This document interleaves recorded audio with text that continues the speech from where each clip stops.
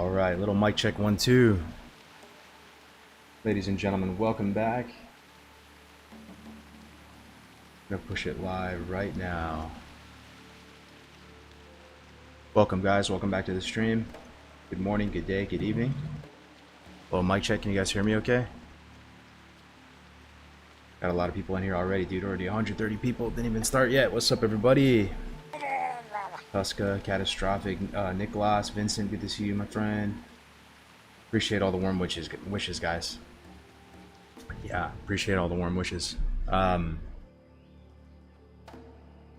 appreciate all the warm wishes. Yeah, everything is good with the baby. As some of you guys might know, I had a second kid. It finally happened, and the timing was pretty funny. It was right as we were about to do that event. That was crazy, man. I'll never forget that.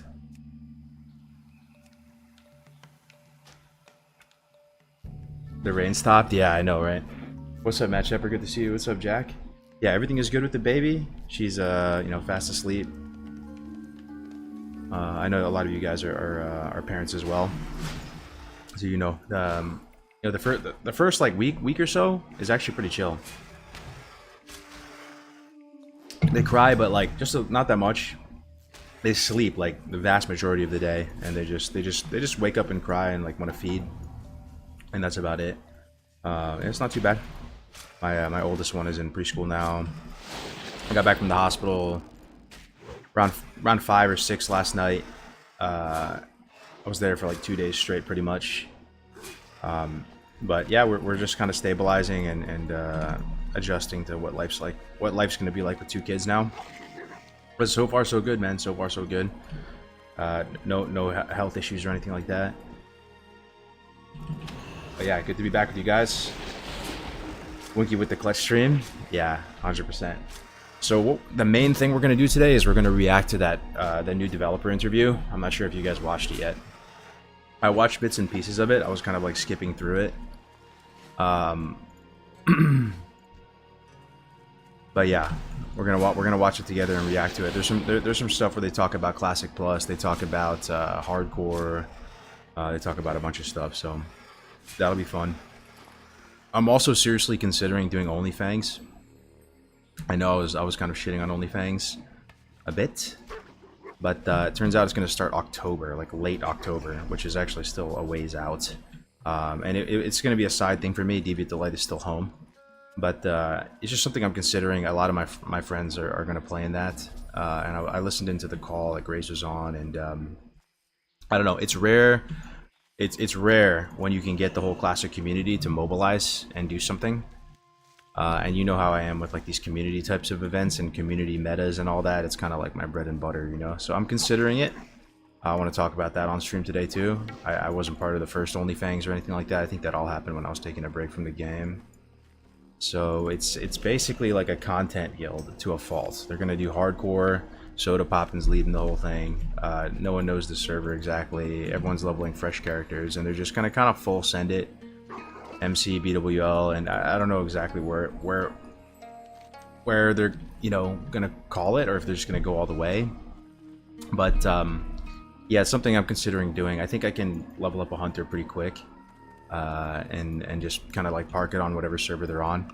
And I think it'd be kind of fun. I mean, Winky's doing it, Gray's doing it, a lot of my Ompy's doing it. So yeah, something I'm considering. OnlyFans, yeah, and that would be like basically my return to hardcore if we do that. And I know a lot of people have been asking me to do hardcore, so that's just something I'm considering. Yeah, welcome back to the stream, guys. I'll probably dude, this win period. Oh my god, dude. Oh my god, my damage is nuts. I just equipped a bunch of cool shit. I guess it's making a difference, bro. Let me see, where's my Storm Strike? I just made a macro and it disappeared. What? Okay. Oh no, I see it.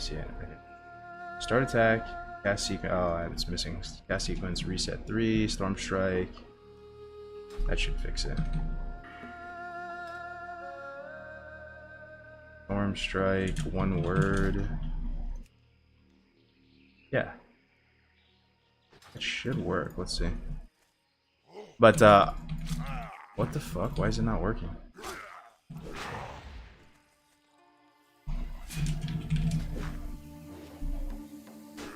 Start attack, cast sequence equals 3. Storm strike.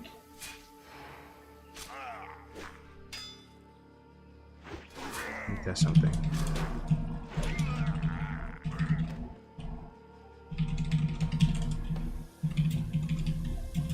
Just try it like this if this even works.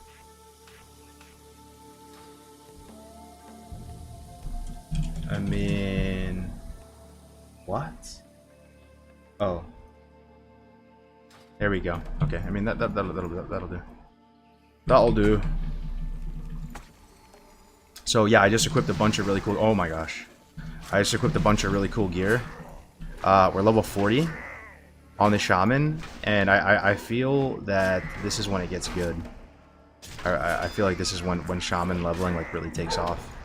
This, like, our damage is insane now. I don't know if we're gonna go enhance or Ellie or both or some kind of like spell hands build, but I feel like we're about to start like legit like blasting right now on shaman. So I'm pretty stoked about it. I'll show you. I'll give you a gear update as well. We'll go through everything. Kungan is doing Zandalar too for us US boys. Oh, nice, man. So Kungan's playing in the fresh. That's pretty massive.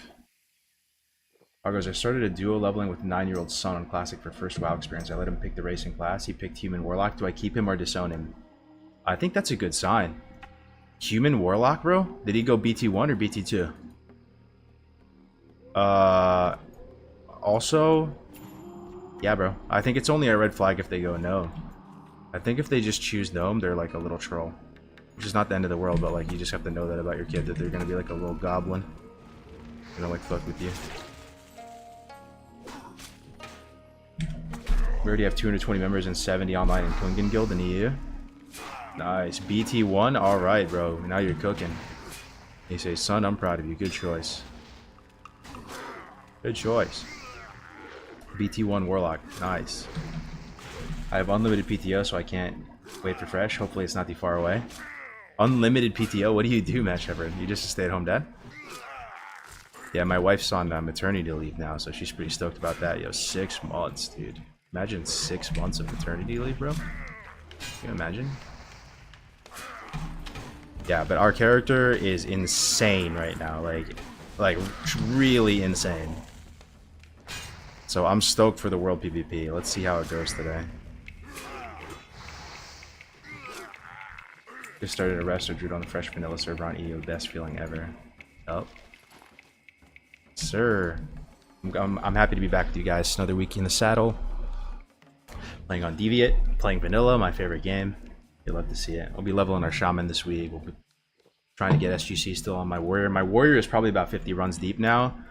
And trying to farm SGC. I've seen the orc, whatever his name is, a ton. But he always keeps dropping Blood Clot Band. So I'm tired of seeing Blood Clot Band. I want to get my SGC already. I've probably seen him in 50 runs. Probably seen him like 10 times. So. Just got SGC the other day.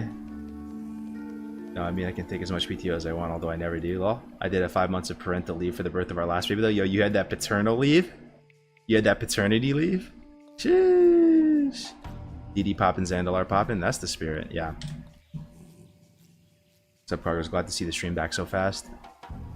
Yeah, dude. Yeah, dude. My wife is a beast.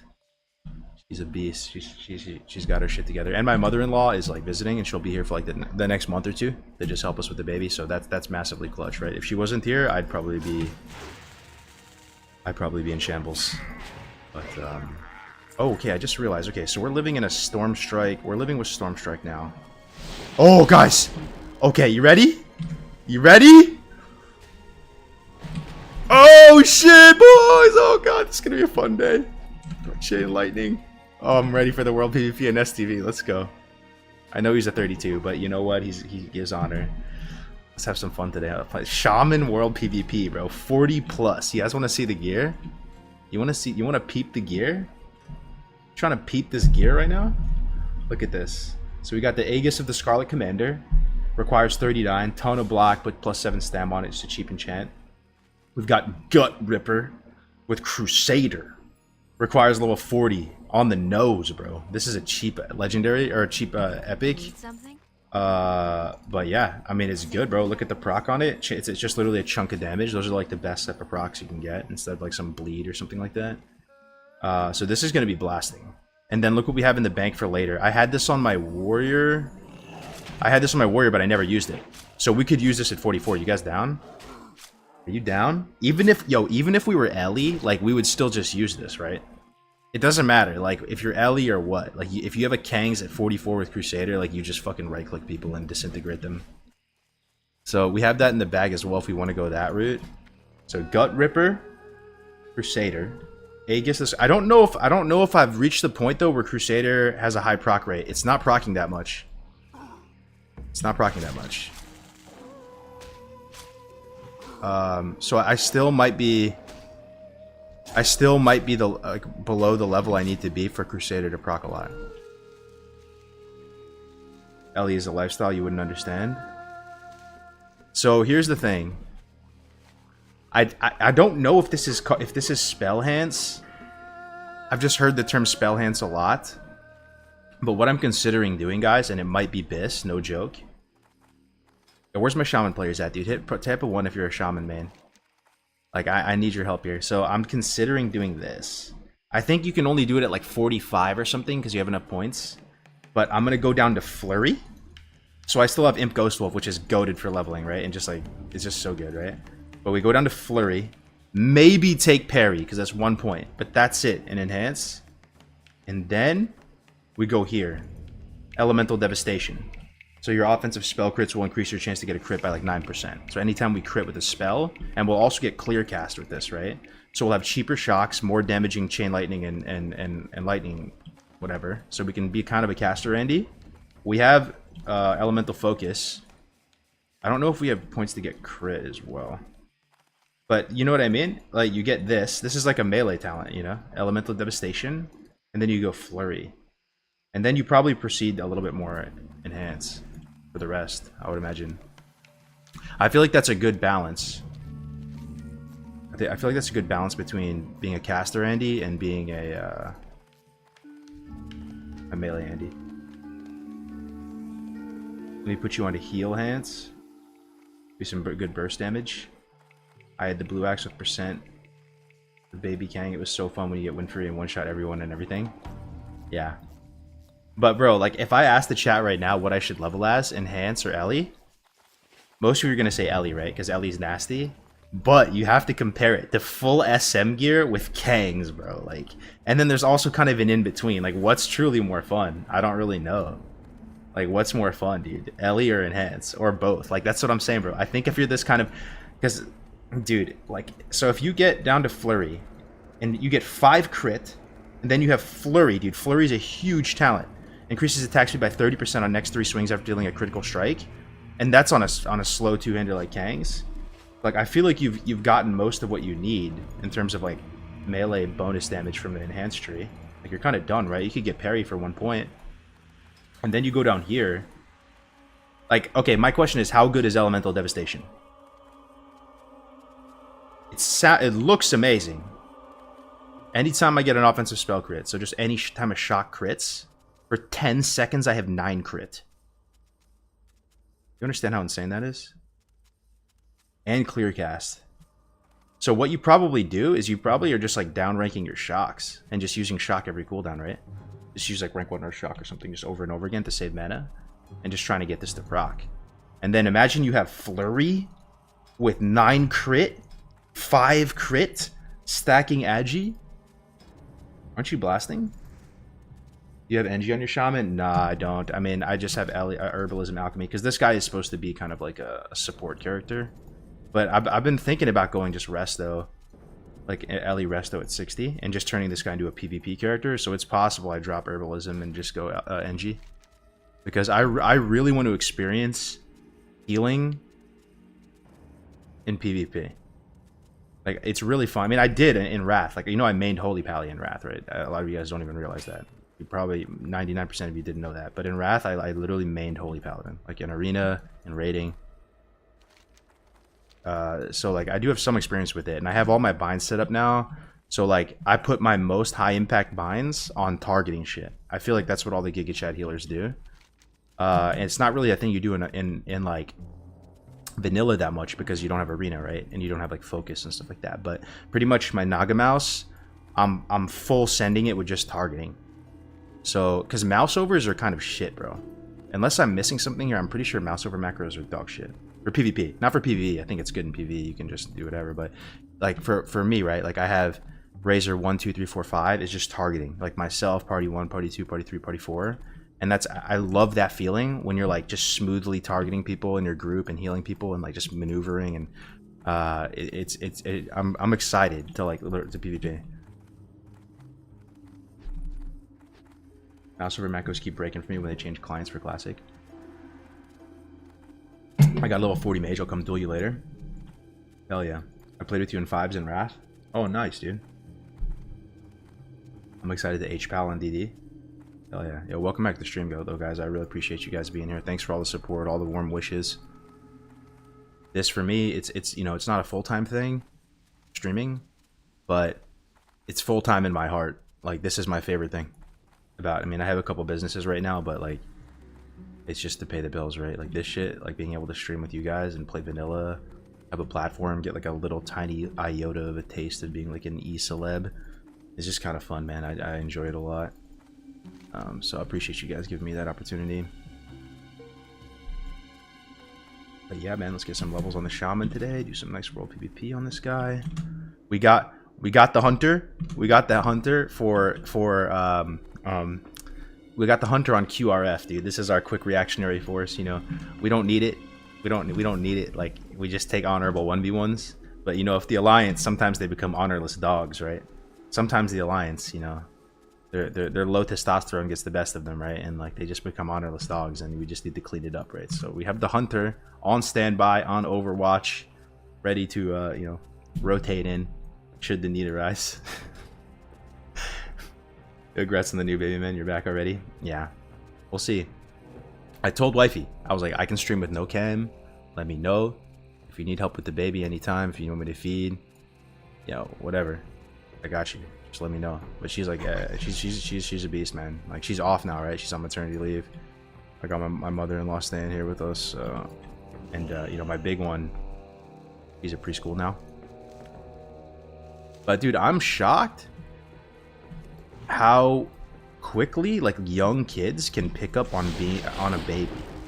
Like my older one is 2 turning 3, right? She'll be 3 in a couple months, or like in a month. The baby was born, and like she's like, oh, it's so cute, and saying that, and like kind of like petting it and petting her and putting the blanket on her and like saying, you know, sister. Like it's crazy. Like even so young, they can detect like what that is. And she was cool about it. Like she was cool.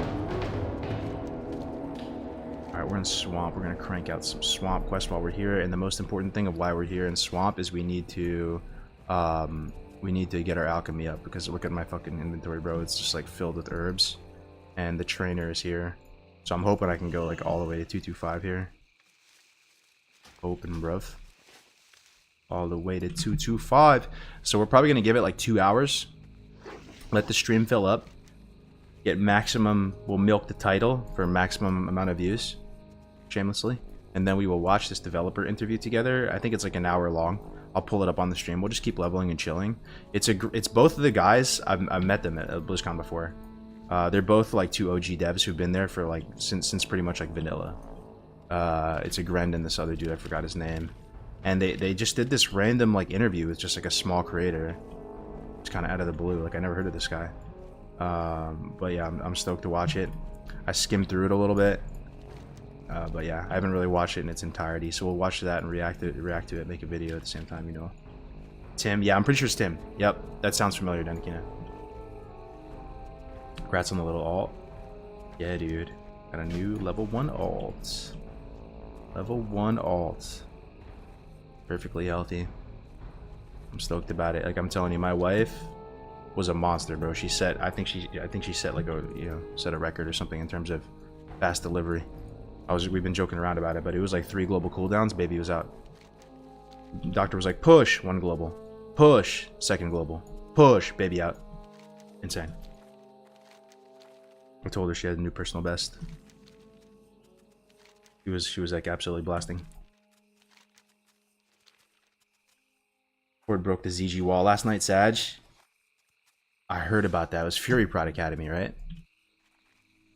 It's that guy hard AF.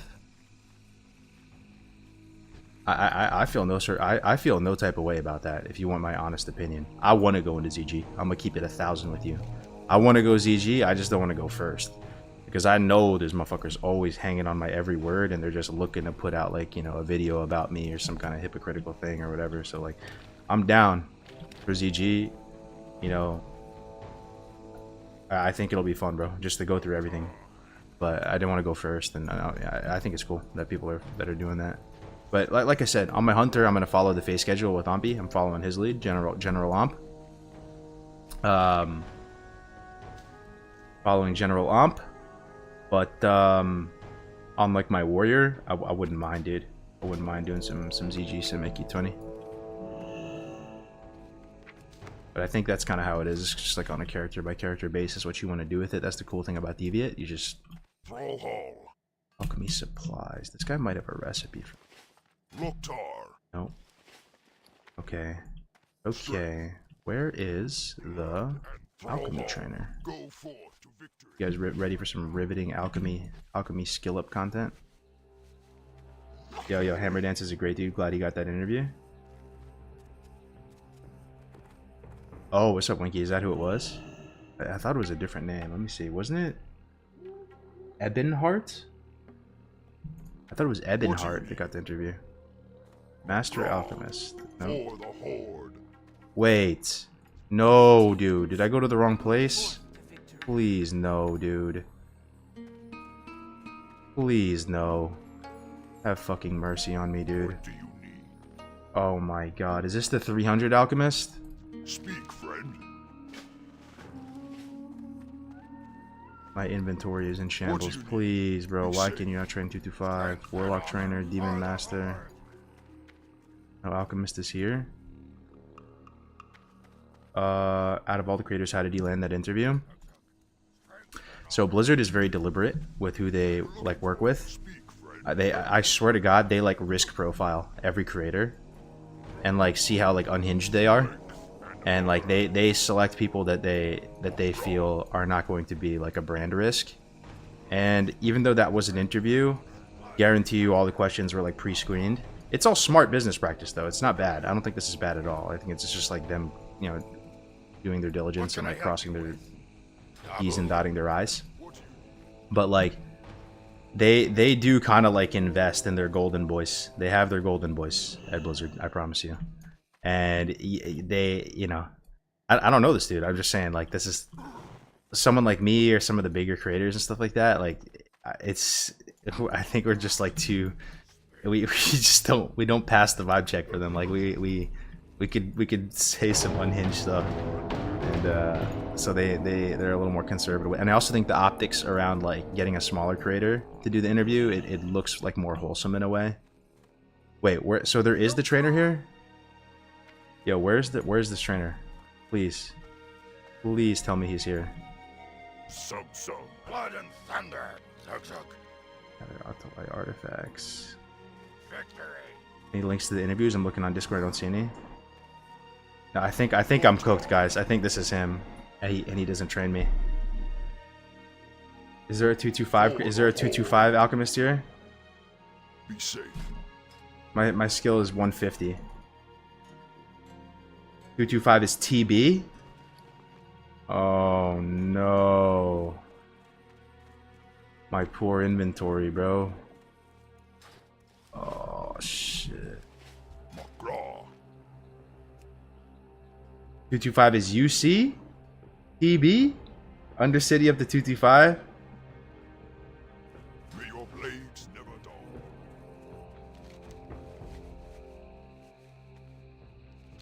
Okay, let's just do some stuff while we're here. I'm just dying to kill stuff. Too much walking, too much traveling. UC? Okay, thanks guys, I appreciate it. Lack of surplus. Sawtooth flanks. Montress. This is like the worst quest. This is like literally. This is Tactics worst. I asked him. Tactics is like a genius with this game, right? He's memorized every single quest. I asked him what the most annoying quest in the entire of World of Warcraft Vanilla WoW is. This was his choice. This was his choice. Fresh meat. Swamp of Sorrows. This, the Tactics, the speedrun god, is rank 1 most horrendous quest to do. But I think it's still worth doing because he does it. You know what I mean? He does it on all of his runs. That is rank 1. The Elite Murloc quest in SDV. No, but I mean there are worse quests, but this is like the worst quest, but you still do it. You feel me? Like there's tons of horrible quests. He probably just skips all of them. But he's probably done all the XP per hour calculations in his like genius Danish mind, and he's like, God damn it. This is an XP per hour increase of my life. I personally hate Crom's Amulet. Oh, those are light work, bro. Those are light work. They're a little annoying, but we always get those. All those Hoveless Zebras. Okay, hold up. We're using Stormstrike, right? I invested in Stormstrike. I know a lot of you guys think it's ass, but you have to understand, I'm twinked out of my gourd. So, humor me. If we're using Stormstrike, then we Earthshock every time, right? We don't Frostshock. This is an Earthshock angle. Because it does bonus damage, right? Glorious Fall. You know my favorite thing about Swamp of Sorrows, boys? Number one thing. What's your favorite thing about Swamp of Sorrows, guys? Why do you like this zone? From just like a functional standpoint. If you like it at all. For me, if this is how you power level Herbalism. You can go, no cap on a stack, from like 175 to 300 here. It's actually insane. You can go all the way.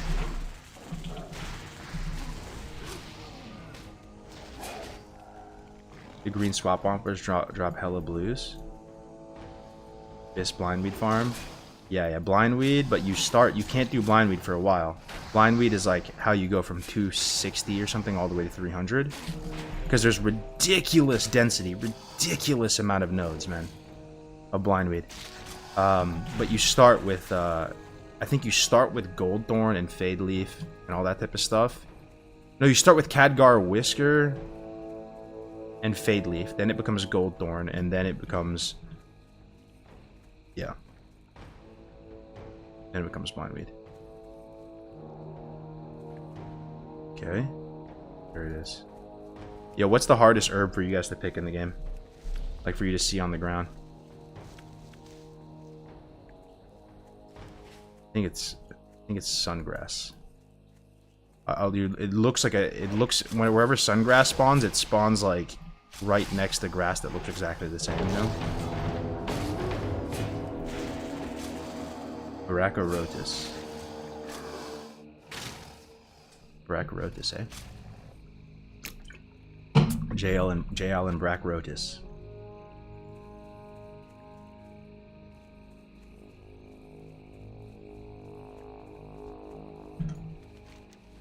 Still haven't been seeing any Black Lotus on the minimap. Game is broken. Marijuana. Golden Sam. Yeah, that's a tough one too, for sure. That's a tough one. Okay. Let's see, though. Let's see. Stormstrike? I don't know, man. Thoughts on Stormstrike? It is feeling pretty bad, I'm not gonna lie. Even with like a Gut Ripper, level 40, on the nose. I'm level 40. I have a fresh epic weapon. If there's ever a time to use Stormstrike, it's right now, right? If it's ever good, we use it right now with a fresh epic weapon with Crusader on it and Wind Fury 2 that I just got. And it's still feeling pretty cheeks. But let's see, let's hang in there. I want to be a Stormstrike believer. I want to believe with insane gear, even with the one-hander, it's worth it. Oh, Earthshock just hit the 439 though. That's insane. And that's because of the Storm Strike.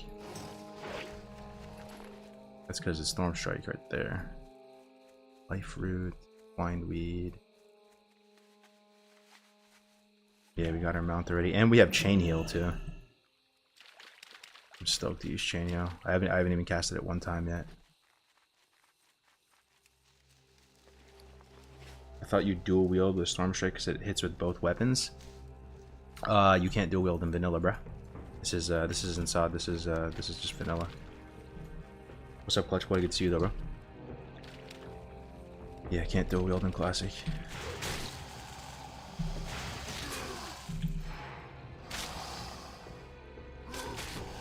Did I miss the discussion? Yo, what up, Gordon Ramsay? Man, there's so many people in here today. What's up, everybody? Yo, welcome to the stream. I guess the clickbait title's working. We're giving it some time to fill up, but it's filling up so much that I'm down to send it in like 20 minutes. You watch it. I just wanted to have the stream reach like its maximum viewership before we hit it. So maybe like 20-30 minutes we go for it. Yeah, it just came out yesterday. It's less than 24 hours old still, the interview. And they talk about SOD, Classic Plus, where the SOD characters are going. I don't know if they talk about straight up Era. I'm not sure. It's possible. They talk about Hardcore, stuff like that. So it should be a fun watch. Did you do Kazik yesterday morning? Saw a feral with your name and didn't know if it was you? No, dude. I have an imposter? That's not me, man. It was on SOD. It was on SOD, eh? SOD tunes going in the trash. We'll see. We'll watch it together. We'll see. We'll see what they're gonna do with this. What do you guys want to happen to the SOD tunes? I personally don't want them on Era. I know that sounds weird because they put SOM characters on Era, but what do you guys think? I don't want the SOD characters on Era. Personally. Delete on Era with all the new abilities. Yeah. Well, I mean, if they brought them to Era, they would just be like reverted to like normal. Reverted to normal, right? What were the changes you said affected arena runs? There are mobs that are social with other mobs that weren't originally like that. I mean, at this point, guys, Era, I don't want to be dramatic here, but Era is kind of a dumpster fire. Am I right or am I wrong? Like, I'm really not trying to be dramatic, but all those changes, like even the Druid polearm stuff, was actually just the tip of the iceberg, and I'm not even trying to be, like, I'm not trying to exaggerate. It was literally the tip of the iceberg. Like, there is a mountain of other changes underneath that, but the only reason why everyone's not freaking out and doing petitions and shit like that is it feels like they're gonna fix it all, right? Like, it's clearly bugs, but are they really gonna fix it all? And in what time frame? But there is a mountain of differences in Era. A mountain. Hundreds of differences. Okay, hundreds might be an exaggeration, but it's possible that there's like 100 different changes to Era. Some big, some small. Since moving to this client. So I don't know, man. Like I hope maybe they talk about it in the interview. But they really should sort of like kind of get to work with that, right? And start fixing it. SOD characters would absolutely fuck the economy. I think my take on it is this. Those SOD characters are cheap. They were leveled fast. They were boosted through incursions. I don't know what the leveling meta was on SOD, but to me, I wish all the characters on Era could be earned and basically feel earned. And the only way for the character to feel real and earned and true is if they were leveled on 1x. And I know the water has already been muddied because they brought SOD characters into Era, but that could have been a mistake as well, to be honest. But SOD was much more like regular vanilla than, or SOM was much more like regular vanilla than SOD. And ultimately, even when the XP boost was at its maximum in SOM, it ended up being like a 30% XP increase, right? Because it was like 100%, but just the quests. You know what I mean? So people were saying that ended up being like maybe like a 30% boost to like overall leveling speed. It still took a while to get to 60 on Som. People just didn't have tons of alts. But bro, I see that Willy video and he's like, yeah, I have like 9 classes. I have like 9 classes at max level. I'm thinking about scaling back my my SOD gameplay. I think I'm only gonna play like 4 or 5. I think I'm just gonna play like 4 or 5 characters. I'll take it easy. Take it easy this phase, just 4 or 5. And it's like, dude, do you want hundreds, thousands of these cheap characters leveled with like Frankenstein abilities transferred to Era? No shot, dude. No shot. I hope it doesn't happen. But I think it's possible that they do that, but it's unlikely. If I had to guess, they're gonna come up. What you want my guess? I think they're gonna do an Era for SOD. Ugh. And I know a lot of you guys are enjoying SOD right now. I don't mean to be disrespectful. I just like, I think that's what's gonna happen. I think they're gonna snapshot. I think they're gonna snapshot SOD, whatever it ends up being, final form with like Nax and AQ, and basically just keep one server up. They may not call it Era, but they're gonna keep one SOD server up like indefinitely, and you're gonna be able to transfer that to that server. And they'll probably have one for EU, one for NA. Probably what they're gonna do. But if they can't make it work financially or whatever, like whatever the case may be, maybe like they have a decision on like as a team and they're like, that's just too many weirdo versions of the game that we're maintaining at this point. We're just gonna push all the characters to Era. But I don't think Blizzard wants to delete your characters. And you know the reason why I feel that way is because when you put your Blizzard hat on, they're actually worried about like breaking laws with that. I'm not even kidding. Like, yeah, yes, it is their IP and it's their property, but I remember like even just having discussions with certain people, and people are like worried, especially about EU. Like EU has like crazy, almost consumer protections when it comes to digital stuff. Where yeah, it's like it's still Blizzard's property, but there's like some way that you can fuck it up, and like the consumer has like some rights or something like that. So anytime where it feels like you're deleting or taking something away from players, Blizzard doesn't want to go that route. They don't want to feel like that's happening. Like they feel like they're getting in like a legal hot water by doing that, even though it is their right. You know, it's their game. But I don't think the character's going to delete it. Wouldn't surprise me if we had to pay a transfer to a permanent SOD server.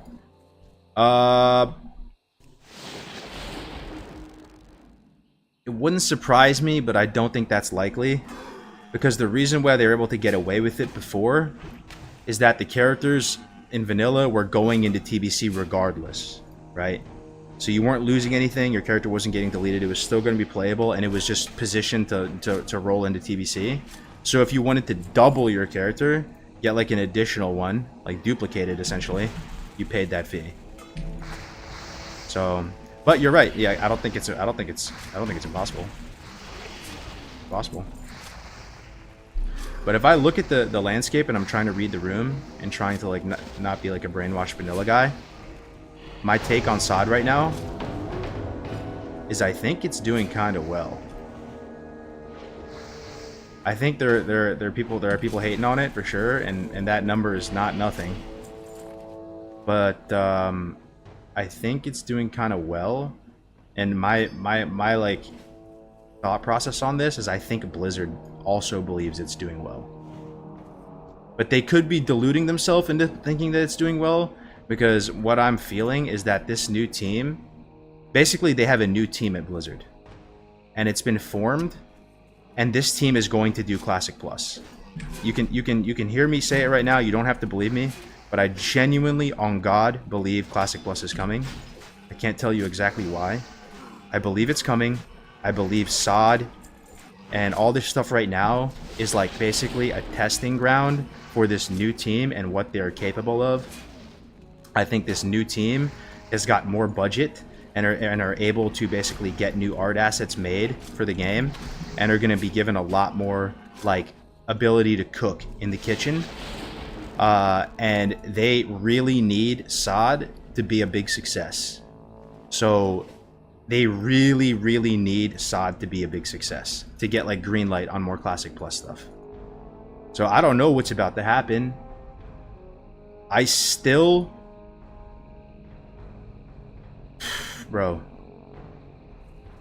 I still don't think I want Classic Plus.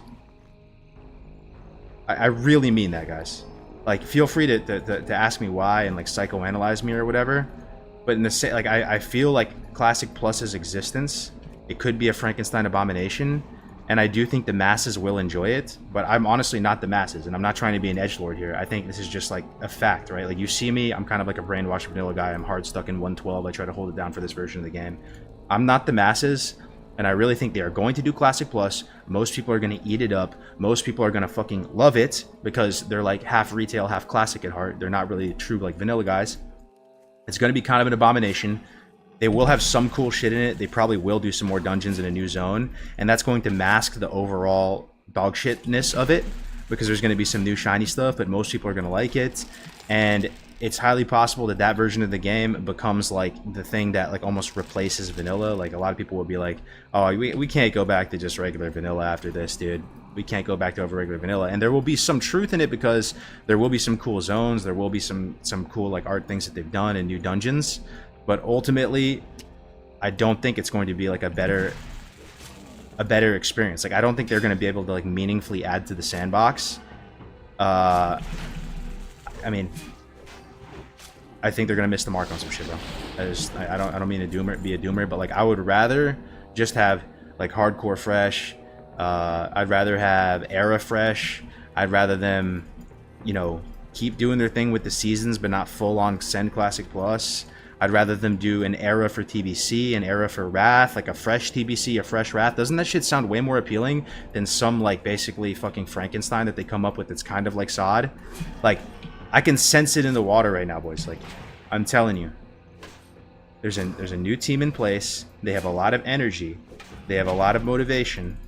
They do have a little bit more funding, I believe. I believe this to be true. And like, this is the preamble. Like, they need SOD to be a success, and they do feel like at this point it's a success, and Classic Plus is coming. I feel like a fucking conspirator, like a tinfoil hat person. I'm usually not. I'm the guy in the friend group that's not like that. You know, I have some friends who are just saying, oh, 9/11 was a scam or whatever it is. They're talking about all this, and I'm like, yo, bro, you need to fucking relax. Like, I'm usually the opposite on the spectrum. You know, you asked me a couple months ago if I thought Classic Plus was coming, what would I say? I would say no. It's just going to be seasonal stuff. So take it from me. If you know my background and how like I usually think about things, like, I do believe it's coming. And I'm a bit worried, you know. I'm a bit worried about it. SOD is classic for retail players with all the class changes and inclusions. Yeah. All right. So just be completely honest with me right now. Are you having fun in SOD currently, and how much fun out of 10 are you having? If 10 out of 10 is like summer 2019 classic launch, like, this is a safe place for you guys. I promise. No one's getting banned or anything like that. I actually don't like hate SOD. I don't hate it. Like, I actually have more animosity towards even stuff like retail and stuff, to be honest. Yeah, I mean, you see it, bro. I'm telling you, it is what it is. It's how the cookie crumbles. Like, we all go to bat to the version of the game we like. I'm reading the room. I'm trying not to be brainwashed. I'm trying not to drink my own Kool-Aid. The reality of the situation is that a lot of people are enjoying SOD. The reality of the situation is that most people think Vanilla WoW should have changes, a substantial amount of changes, and most people, the majority of people, believe Vanilla WoW is far from a perfect game and that it has many flaws. The classes should be balanced. There should be X, Y, or Z added to the game. And if you don't feel that way, you just have to understand the reality of the situation, bro. Like, you're like a niche. You're like we're almost like a radicalized element of WoW. I don't even like that, really. But it is what it is. Like, it is what it is. But I'm gonna be honest with you. I don't know. I mean, I say this, but at the same time, people aren't enjoying SOD. But if you remember when I was talking about like what Classic Plus would mean to me, like years ago, And I was talking about how it's a slippery slope with class changes and that they shouldn't make class changes if they're going to do a Classic Plus or very light touch ones. For some people, that came true with SOD when you look at it right now. They're like, okay, now I understand. I understand that it's a slippery slope. You can't just be giving people fucking like everything, like from, you know. And there were people back in the day when I was streaming that said, I would love vanilla with TBC ability and talents. Chef kiss, that's all I want. Or people with Wrath talents in vanilla, because in Wrath, the classes are the most finished.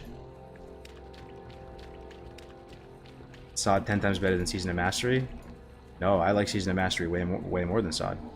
I think Season of Mastery was a much more subtle and respectful stab at Vanilla Plus, and it did a better job of like not necessarily making massive changes to the classes and talents to affect the meta. They did more like broad strokes things that affected the game and made it feel different that weren't hands-on with the classes. It was actually very light touch. They didn't touch any talents, but they removed debuff slots, they changed the timing of the phases. You know, they had 0.5 out from the start. And but bro, the people who are saying like this is one of the snap answers when we start talking about SOM, having the rank gear out from the start was bad. How was that bad? How is the rank gear out from the start bad? Like, I'm telling the ranking gear, yeah, it is strong. I agree. You can beat the entire game with it. 100%. But it still takes time. There's still not that many like bracket 1 spots even available on these servers and stuff. But very, very few people are going to be able to get that stuff. And I'm telling you, bro, like, it's not even that insanely miles better than even some BWL weapon setups. And you have to keep in mind, more loot dropped in SOM. I think they added an additional piece or two from bosses that dropped in SOM. Because I grinded 14. I got my 14 weapons. I got them early into SOM. So I was stoked to rank out and get these. But I realized pretty quick, like, I'm not like I'm not way stronger than these other warriors. If another warrior is able to get just like BWL weapons, right, and get like a Maladaf and a CTS, or even just get double ZG Glaive, if you're able to get both of those, like you're in the same tax bracket. It's not like I'm making 300k and they're making 200k. It's like more like I'm making 300k, they're making 250k, something like that. Like, so I don't know. Like, I mean, I don't see some massive issue with it of having the rank gear from the start. If anything, I don't know. There are other ways of doing it. They could have made it so you could gate the 14 weapons and you can get everything all the way up to 13, like Field Marshal gear or Warlord gear, and then have the weapons come a little bit later. But why? Like, why? You get a BRE, it's literally better than a 14 Claymore. Like, unironically, a better weapon, and it drops from MC Phase 1. You know? Not in all situations, the Claymore is going to be sick if you're fighting, like, a Clothy or whatever, like, and if you, or whatever, but, like, if you're just going to fight, like, another warrior, and you're in that Makara, and you're trying to outvalue them, like, you're using that BRE over the Claymore every time. You know what I mean? So, I mean, I think most people... The reality situation is most people have not ranked. Most people have not even come remotely close to 14, right? So they just kind of like parrot what they're hearing, and they see the weapons from afar. They've heard the sound bites. These are basically AQ40 tier weapons. So that's bad. I don't want AQ40 tier weapons in the game from the start. I get it. So AV is just a 6-minute rush, it's sad. AV is the same on air. I wish it would stop doing 10 things at once and fragmenting the already low pop even server. Let me look at the chat. Sorry, I haven't been really looking at the chat so much. Season of AV. Loves the debuff slot. It increased bro. The rank gear out launch negates the entire Priebus grind. Okay, the rank 14 gear negates the entire Priebus grind. Let me think about this. The 14 gear negates the entire Priebus grind. Let me think about this. The 14 gear negates the entire Priebus grind. So what are you getting from the 14 gear that negates the entire Priebus grind? Let me think about this. You're getting... What do you get at rank 10 again? Is it shoulders? Like, I'm thinking about that 2-piece blue set that people usually get. It's like shoulders, chest, I want to say. Shoulders, chest, and that's at 10. So let's say you're level 60 and you're like rank 3, right? And you start grinding and you start, you know, going like B2 or B3. Most people they're not going to be going B1 at the start. It's just like not even worth it, right? Like, it's going to take you it's gonna take you like 4 weeks or something for most people, even if they're going like kind of hard, to get that shit, right? To get blue shoulders, blue chest. Rank 14 takes 6 weeks minimum. RK Prebis takes it took 7 in Som. Prebis takes 1 week, exactly. But that's best case scenario if you're B1 every week. That's not really the reality of the situation. I don't think it does, honestly. Because the thing is, there's many good alternatives to even the rank gear. I feel like people like believe that there's only one setup for gear and that's it. Like, yes, the blue set is probably BIS if you get the 2-piece blue set. But what else can you run? You can run Devil's... I mean, you can run True Strike. You can run, like, SGC. Like, bro, you're telling me that it negates the previous grind. The blue chest you get, there's SGC available to you. You know what I mean? I still would wear the blue set over SGC. You're right, I would, but SGC is nasty. You know what I mean? Like, you still need to get hit gap, which you need other gear for. So I guess that's the... I just feel like a lot of people... These are the sound bites you hear. The weapons are so insane. They're AQ-40 weapons. The gear is so insane. You're kind of right in some ways. It's pretty good. But it's not as insane as people think. Is that fair to say? It's not as insane as people think. You're not in another tax bracket. You're still, like... You might have an edge. Like, 15-20% edge. You know? And if you get... if you're a Gen 1 ranker and you get 14 weapons at, let's say, best case scenario... The best case scenario, like even in Som, the actual Gen 1 people, Jam Gabar, who got 14 weapons, Gen 1, B1 every week, going giga tryhard. You got them probably like first week of BWL. You know what I mean? And yes, you're when you're at that stage, you're probably, you know, like 40% stronger than the other warriors. Like 40%. And then it starts to even out, though, you know. Then Maladeth drops, then CTS drops, and another CTS drops, or like a you know, Cruel Shrug drops, or like people are getting more weapons off Oni. Like, it'll start to even out. Then ZG comes out. When did ZG come out with Som? Was it the same time as BWL, or did it come out a few weeks after? I'm trying to remember. You know, and that's the great equalizer. You got a couple weeks where maybe if you went super hard and you literally like lost your wife and kids in your house and you got like Gen 114, like then ZG comes out and it's just like the great equalizer. ZG comes out and you're like, dude, what did I just do with my time? I just grinded so hard to get all this gear, and now Warriors, they just host their own like GDKP and they just like hard revs the fucking glaives, and they have the glaives, and like the double glaives are simming like, you know, 15% lower than my rank 14 weapons. Like, what is this? Like, this is like, what you realize after doing the grind is like, it's actually more about almost the clout of it, as cringe as that might be. The 14 grind is more about like the clout and the feeling of accomplishment than it is the gear. And it's the same reason why like mages do it, and like these casters, they don't need that gear. Gear's all right for them, but like they literally call it like the clout staff, you know, if you rank to 14. It's more about the experience and the feeling as opposed to like the gear. 15% is absurd. 15% lower is massive. Yeah. I was a Gen 1 ranker in original class, and I can say PvP here is def not worth it in Classic. It just takes the fun out of the game. I feel like people don't need to be stronger than everyone. They just don't want to be weaker than others. Did it straight up for the title. Exactly. Exactly. And you look really cool. And, you know, I can play devil's advocate and talk about the rank gear and why it's awesome. You know? Because the thing is, you may only be like 15% more DPS than best in slot other gear, but you're way tankier than the other gear. Does that make sense? Because you're wearing a lot more plates, and that does matter a lot, bro.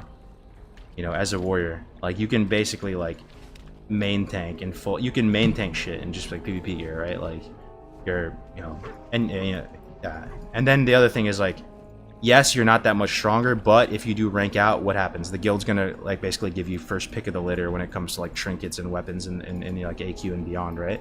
So you do get stronger in that way because you just saved your raid like a fuckload of gear, and they're just gonna give you prio and other stuff. Player skill is still involved, lots more stamina and armor. So what you're saying is 0.5 is really from a time and gear itself standpoint more worth? I'm not sure. I know what you mean. But yeah, I mean 0.5, that's another thing I genuinely do believe 0.5 should be in from the start. It extends the Priebus phase. It makes people's favorite phase of the game longer. It's not even that good. It's only that good for Rogue.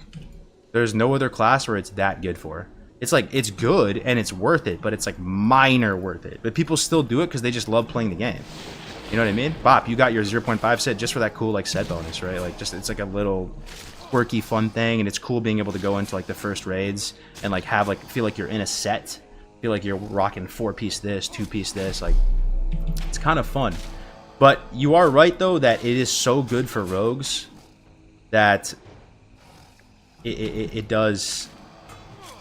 I don't know, like, so you wear 4 pieces, right, of the 0.5 set if you're a rogue. Why don't you wear more? It's because I'm just guessing it's because there's just better stuff in the other slots.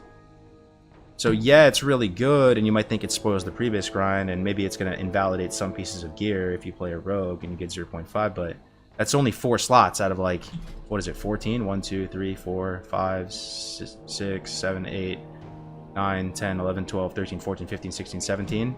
It's like 4 of 17 slots. You know what I mean? There's just a lot more to do with the 0.5 stuff in from the start. But there's a world where do you guys like Dire Maul being out from the start? I actually would say Dire Maul makes a big impact on the game in potentially a negative way, more so than even 0.5, bro. Like by a landslide. Like if Dire Maul is there at the very start of the game, that puts a significant dent into the server. Like, I mean, it should be there early, but it's possible that if you're trying to run an optimal vanilla WoW server, you would put it in like 6 weeks after launch. You know what I mean? You put it in 6 weeks after launch, and the gear that is going to affect the previous grind. That will affect the previous grind, big time. That's going to delay the 0.5 stuff from getting fully completed. You know, hunters aren't going to be able to go in there and get barber's blades. You're not going to be able to get huntsman harpoons, like these insane weapons that last forever. You're not going to be able to get, you know, just all the stuff out of tribute, all the economy like impact that comes with tribute, and even like east runs. You know what I mean? So, and that's actually how it was in original vanilla, and that's how some private servers have done it in the past. Maraudon is its own release. DM gear better than some of the MC loot. The release schedule of 2019 Classic was phenomenal, IMO. Let me think about this. So Dire Maul was not available on launch on 2019, but I want to say it was really fast. Like it was like 2 weeks and it was out. So ideally, I think it probably should have been like another, you know, they should have delayed it a couple more weeks with that, potentially. I mean, I'm not tripping though. Like it is what it is. Like I'm not like dying on the hill over Dire Maul out of all the fucking changes and stuff like it. The main one when it comes to phase timing, and I've said it a million times, is just ZG needs to be delayed more. ZG needs to just needs to be delayed more. Man. It needs to be like closer to AQ release than it is to BWL release. Whoa, what the fuck? Look at this. Hard AF. Vicious Cycle is recruiting players who want to clear all content. We raid almost every night, whether it's 10, 20, or 40 man's content every night. Loot Council Performance. This is the guy who is the GM of FuryProt Academy. Did they crumble? You guys told me that they just did ZG last night and broke the cherry on Horde side. And now I'm seeing a new guild. This guy is a giga good tank, though. I played with him for a second. He's one of those dudes who, like, he loves classic and tanking almost too much. Do you guys know the type? They love tanking. Like, it's their favorite thing. Like, they get so excited explaining their strategy for a boss. And it's almost like too much, but I respect it, though. He's one of those type of tanks. Like, he's, like, really, really excited. Like, just, like, loves it. Like, I'm the best tank. That's their whole thing. Like I have all the tank 100 parses. Like I love it. Like join my run. I have the best runs. Like I am the best. I am an amazing. You know, they just take a lot of pride in tanking. That's that dude. The Tormail warrior with a big shield type. Classic Giga warrior. Dire Maul came in 2-ish months after launch. Oh, did it really?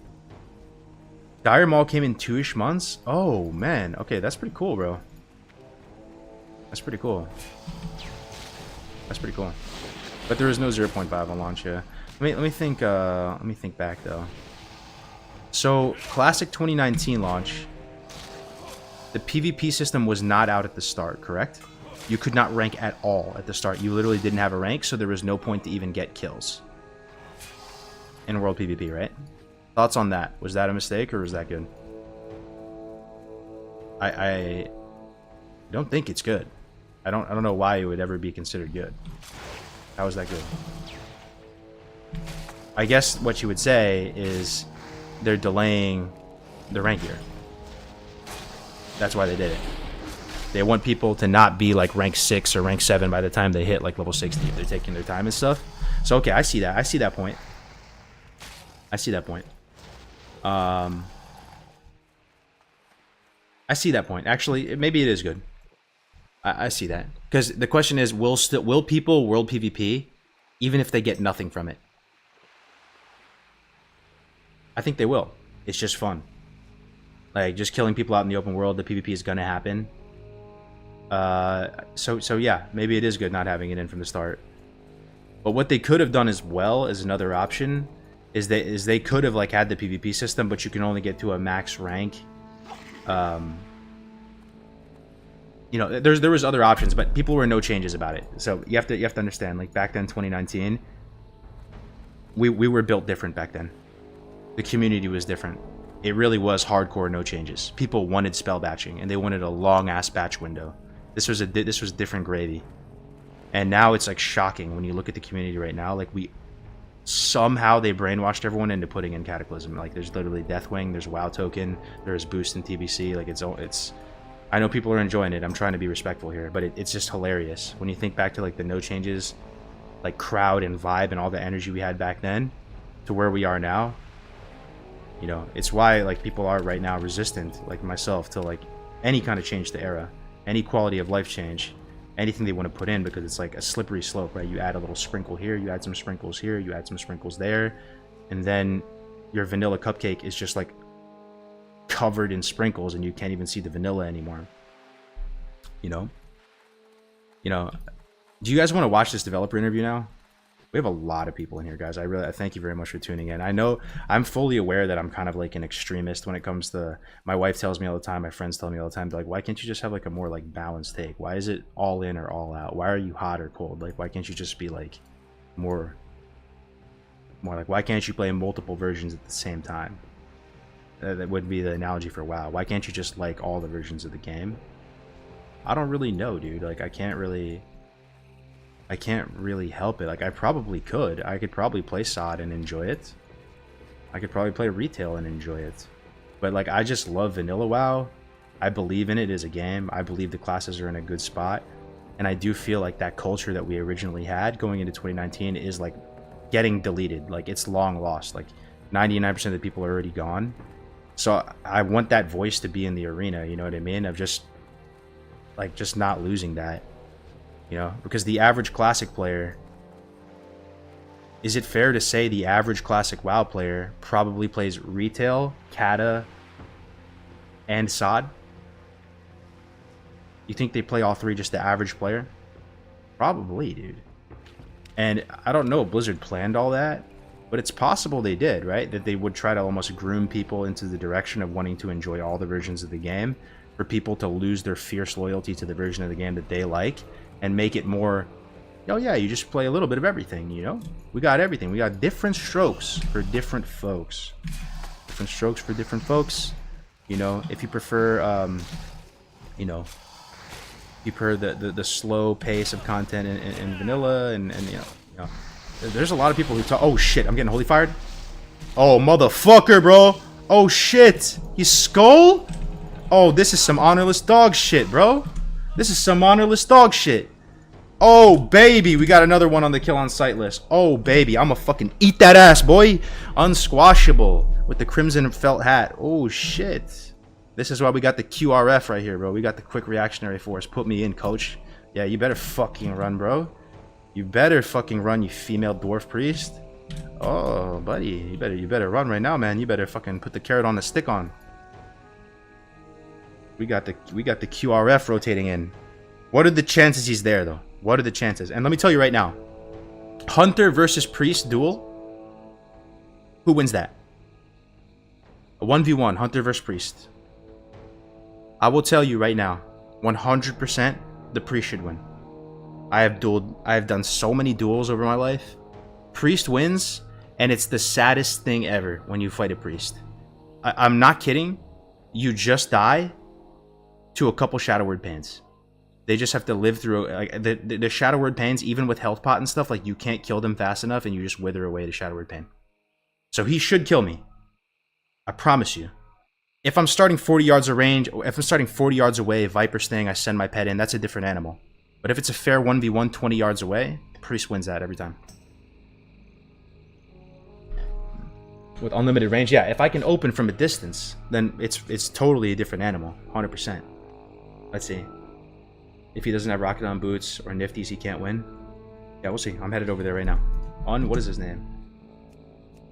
Unsquashable. Unsquashable. Hold on, do I have unit scan on? I do.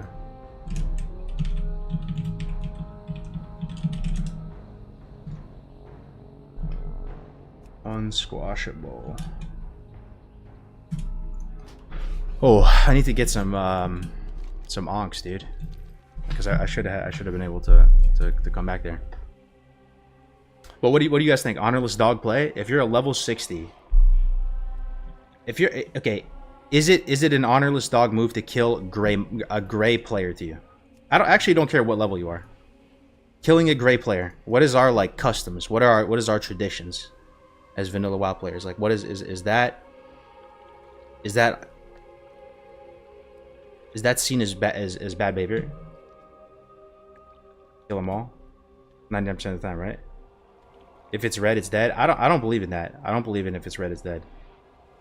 That's just weird.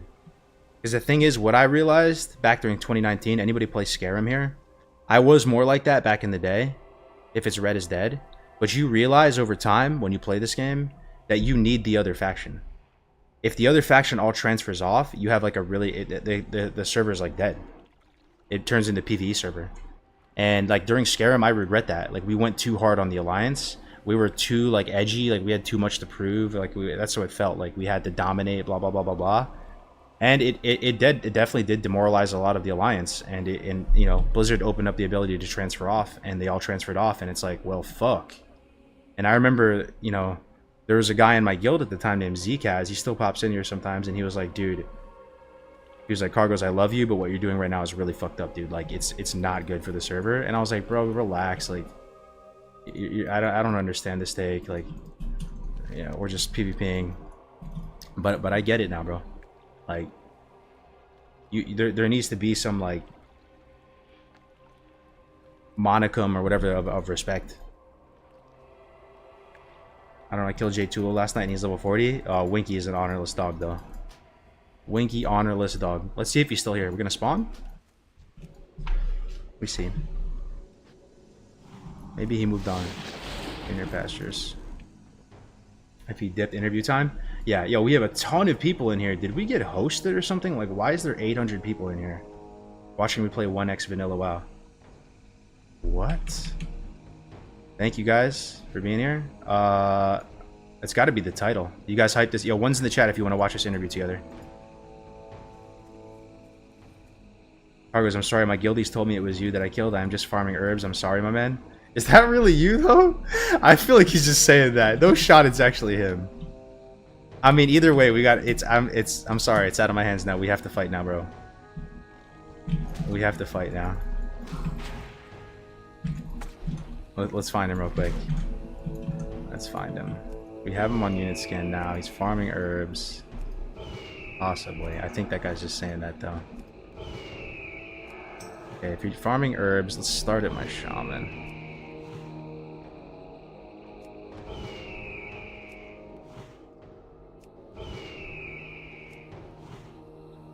Don't be bitch. Come back and fight Haunter. Yeah, dude. The people want blood. We need blood for the blood god. Blood for the blood god, dude. We'll see if he's actually farming herbs, bro. If you're farming herbs at 60, you're not on the outside, right? You're staying on the inner islands because you want blindweed. And he's a priest, so he probably needs blindweed for like lips, because priests don't really have oh shit buttons. Oh baby! Oh! Oh! Oh! Oh! Where? Oh! We're getting closer. Oh! Okay, he is just north of Stonehard. Just north of Stonehard, bro.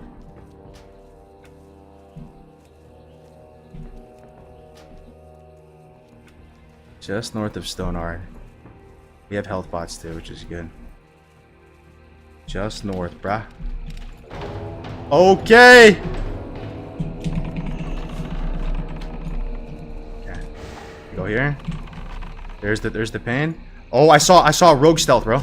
You saw that? I need to rocket on that rogue if there's a rogue here. I think there's a rogue on me, bro. There's gonna be. I think some honorless dog shit's about to happen. Okay, he's just gonna let me cast on him.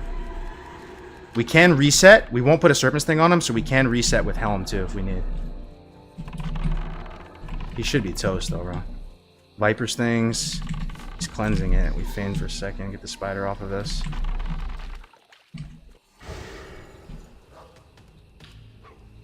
You see, bro? I do negative damage to Dwarf Priest. We're probably gonna have to Helm him here, and then drink, and then reopen on him.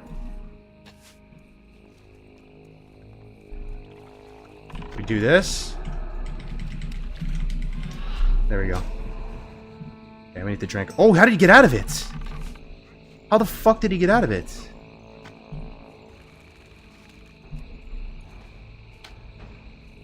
Okay, we have Tuber still as well. We can bait him with Tuber a little bit.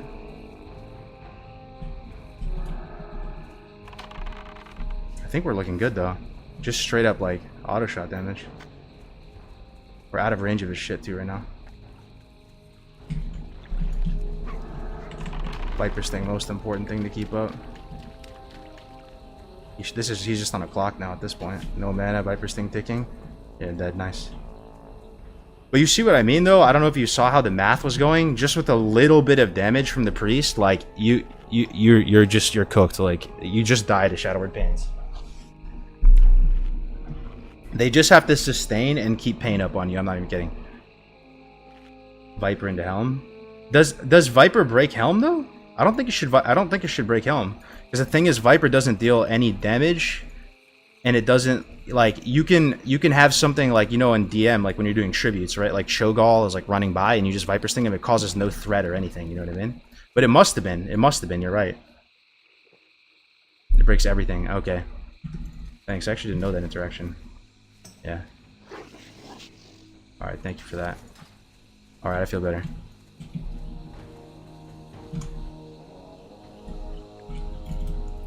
I feel better. It's important to have mana pots as well, dude. Not just health pots. You run out of mana in this game, and it's good night.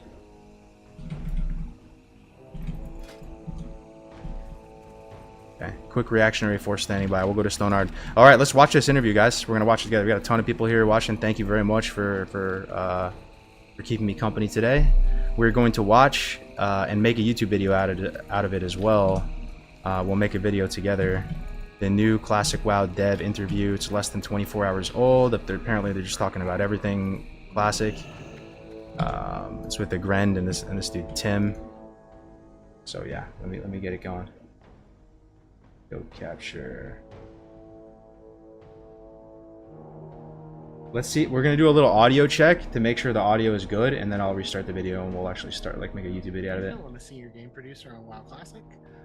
Been at Blizzard for about 15 years, been on Classic since the very beginning. Hey there, I'm Tim Jones. I'm the assistant lead game designer for WoW Classic. I've also been at Blizzard for about 15 years, so having a lot of fun being here today. Is it loud? Is it okay? Lovely to have you both. So I'm just going to dive into it because I know we only have a limited amount of time. But my first question is, baseball's reception has been incredibly positive. And considering how different SOD is from Volume Classic, up a tad. how does the team decide what to add or change when it comes to Season of Discovery, considering things have to stay Classic? You know, I think from the very Better or beginning, too loud? and this changes phase from phase, but one of our main goals was to add to the world, make the world as the main character of Classic, and we wanted to enrich the leveling experience as much as possible.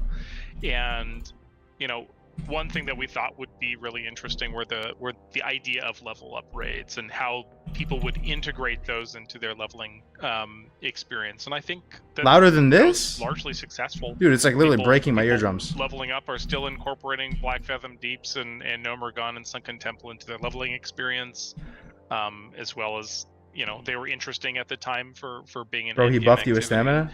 And I shit, think, my bad. I'm Oh, I didn't know. I leveling thought he was trying to kill Paladin me. up on Wild Growth, My bad. and I'm enjoying just incorporating doing rune discoveries alongside my normal quest progression in the outdoor world. So Yo, you know, the volume I needs to be think higher than this? we've wanted to make I think fun I might get ear and damage. cool content that really I'll builds take up the what L. I'll players take the can do L. in the outdoor world but- by themselves and with A Nigerian prince wants to send you 40 million. Yes! Nigerian prince wants to send me 40 million? Go on. It's low for us still, huh? Hold on. that continue. Hold on. Yes, you're screaming, but the video is still a whisper. You know what I need to do, man? Like...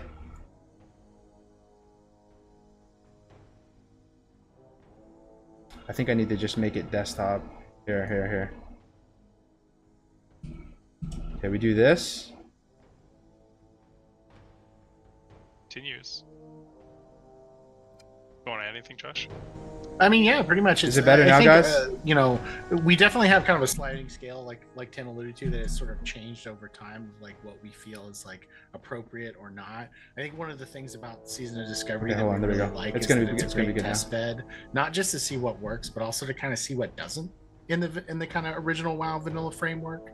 And that's almost as important as the successes, is looking at what doesn't entirely succeed and being able to kind of like put a flag in the ground there and like, let's remember that for whatever we do next. Hold up. And so that's been super valuable, and I Good think now?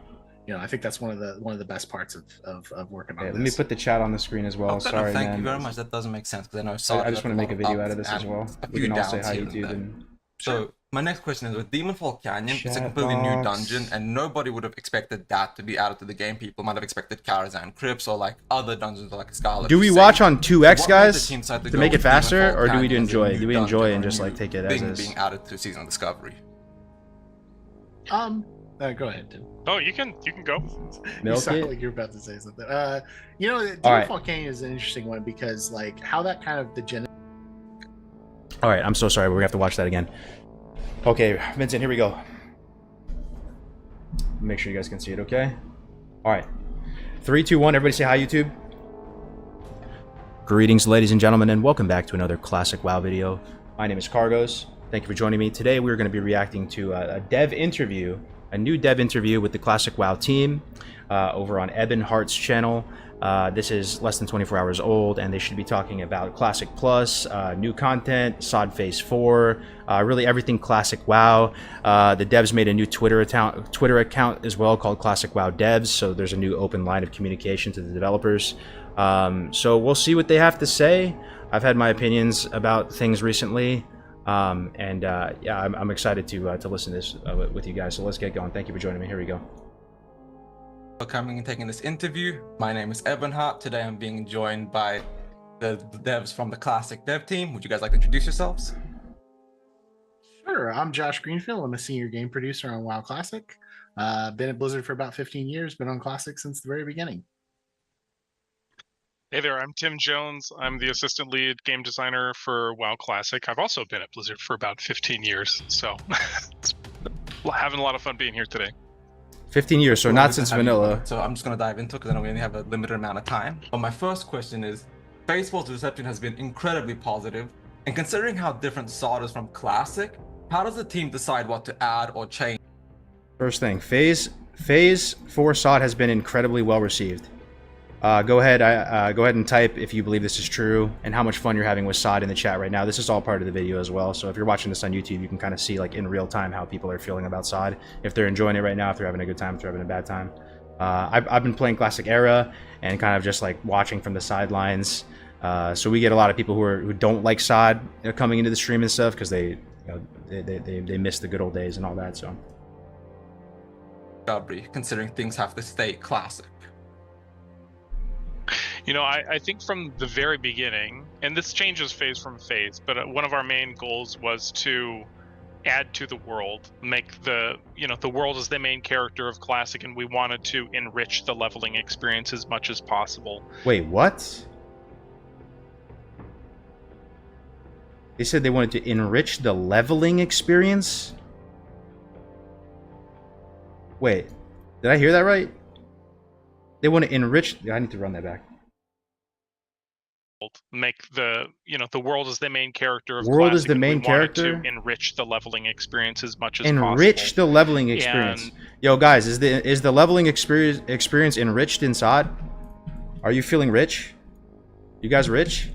I'm gonna try. Okay, I'm gonna really try not to be a doomer here. You guys know where I stand on stuff. I'm hard stuck. My heart was left in 112, but I'm gonna have an open mind here.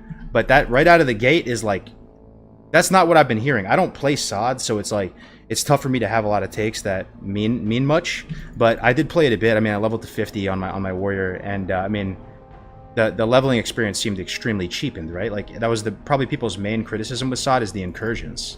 That became like kind of the min-max way to level, and you just didn't go out into the open world at all. And my understanding is with SOD, some of the changes they've made where world bosses are now instanced, and that you have all these new crazy abilities, and you can change your abilities with the rune system as you see fit. I know it's a subtle thing, but do you fiction is to make the world feel like more of the main character? I feel like the world is less of a main character and you are more important on an individual level in SOD. Not like glaringly so, like something like retail, but it doesn't seem like they're moving more towards that. It seems like they're moving away from that. But let's just keep going in the interest of time. One thing that we thought would be really interesting were the idea of level up raids and how people would integrate those into their leveling experience. And I think that was largely successful.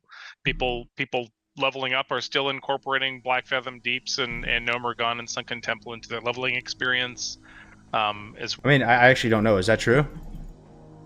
Is that true? So I know if you're watching this on YouTube, I'm not a know-it-all. I don't have all the answers, but you get to see basically almost 1,000 people's answers. A lot of them playing SOD in real time. If that's true, are they still doing SOD? Are they doing ST, or do you just like spam incursions the whole way or get boosted the whole way?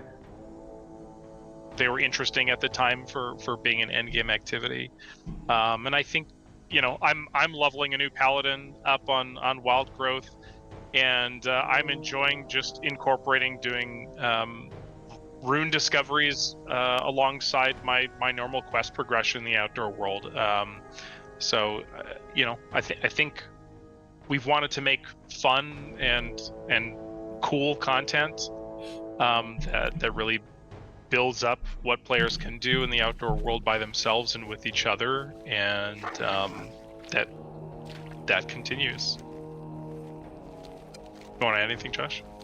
I mean, yeah, pretty much. I think we definitely have kind of a sliding scale, like Tim alluded to, that has sort of changed over time, like what we feel is like appropriate or not. I think one of the things about the Season of Discovery that we really like is that it's a great test bed, not just to see what works, but also to kind of see what doesn't in the kind of original WoW vanilla framework.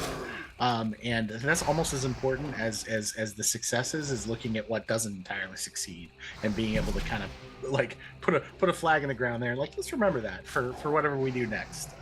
And so that's been super valuable. And I think that's base though, what Agren said there.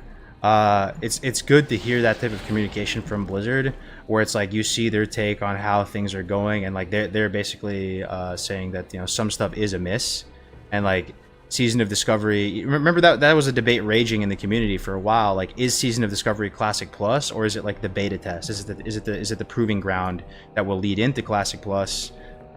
Some people think that this is Blizzard's best attempt at Classic Plus. Some people think Classic Plus was still coming. It's good to hear him say that you know, they're testing what works and what doesn't work, and it makes some of the bad changes maybe seem more temporary, and that they could be, you know, fixed with time.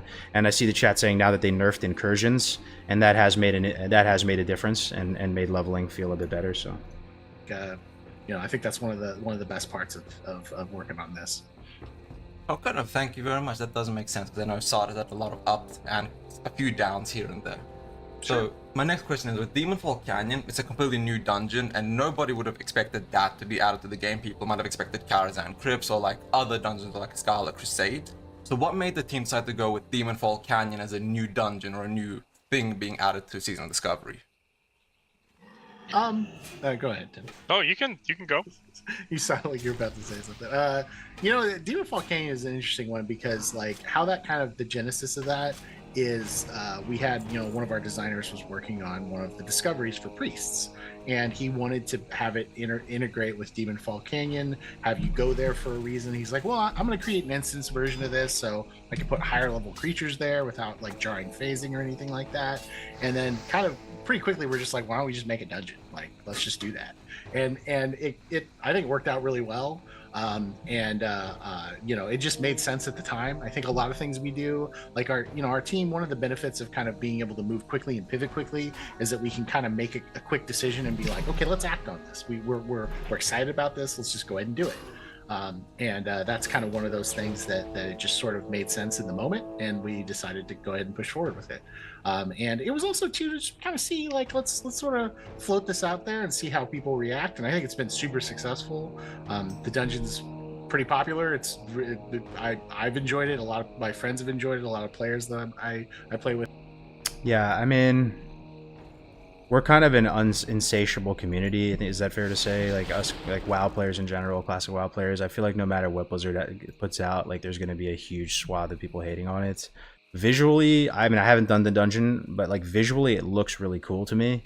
The dungeon, I like the aesthetic. I like the vibe. It's kind of cool. But like, is it a huge success? A lot of people, you know, that have actually done the dungeon, feel free to chime in whether you're enjoying it or not, or if you think they've done a good job with it. But it looks cool to me, the aesthetic of it. So I think it's been pretty good. No, it has been an amazing dungeon. It was really interesting to go in there and see it. Like, I didn't expect it, and it was really interesting. Considering it was scaled correct to level 60 as well. So. Mm-hmm. Real quick, Only Black Smoke, thank you so much for those tier 1s. I appreciate it, bro. Only, much love, man. Thanks very much, man. So then my next question is, why did you guys choose to add a new boss, for example, the 11th boss to Molten Core, as the player base is leveling it gone to call them the guy Ragnaros' nutsack? Let's see. How did that go down, and how did you guys decide this boss was the right fit for Molten Core? Yeah. How did you decide that Ragnaros' nutsack was going to be the move for Molten Core? Let's see. This is an interesting one. I mean, in the early discussions about what we would do to Molten Core, you know, we wanted. We've got.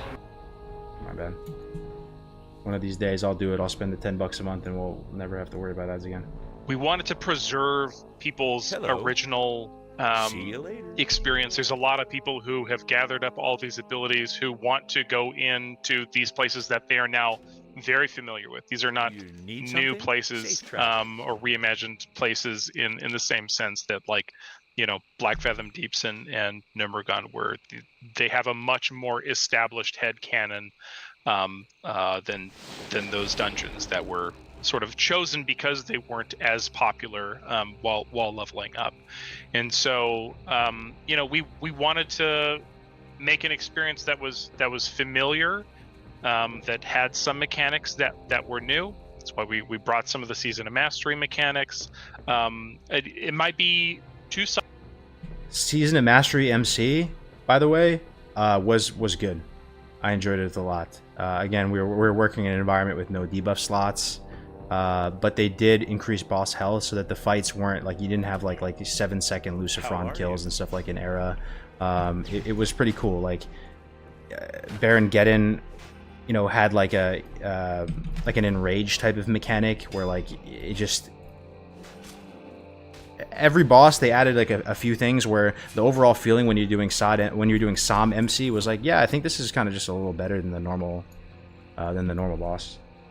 But there are new things that happen on each boss on every difficulty. We wanted to evoke sort of the heat of the intensity of Ragnaros. You know, the Blackrock Eruption event is also part and parcel with that. That was to signify to players like Ragnaros is in his lair and he's pissed and he's tearing things up, and we wanted people inside the instance to feel that intensity, and people in the outdoor world to feel that too. As far as the Molten Core, I mean, An interesting thing there is, like, I kind of see where they're going with this. They wanted the community to feel like Ragnaros was pissed and to have some pressure that, like, you know, you're going into a whole nother hotter, more intense version of MC. And I see what they mean by the Blackrock Eruption event, the World PvP event. Like, they were trying to create that vibe, right? But I almost think it would have benefited from like a trailer or something to really set that tone, because a lot of times, like, players are just playing the game and they don't put all the pieces together. Like, for you guys doing MC right now under SOD, like, are you feeling that? Are you feeling Ragnaros's intensity? Probably not. You probably didn't even notice it, you know? You're just in there, like, looking at the changes kind of in a vacuum.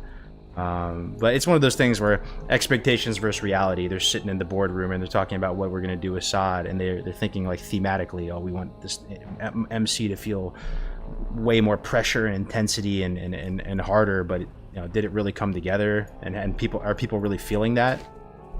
I think people just kind of feel like they're fighting Ragnaros's nutsack, you know? kind of funny that you would fight the molten core. What is the molten core? Well, it's probably a ball of molten lava. Part of it is, art. We are conceptually, guys, what are your thoughts on the molten core? I mean, the raid is called the molten core, but what is the core? So you fight the core. I think conceptually it sounds kind of cool that you could fight the core. I don't even mind it being after Ragnaros. I honestly think the jarring thing is it just looked like a smooth ball. I don't know if they were trying to troll us. Like they almost had like a bit of a humorous stab at it, right? Like it's kind of funny. Like that was actually part of their decision making. Like it's just kind of like a meme. But if they just made the ball have a more unique model, and maybe it looked like Reliquary of Souls in Black Temple, where it's more of like a heart or it has a face to it. I think that's probably the main thing that is missing, though. No, just some sort of like human element or facial element to make it look like it has personality, instead of just fighting like a marble. You know what I mean? Establishing our legitimacy as a team, and part of that is building stronger relationships with our... I heard it was the Pyroblast animation at 600% size. That's hilarious. They're sitting there trying to come up with ideas. Mage casts Pyroblast, and they're like, freeze! Johnson, freeze frame. Zoom, enhance. Zoom, enhance. Right there. Yeah, right there. That's it. That's it. That's the boss. Right there. Screenshot that. Teams at Blizzard like getting official support from our art team. If you want to learn how to edit... Oh, sorry, guys. I suck at this. And we're starting to see that, a lot of the stuff that we've built in terms of new abilities, a lot of that is just sort of scrappy designer art, where we've had to throw things together and mash things from existing spell effects. But we got a little budget and time from our artists to craft us a new boss with some new animations that we thought was really cool. It's a little simple, but it's they got some new budget for some new art. And that's what they got. They got a they got a ball, dude. That's pretty funny though, dude. Yeah. Oh, we got some budget. Hell yeah. What can you do? What can you do with this? Alright, got you. Let me think about this. How much you got? How much budget you got? Alright, let me see. We'll pass it. I want to see what we can come up with for you guys. They're there on the reveal. They pull back the red curtain and it's just like an orange ball. It's a new relationship, and I think I hope people can see that it's the start of hopefully something bigger. You heard that? It's the start of something bigger. This is what I was saying on the stream. before we got started and watching this video, I do believe at this point Classic Plus is coming. I would actually bet money on it. If I could bet 5 grand that Classic Plus is coming, I would bet 5 grand that Classic Plus is coming. I'd do it right now.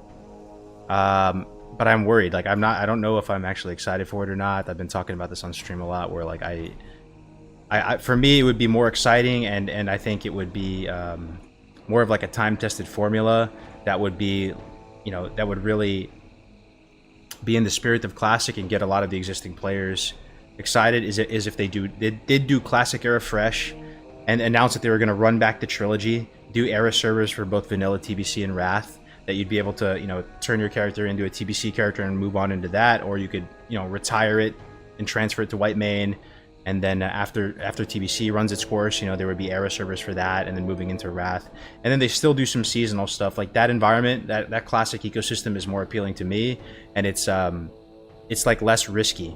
Like, I'm worried about when I see SOD, you know, how they're going to approach Classic Plus, because I do think the majority of players are enjoying SOD. They do believe there should be a lot of changes to the game, and it wouldn't surprise me if they just kept that direction going with Classic Plus. So when he says that this is like a test of a new relationship with the art team creating new assets, read between the lines here, guys. What does that mean? They have a new relationship. They're getting budget, fresh dollars with the art team in hopes that something bigger is coming.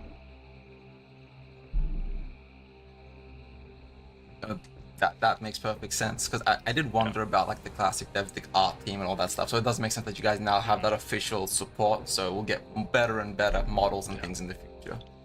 So, but yeah, we also wanted to play up the idea of like the Hydraxian Water Lords. We wanted their story to see. We wanted players to be able to work beside them in tackling and sort of pushing Ragnaros back and the power of the Firelands back, and so yeah, just it's delicate because people's preconceived notions of what Molten Core is very strong, much stronger than previous dungeons. So we thought that this was a light touch, but we had fun with it. Okay, that makes perfect sense. So then with Molten Core getting an extra 11th boss, do you guys see new bosses being added to existing future raids like Blackwing Lure, AQ, or even new world bosses, especially with the instance technology? I think it will look at what makes sense at the time, you know. You know, Molten Core seemed like a pretty, like, you know, we've done a couple of different iterations of original WoW at this point, and it seemed like a good opportunity. It's like, let's spice it up a little bit. Let's add a little bit something new. It made sense there. You know, I never say never. I think we're looking at every raid tier and every content phase kind of as a case by case basis. We're not necessarily looking to set up a rigid paradigm that we follow every single time. Like we could do something completely different. We could scrap the difficulties and do something else for Blackwing Lair or AQ40 or maybe not even AQ40. I mean, one thing that I'm thinking of though, guys, is it seemed kind of lackadaisical with their methodology on creating stuff for Season of Discovery. Like, I think it's okay that they're doing it in this way because it's a seasonal server, right? It's like, it's a yearly thing. They're acknowledging some stuff's gonna miss, some stuff's gonna hit. But it kind of seems like they're just freestyling, bro. Like, Agren's in the booth, and he's like, yo, put a beat on. And he's closing his eyes, and he's just spitting, like, stream of consciousness, like, yo, we're doing this, we're doing that. Like, it's okay with seasonal, but, like, it makes me think, like, what's their thought process going to be like with Classic Plus? I truly believe that Vanilla WoW is the best game ever made by human beings. It's the game that we put, you know, tons of years of our life into over the years. Like, I don't know if you can just full send changes like willy-nilly on a Classic Plus. Like, Classic Plus is different. I just got distracted, huh? Classic Plus is different from a seasonal. You understand what I'm saying? If they do Classic Plus and they call it something big, ambitious, and it's not Season of whatever, it's called World of Warcraft, you know, the Dragon Islands, the Dragon Isles, you know, the Dragon Isles that are above like Stratholme. Maybe they call it an expansion to Vanilla WoW, or they call it Classic WoW, you know, Return to Karazhan or something like that. This is no longer like seasonal vibes. It's like a more permanent type of thing. That's the type of stuff that worries me, bro. That they're just kind of like freestyling, like, oh, this is probably good for the game, right? This is probably good. Hold on, we're gonna keep going. We just killed this rogue again. I don't know, so there's a lot of different things we could do, and we're not really constraining ourselves to one paradigm at this point. I will say for next year though, like if you can look closely at what people are building up towards and what we did in this most recent phase with the world bosses, we wanted to make the world bosses more accessible to people. It's a piece of content that not a lot of people got to experience in Era. And so I think we've been successful in World bosses. Thoughts on world bosses and SOD, guys? Is that a success? I hear what they're saying, where a lot of people didn't get to experience world bosses. I get that. I do get that. But yeah. I get that. Because like on Classic, 2019 and most servers, like there's usually just like one guild that becomes the dominant force, right? And they maybe fight with other guilds for a bit, but then like a coalition forms, and then it's just pretty much those guilds that get access to the world bosses for the entirety of the game. Like on a seasonal server, it's kind of whatever. It doesn't really like bother me much or whatever, right? But would they do that in the Classic Plus? Would they do instance world bosses because they feel like more players deserve to clear all this content? And this is kind of what I'm saying before, where all these changes they're talking about, do you feel that they're making the world more of a main character, or you more of a main character? It doesn't make sense to me. Are you more of a main character, or is it the world? Now you have a world boss that's designed for you. This boss is now catering to you. Whenever you feel like doing the boss, you do the boss. As opposed to that kind of like unapologetic design of original vanilla, right?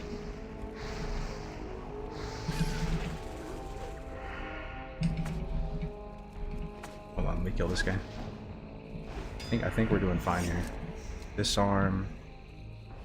We're just gonna go healing potion, I think. Here, we'll keep it going. We'll keep it going while we do this. Azure Ghost fights. He's respecting the 1v1. There is a larger than life encounter that ties into We'll bait him with something potion. that people are doing now, and will build towards more next phase.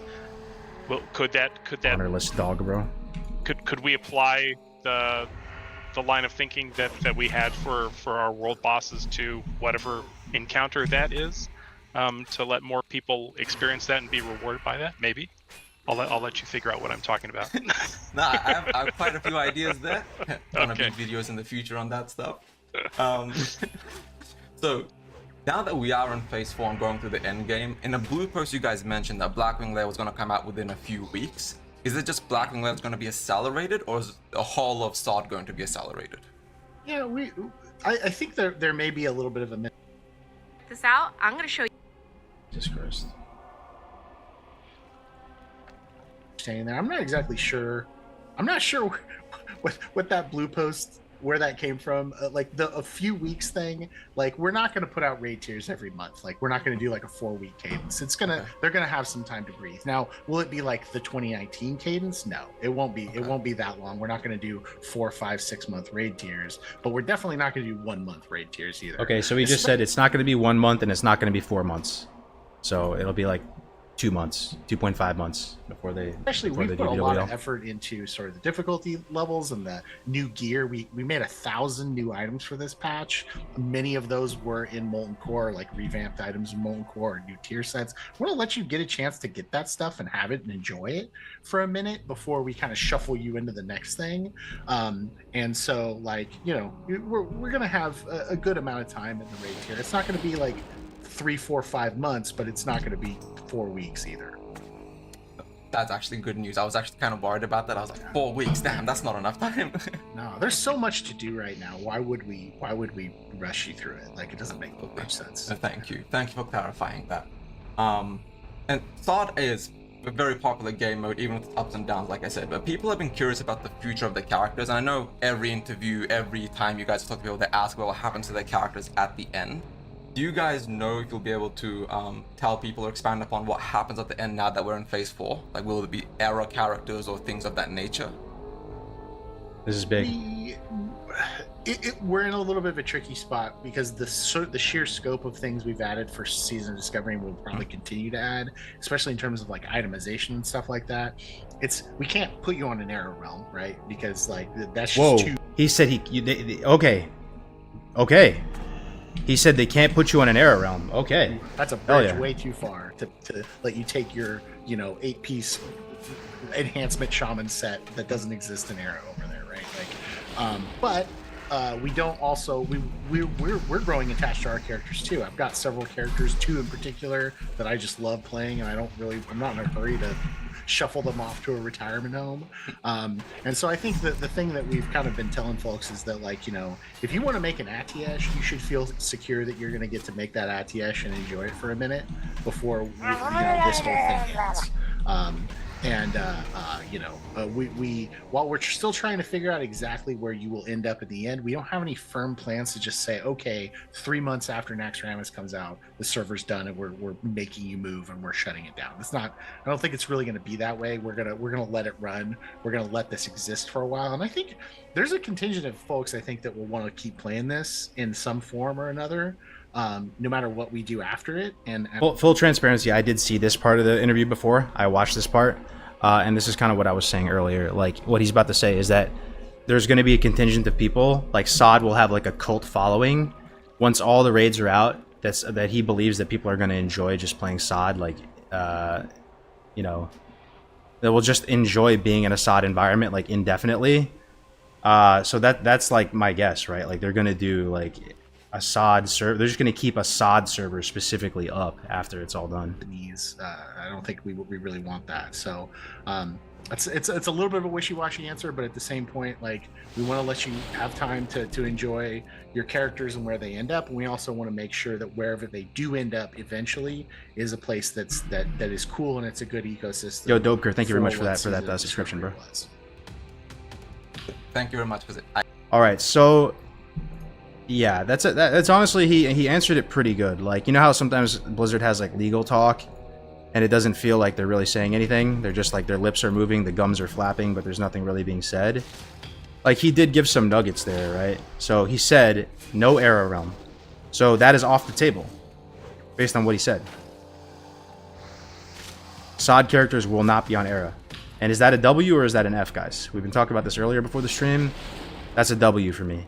These characters are kind of like cheap characters. They were leveled from incursions. They were boosted. Just the Sod economy, everything. They had Frankenstein abilities for their whole life. So to just plop them on Era feels kind of like almost disrespectful to Era. That you're just going to get this influx of like thousands of characters that were leveled super fast, not under the same conditions. And the Sod economy would trickle into the Era economy. It just feels bad, right? It's nice to keep Era like as clean as possible. And yes, I know the Som characters, you were able to transfer them to Era, but Som was a much closer game to Era than Sod is. So that's a good news, man. I think that's a W. Super curious because they don't want to put all this effort into their character and then lose or anything. So it's good to know that boosted is an issue. Most Era is boosted. You might be right, but there's also a lot of Era that isn't boosted. But the thing is, you're boosting under different conditions. So Sod is much higher. It's just much faster to level, right? Like, what is the average slash played if you were going to get boosted on Sod versus boosted on Era, or just level normally on Sod versus leveling normally on Era? It's probably going to be wildly different. Getting something, maybe not Era, but something similar at the least. Yeah, I can't see a world where we'll just delete the characters. That's just not going to happen. But thank you for answering that. So then, my next question is going back to Molten Core. Heat levels are a new interesting system for adding essentially hardcore/heroic mode into the classic ecosystem. What was the design philosophy in regards to adding this to the game, especially since for most people, heroic or hard mode isn't a class? This will be interesting too, right? Because, I mean, do you think hard modes, this type of concept, is a W or an F for classic vanilla? Or like, would you want to see that in a vanilla plus? I don't know. I personally don't feel super strongly about it. Like, I see a world where the world makes more sense when there's just one boss and one level of difficulty. I lean towards liking that environment more than having like different versions and like people are able to clear the same content but get like worse versions of items or better versions of items. The world feels, it's almost like having multiple layers. That makes sense. I like playing on one layer. I like having one level of difficulty across the board. But at the same time, I struggle with it because Somm, it was fun, dude. The hard modes in AQ and beyond were pretty fun. But that is like a retail style of thing, right? So if there was a classic, like I don't mind it so much in like a seasonal server like what they're doing now, but just imagine in Classic Plus is where my head's at. Like, do you want to have heroic and mythic type difficulties for Classic Plus? That's very much like a retail type of thing they'd be able to put in. It's possible, because a lot of people think that Vanilla WoW or Classic WoW doesn't have enough challenge, and that if you want to have challenge, you should go play a real game like retail WoW. Yeah, I don't know. Classic feature. You know, we have such a variety of players in Season of Discovery. Absolutely. We have a lot of people with different goals and different ideas of what the game should be and how true to the source material or how different from the source material they want things. And so Molten Core was an attempt at trying to create a lot of different experiences for very different people. You know, and we're still looking at data to make sure that our goals, our design goals for those intentions are met. And first off, like Heat 1, we want Heat 1 to be incredibly approachable.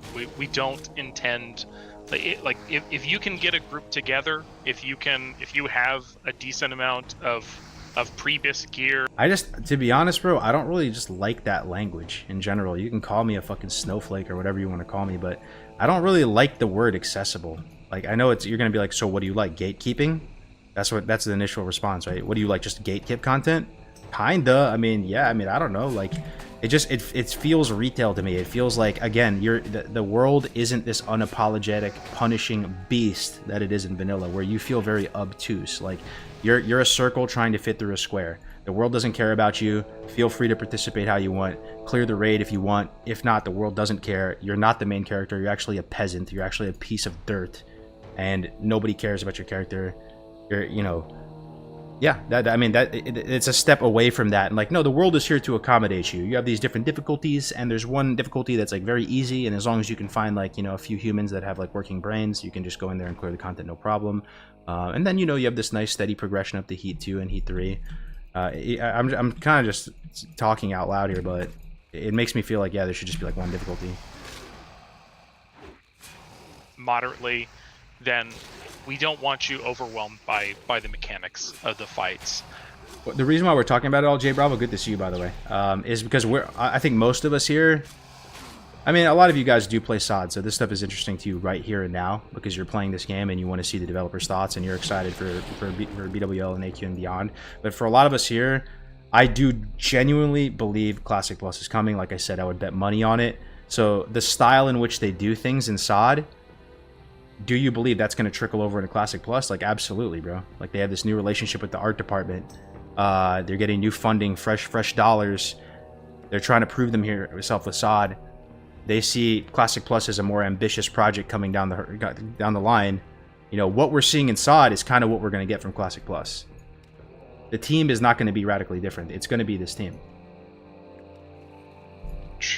We don't want fights to go super long. We don't really want people to struggle. We want it to be a fun way for you to get together and feel rewarded for having assembled a group in the first place and get some cool items. You might not get as many items as people on the harder difficulties, but you get the full experience. If you've been getting scam texts. Wait, another thing is, so in SOD, what is the loot like? Does it drop a lot more loot in general?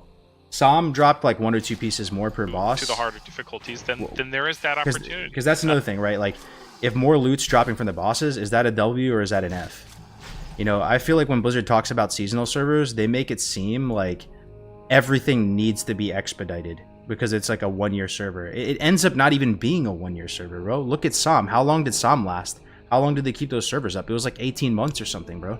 They left them up for a long time. But they treat everything like it needs to be expedited. You need more loot. You need faster leveling. You need, everything needs to be quick and snappy. Like, this is a faster server, at the end of the day. Bro, people have like 9 characters. and we, it's an experiment. We're seeing if fire resistance or resistance in general, plays well as sort of a soft cap system, or a kind of a hard cap system where it is right now, in terms of player progression. And we've done what we can with itemization to offer lots of fire resistance on tier 1. We also don't want to disincentivize people from playing with all the new items that they get. I know it's a bit more restrictive once you get into Heat 3, but the tools are there itemization wise, and from enchants, from different items and reputations, and being able to get the patterns from the Thorium Brotherhood and craft those super heavy. Yo, I've kind of come full circle on this. Maybe feel free to chime in with your thoughts as well, guys. But let me ask you initially, like, do you like the idea of like the heat systems and having FR requirements? Like how it works right now, if you're unaware, is apparently on Heat 3 you need to maintain like 200 and something FR. And if you dip below that, so even if a shaman dies or a paladin dies and you lose that aura, you're at risk of being just like immediately one shot. And that is like the only thing different about Heat 3, is my understanding. Now, if there was like a couple other things different about Heat 3 though, like would it be better?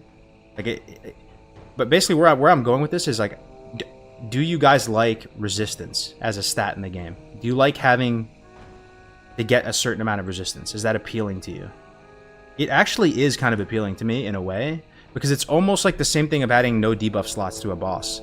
Like you're changing itemization, you're making the itemization more interesting, you're opening up sort of different ways to play in a way. Like people get this full Gig Abyss, like they get 0.5, they get all their pre-abyss, but now you have to run a certain amount of FR, and like it is what it is. You have to play with that, and you have to look at what pieces go where, you have to see what kind of FR you can scrounge together to maintain that amount. People are doing less damage. It's, from the outside looking in, it's kind of cool. And I think the parsing is probably going to be separated out on Warcraft logs, I would imagine, right? Like they for sure are going to have like Heat 3 parses. It'll be different from Heat 2 parses versus different from like Heat 1 parses. I think it's kind of cool having to deal with like a new itemization type of situation going into MC. But I think people are disappointed when they see Heat 3. They wish there was harder mechanics or something. They wish that visually the bosses did a lot more, and to them it was very disappointing. The idea that the only thing difference is you have to basically play like a gimped version of your character, and you don't get to wear all the pre-abyss that you just farmed up and all that. Which I get that. The fire resistance pieces and still integrate that with your 6-piece tier 1. It might not be the exact best in slot set of gear that you had in mind, but it still allows for some of the really cool pieces for you to play with on those higher difficulties once you build out your set.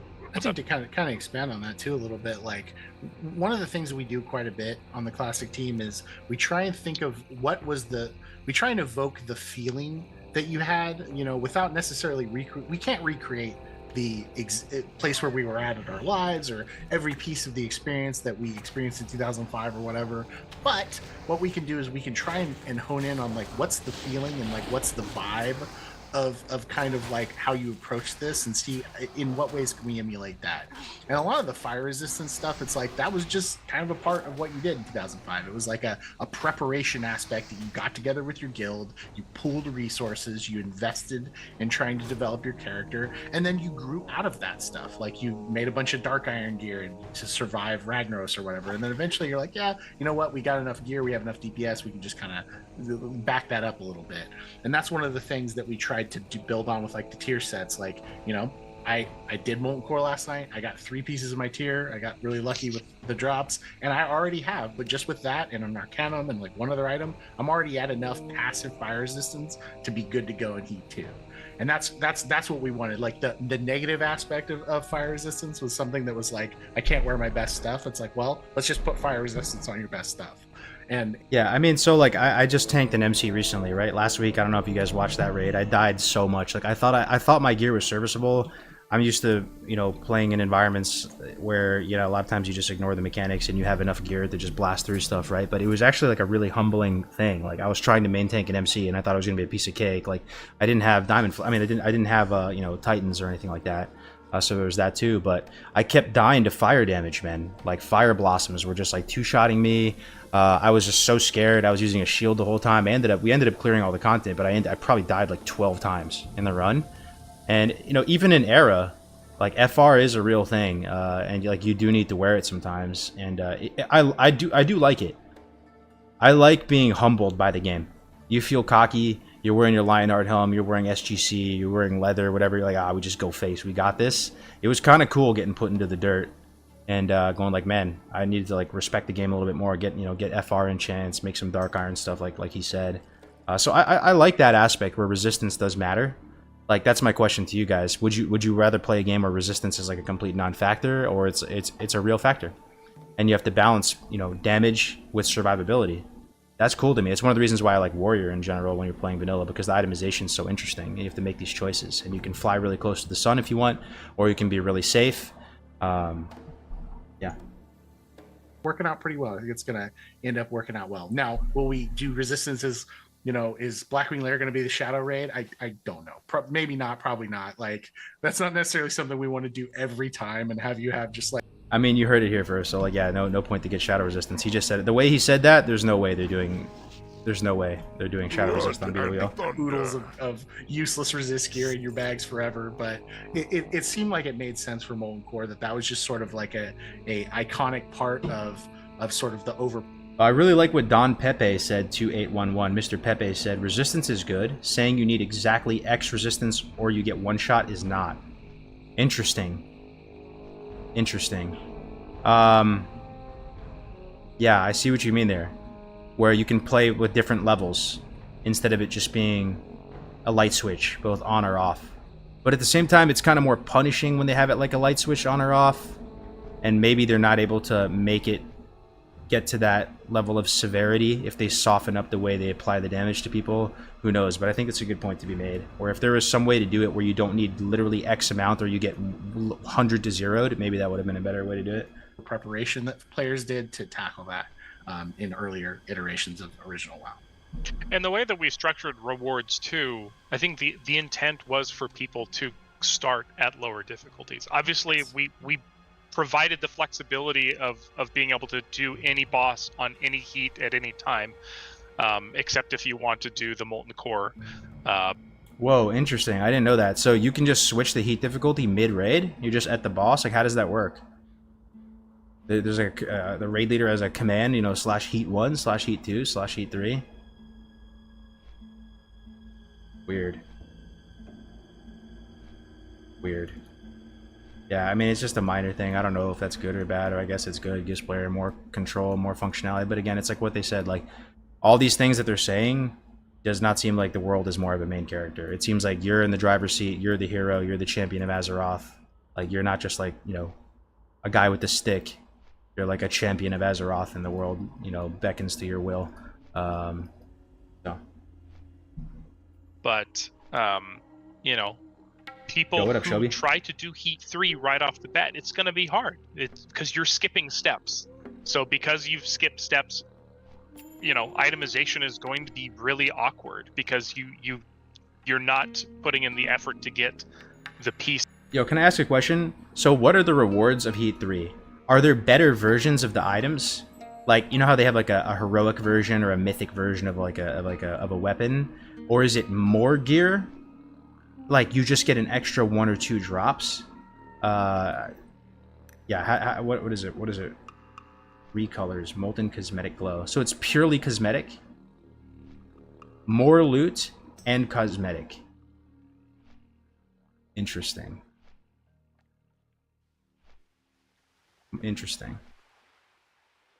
Yeah, I don't have any initial thoughts on that. I think that's okay, right? Having the cosmetic differences. I like that more than if they were going to do... Imagine they did like, you know, there's a mythic version or a Heat 3 level of Perdition's Blade. And there's a Heat 1 level of Perdition's Blade. You know, there's a Heat 3 level of Brutality Blade. There's a Heat 1 level of Brutality Blade. That I wouldn't like.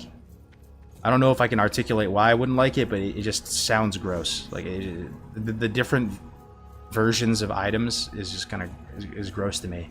But if it's purely cosmetic, maybe it doesn't matter. Of the Thorium Brotherhood gear or the tier 1 that, you know, people are going to get naturally from going from lower heat levels to higher heat levels. So there's going to be some friction. We're okay with that. Are there Speed ways that friend. we can make Strength. lower heats easier if too many people are running into brick walls? Absolutely. Are there maybe some improvements to the sort of the binary nature of the damage multipliers when you take fire damage on higher heats? Yeah, we can look at that too. But we're learning, and we're excited to look at the data coming in this week from the first week of people doing MC. Yeah, no, that makes sense, because for me in particular, we went in with heat level 3. We were like, all right, let's go down, and then we went down, and then we full cleared on heat level 1 because we brought a couple new people. You know, not everybody Sure. was prepared as they could have been. So it is nice that the heat levels have that flexibility. As you get geared, you can keep progressing further and further. So then, continuing on with the Blackrock Mountain in particular, the Blackrock Eruption event was a somewhat controversial event, even though I personally enjoyed it. What do you guys think? The Blackrock Eruption event, W or F? And to a hotspot of PvE activity is something you guys will consider continuing in the future. Short answer, probably not. I mean, like the you know, contrary to maybe popular belief, the PvP realms, the major ones, Living Flame, Lone Wolf, Crusader Strike, they're still perfectly balanced on a login, like players, average players on each faction logged in time. And we kind of knew that Blackrock Mountain was going to be a battleground anyway, and we felt like never in WoW's history have the factions had the tools, like in terms of like numerical balance, to be able to have good fights there. But you know what ends up happening, I think, is one faction decides that they want something different out of that experience than another one, and the one that's maybe focused on, well, I just really want to get to the dungeon and do the dungeon, they might have a worse time than the guy who says, I want to stop you from getting to the dungeon. And so that's something I think want to consider. We're looking at the Blackrock event. We might make adjustments to it in terms of the PvP portion of it. I think Based on his feedback and how he's talking about it, right? You can kind of, if you think about like how his brain is functioning and responding to this question, I don't think like they feel like it's a success. I feel like they think it's a miss. Like they're explaining it and they're kind of like, you know, making it seem serviceable, but I don't think they're like happy with the way it's like going. You know, but I mean, Grays and some of my close friends have told me that like the Blood Moon event in STV is like amazing. It's like some of the most fun they ever had. I don't know, so I guess they've had some successes. And then I heard like the Ashenvale one was like good for like, you know, just a little bit of time. Then it got old super quick. Yeah, I mean, this is one of those things, at least in my mind, that I assume is like expectations versus reality. A lot of time you think, you know, big battles at Blackrock Mountain are going to be awesome, like large scale battles, but it ends up being either like a lag fiesta or like one faction not wanting to participate, you know, and just tons of like sappers going off and it ends in a second. There's a lot of downtime. I think back to like phase 2 of you know, 2019 launch and think about how that was. You know, you had a certain expectation in your mind of like, oh, world PvP is going to be so sick. I can't wait for the big battles at Blackrock Mountain, and it just like kind of didn't end up going exactly how you thought it was going to go. Been incredibly successful. I think that's been pretty much exactly landed pretty much exactly where we wanted it to in terms of like your time investment in it each day. We learned a lot of great lessons from previous phases when we made that event, and I think overall it's something we want to carry forward. But the PvP sections, we need to rethink kind of like what is going on with PvP. And you know, like we say this, we don't say this to give like a Overall, though, everything I've heard from all my PvP homies about SOD PvP is it's been a disaster. They have really felt like they have like horribly missed the mark with SOD PvP. Like and it's really like the way the damage feels, like the way the cooldowns get exchanged, like people are getting one shot way too easily, and it just doesn't feel like you can really like express a good amount of like skill, and the damage feels like janky and stuff. Sorry, let me turn off unit scans. Force that on Everman. Saw it as a one-shot fiesta. answer, but it's like it is all kind of an experiment. We kind of wanted to see what happened, and you know, this is another thing we've seen what happens, and it's we'll make adjustments in the future. Yeah, I will say I love what some of the era communities are doing with their PvP events that they're. Oh doing shit! Wait, they're talking about us. I swear I saw that. Sorry if I screamed too loud. Wait, they're talking about us, right? Wait, they're talking about us, right? Am I having main character syndrome? Am I having main character syndrome, guys? It's okay. You can tell me if I'm having main character syndrome. Like, what other PvP events are there? Investment in it each day. We learned a lot of great running it lessons back. from previous phases when we made that event, and I think overall it's something we want to carry forward. But the PvP sections, we need to rethink kind of like what is good world PvP, and you know, like we say this, we don't say this to give like a cop out answer, but it's like it is all kind of an experiment. It would have been sick We if kinda they wanna mentioned see the what server though, happens. right? Because everyone's gonna watch and, you this. It would have This is given us another more thing we've players. seen what happens, and it's we'll make adjustments in the future. Okay, here we go. He's gonna say I will it. say I love what some of the era communities are doing with their Some of the era communities, bro. Are there more than one? Are there more than one? Who's the other one? Who's the other one? Who's the other one? PvP events that they're doing, like the battle between. Can I Oh my god. Sorry. Oh, Zandalar Tribe, true. Are they doing it though on Zandalar Tribe? Like that stuff's incredibly exciting and fun to see. So if there's anything that we can do to sort of give players the tools to have those outdoor spontaneous PvP events, definitely looking into that. Oh shit! Wait, what? Hold up. Hold up. Pause. Pause. Wait. Wait, pause. They're saying they're looking into giving us tools. They're looking into giving us tools. What does that mean? I mean, we don't want change. We have to go no changes, right? We can't just be asking for crazy stuff. A part of me, I'm not gonna lie, is like, yo, Blizzard, can we get like capture the flag in vanilla, where like I can just plant the flag right here, and then another guy goes plants a flag over there, and we can just play capture the flag on his own?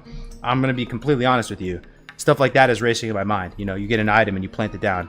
But it's Arrow, we go no changes. I get it. I get it. I'm just saying. I'm just being honest with you. That is racing through my mind right now. The idea that I could take a flag and it's like, yo, we're doing an event this Sunday. I'm planting one flag here. You plant one flag over there, and we just get to like play open world capture the flag together.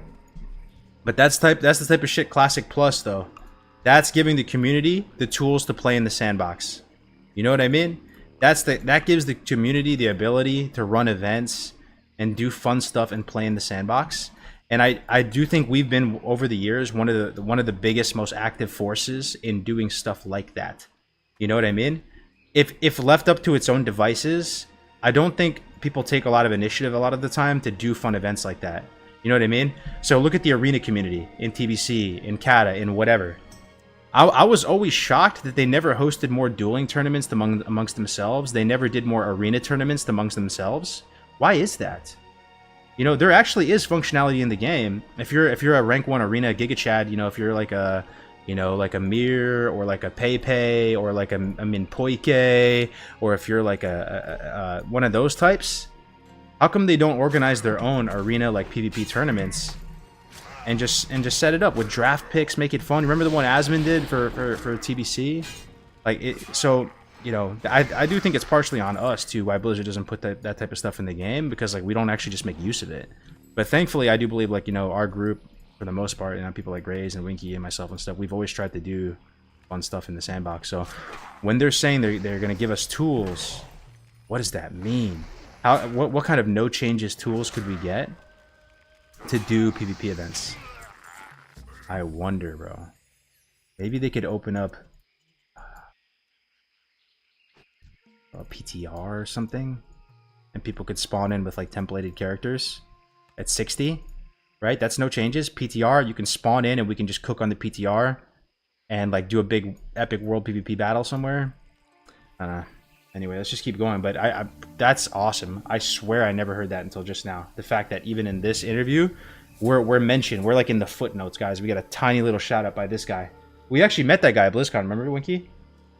At the Hilton or whatever, the bar. Battle between, like in off the east coast of Barrens, like that stuff's incredibly exciting and fun. Off the east coast of Barrens? Wait, sorry. He actually was talking about specifically Guns of Northwatch. No? We'll make adjustments in the future. Yeah, I will say I love what some of the era communities are doing I need with to their just shut up and listen. their PvP events that they're doing, like the battle between like in off the east coast of Barrens, like that stuff's incredibly exciting and fun to see. So if there's anything that we can do to sort of give players the tools to have those outdoor spontaneous PvP events, definitely looking into that. Bro, you guys are smarter than me. How do we take advantage of that? I feel like we got our foot in the door. And they just said they could do stuff to support these type of events. Like, what could we even ask? Like, what could we even do? I wonder, bro. Tweet him. Got to go bigger and better now. So it is worth it. It is worth it. These PvP events, we should keep doing them. Yo, that's a good opportunity. There's a ton of people watching right now. Vincent, while they're here, I'm going to drop it, bro. I'm dropping it in. Hopefully there's some moderators that can help moderate. If you like big scale world PvP, Vincent set up a Discord already for it. Join this Discord. This is how we're going to coordinate the events moving forward. We need our own space. There are some of us, there are not many of us, but we do enjoy the world PvP stuff, right? And yes, you could, there's a thread of DHKs. Yes, there's a thread of griefing. But for some of us, it's one of the main unique selling points of this server on Deviant Delights is the world PvP events, right? And we need a place where we can be able to be proud of that fact and like cook in the kitchen, because like the regular Deviant Delight server, like, a lot of those guys aren't even trying to hear about that stuff. They're just not into it. You know what I mean? We need a place where the people who are into it can talk and cook. And especially with a shout out like this, it's got me hyped up again, to be honest. I don't know if you're still here, Showbeck. That's hype, bro. Anyway, we're gonna keep watching. So the PvE portion of the event was everyone's like that. I've heard nothing negative about it. But yeah, so it is good to know that. Oh, dude, they could take out DHKs, you're right. PvP servers are just... I'm telling you though, right now, guys, we could actually tell them to take out DHKs. They might do it, but I'm burning. I'm literally burning. I'm dead. I'm dead. I'm dead in the water, bro. I'm fried. I'm taking the L, dude. I'm taking 40 bullets to the chest. Like, I literally just made a petition on no changes. If we tell them to take out DHKs, I'm actually cooked. And I might have to go away for a year again. So PvP servers at the end of the day, sadly. Oh, just specific times? Interesting. So going on, this one's a kind of interesting question, but incursions are probably the most controversial thing out of the season at Discovery and contributed to a lot of the negativity around Phase 3. The team removed them in Phase 4. But what did you learn from the experience that might benefit Phase 4 onwards, or like next season, or whatever you guys continue doing? I don't want to hog the mic here too much, Tim, but I think... Yo, okay. I was going into this a little bit black-pilled. What are your guys' thoughts on this interview? This interview is kind of good, dude. Like, they're not talking in lawyer speak. They don't have... I'm not going to get into it, but, sometimes they get up there and it's like, bro, the people up there, they don't seem like they're reflective of like of Classic or whatever. Like, you see them and you just smell the retail stench on their breath. Okay, no disrespect. I'm sorry. That's it. I'm done. I just like, you see it. It's like all over their face and everything. And you're like, bro, why is this person up there? Like, who is this person? I never saw this person before. And they're literally like in charge of everything.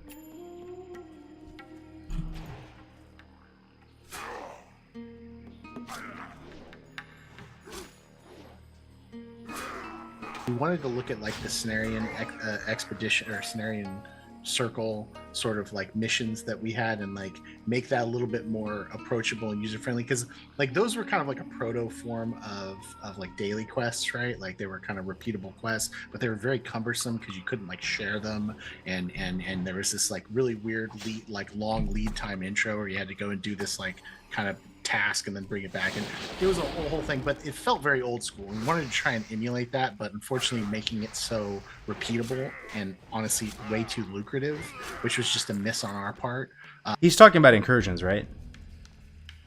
He's saying it's a miss on their part, so they are not doubling down and saying incursions were good. They said it's a miss, and they acknowledge that. And you're saying they nerfed incursions. That's good for them to acknowledge that. But I think it's just a little bit too late type of thing, isn't it? Like, people were complaining about incursions. They probably nerfed it like super late. It's like the damage had already been done. Like, you know, I don't know. That unfortunately kind of hurt it quite a bit, and that's the good lesson is to really make sure you're looking at these things holistically.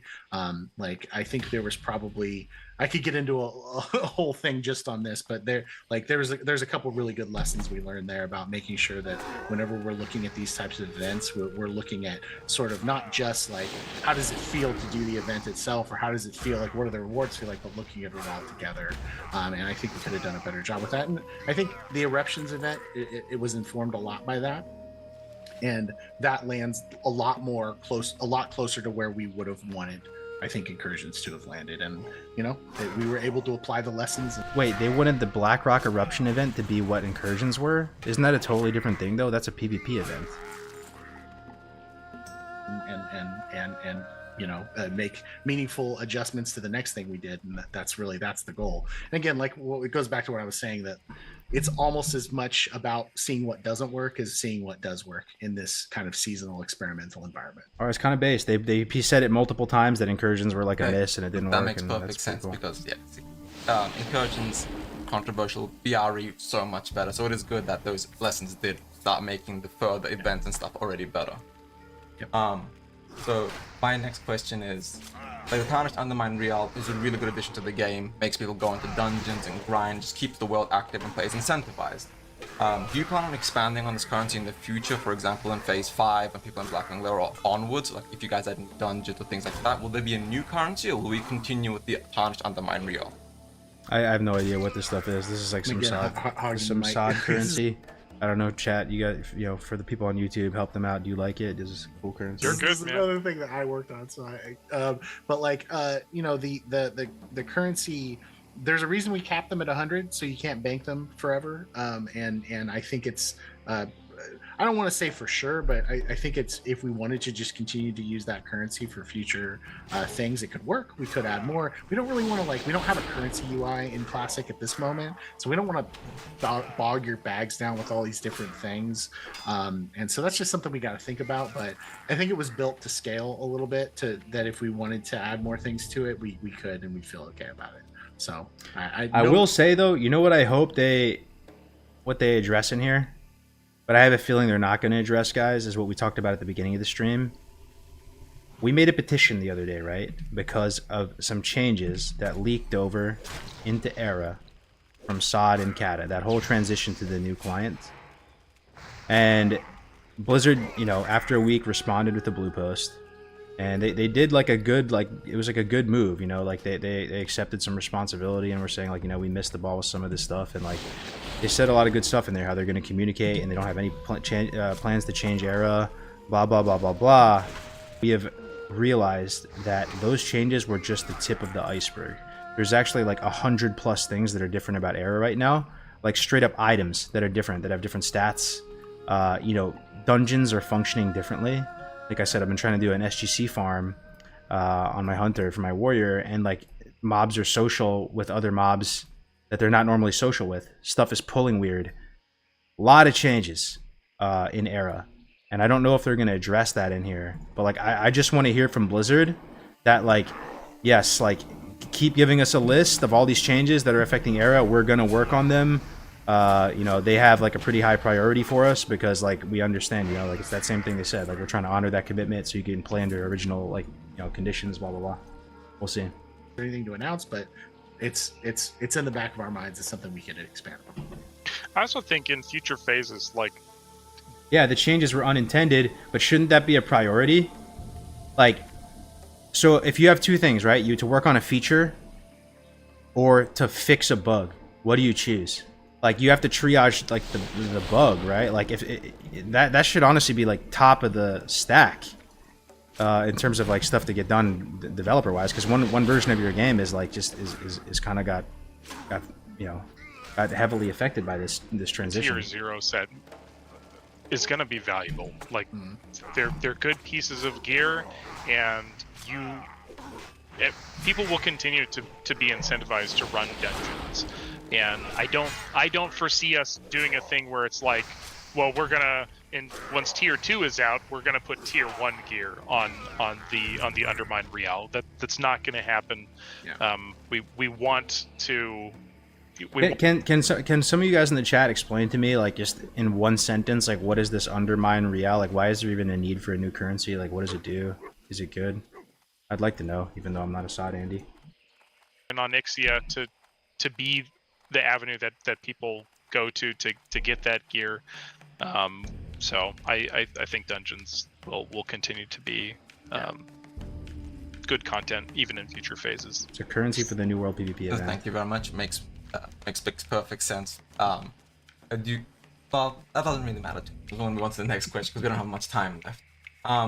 So I know you guys probably can't share much at all, but would you be able to share any teasers of what's to come? For example, future new dungeons or raids, or what comes after Season of Discovery. Again, I know you're probably tight-lipped, you can't share much, but people would love. Look at their face. Study their faces. Study their faces. Study their faces. I'm looking even right now, dude. He's squinting too much. Agrend is squinting too much. The guy below, he's like he's squinting too much too. I'm trying to read it on their face if Classic Plus is coming right now. Let me see. Teaser about what is potentially coming. See, look at the eye contact. Let's see. Well, we've already given you a little tease. Whoa, bro, that was way too long of a pause. That was way too long of a pause. It was like 3 seconds.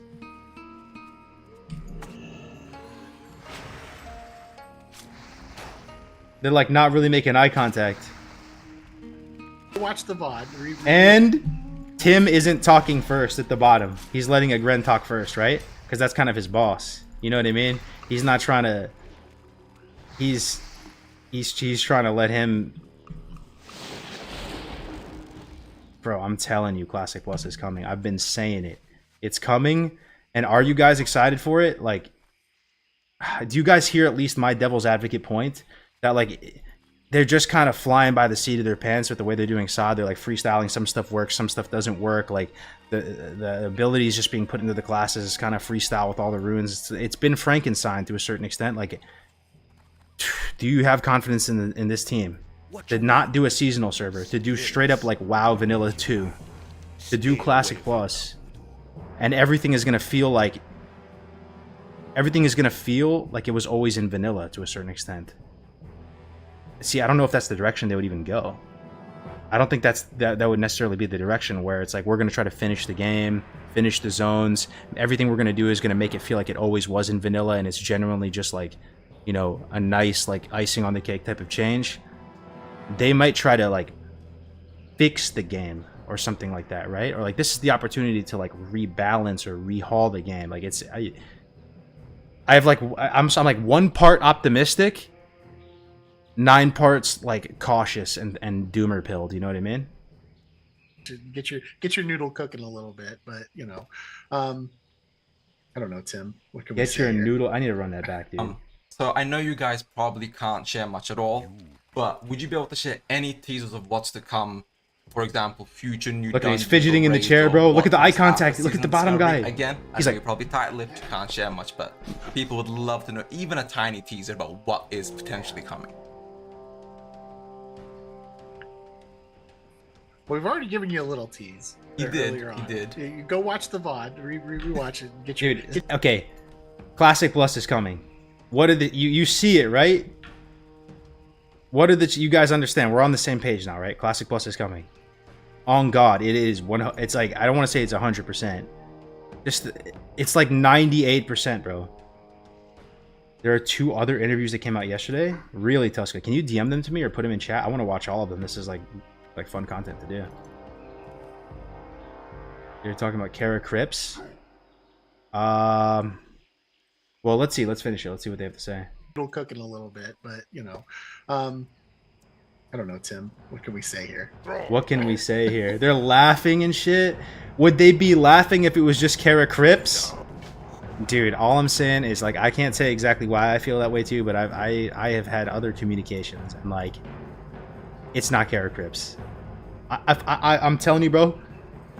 If there was a way for me to bet $5 that Classic coming, if 10 grand, if Classic WoW is coming right now, Classic Plus, I would bet 10 grand. That's all I can say. I would do it right now in a heartbeat. I'd swipe it up.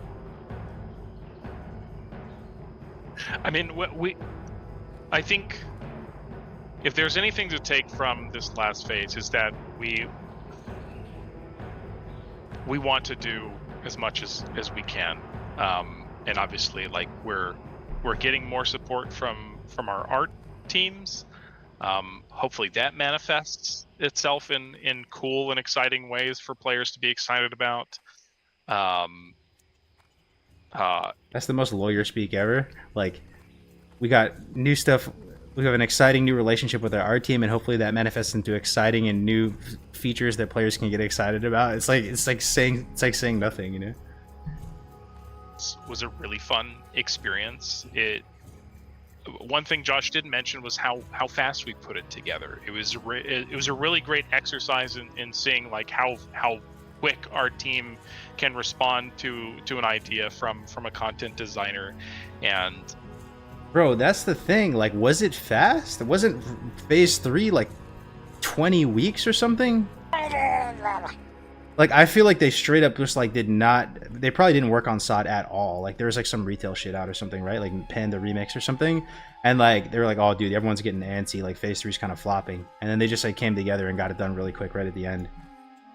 Yo, Pumpkin Slap, thank you very much for that tier 1. I appreciate it, bro.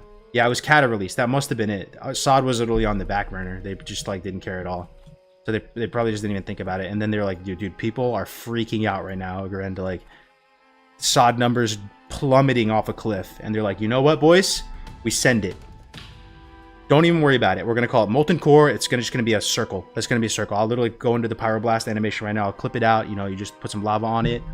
You know, Control C, Control V. Boom, I got it. Let's go. 2 days. 3 of our encounter designers, myself included, we got our paper designs and implementations and got all that done in a matter of weeks, and started playtesting it and got it tuned and feeling good on the team, and I don't see that as the end of us exploring avenues of creating content spontaneously like that. We're going to continue looking for more opportunities to inject our creativity. Obviously, we're going to try to do that in the upcoming raid content that people know is coming, but I think that there'll definitely be some additional surprises. Oh, thank you guys so much for your answers. I appreciate you guys taking the time to do this interview. Thank you guys. Have a fantastic day. Okay, I think there's another one we can watch as well. Yeah, I don't know, man. So, like, what are your guys' thoughts? Like, a lot of people say that this was an opportunity for Blizzard to come up with new stuff, like new art assets. Don't just copy paste everything from original vanilla. I hear that, where a lot of the stuff that feels like they've done in SOD has been kind of copy paste. But the flip side is that they try to put a bunch of new stuff in, and it feels really like retail-y, like they're using retail models. And, you know, I feel like that's what they would do. Instead of coming up with new stuff for vanilla that are like brand new fresh art assets, but they're still in that kind of like crude 2004, 2007 style, they're really just going to look to retail and take textures and models from that and copy paste and retail stuff. So let me ask you, as classic players, would you prefer that? You know what I mean? Like, where it's, you know, I guess I'd rather just choose them to just copy paste stuff that's actually like, you know, in the vanilla WoW. Yeah, that was really in vanilla WoW. They could be talking about, when they're talking about new art assets to come and exciting, they could be talking about just the other raids, BWL and beyond. Maybe they have stuff excited for them. But just the looks on their faces, how they're talking about it, I really feel that SOD is just like their proving ground. Like, this is like just their SOD to them is the start of the relationship. They're testing the relationship with the art department. My theory is that they probably got greenlighted. Classic Plus got approved. Hardcore servers was a massive success, right, guys? I'll tell you, I followed that entire story from the inception of it. Like, no one really cared about it at Blizzard. It was like barely able to get, like, it was a Hail Mary. It was like, it started off as a 1% chance of them ever doing hardcore servers, even when it was first brought to their like attention. You know what I mean? And it was kind of like 2019 Classic, where they were like not taking the idea seriously. It really was, kind of like some people's brainchild, and that was a huge W for Blizzard. They were very happy with hardcore servers, and we're seeing the viability of hardcore servers. Like OnlyFans is going to come out again in October, right? I'm probably going to play in that, and like how it's like evergreen content. And Gray said something interesting the other day where he was like, hardcore is the best some changes version of vanilla. That's the best way you can do a Classic Plus without like making a bunch of changes. But anyway, the reason why I even bring in hardcore into the picture is I feel like the W of hardcore has given people on the team a certain amount of leverage because they did a good job with some stuff, and now they pretty much probably got greenlit to do Classic Plus. And like they're in the process of like securing funding for it, and like I get startup energy vibes from this conversation. The way they're talking about things, it feels like something much bigger is being planned. That's the vibe I'm picking up from this. So yeah, Classic Plus needs just supplementation like hardcore, maybe achievement. HC would have been legendary if they didn't kill the pop by releasing 10 other crap. Interesting. Let me watch this other thing that this guy sent. Let's see. There's another interview. How is that? Paul Subutu. Blizzard interview. A Grend and Tim on SOD Phase 4? Dude, surely this is the same thing. It's not! It's another one! Oh my god! Should we watch it, guys?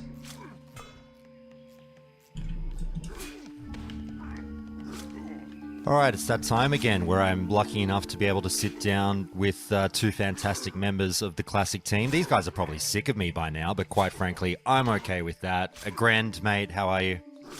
Pretty good, man. How are you? Good, How's the volume? Tim, what's cracking? I feel like I catch up with you all the time now. Yo, do you guys remember Countdown to Classic? Oh, end the first video, please. Alright, ladies and gentlemen, thank you so much for watching that. I hope you enjoyed that. We just watched an interview with the Classic WoW developers, brand new, hot off the press, talking about SOD and Classic Plus and Era and all that type of stuff. Thank you so much. Be sure to comment, rate, subscribe, smash that like button down at the bottom. We have been hemorrhaging subscribers for weeks and weeks now because I am a washed up ancient relic of the WoW community, and it'd be nice to stem the bleeding a little bit. So feel free to subscribe over on YouTube, and thank you for watching that. I appreciate that very much. And everybody say bye, YouTube. And that's a wrap. Okay. Now let's watch this other one. Hey, are you hosting hardcore leveling tournaments? I have not for quite some time, brother. I don't know. I'm hesitant, bro. Like, you have to understand. There's like the public perception of me. Like 30% of people think I'm like a shameless grifter out to like milk the Classic community, even though like I've all these tournaments like I just comes out of my own pocket most of the time. So anything I do that has any like prize pool or anything is going to be under massive scrutiny. I don't think enough time has passed for me to do a tournament right now because people are going to be like, that's just reality. It's just the life we're living. But one day maybe we do tournaments again. All right, you guys ready for this other one? All right, greetings, ladies and gentlemen, and welcome back to another high octane WoW Classic video. My name is Cargos, and there's actually another developer interview with the same people, Grend and Tim. I don't know if it's going to be saying the exact same stuff from the first one, but we're going to watch it together with Twitch chat. If you're watching it on YouTube, you can see what the people are saying in real time up on your screen as well. You're watching it together and see if it's if they talk about anything different in this, or maybe it's just more of the same. And if that's the case, this probably won't make it up on YouTube. But if you're hearing this on YouTube, then it probably was some good shit in the video, and it was worth putting it up. So here we go. Yeah, we were hanging out Saturday morning. Well, for me, Saturday morning. I love it. All right, it's that time again where I'm... So first of all, who remembers Countdown to Classic? This guy, Josh, Aussie, I remember it vividly when he came out with this podcast, and he had like a little blog, and like there was tens of thousands of viewers listening to that, myself included, like religiously every week. And the brand was fresh, it was fire, it was way bigger than even Good Morning Azeroth, the podcast I ran at the time. You know, they had Classic Cast, which was like the biggest thing with Stay Safe and S-Fan and all them. Then they had Countdown to Classic and Good Morning Azeroth. Those were like kind of the three.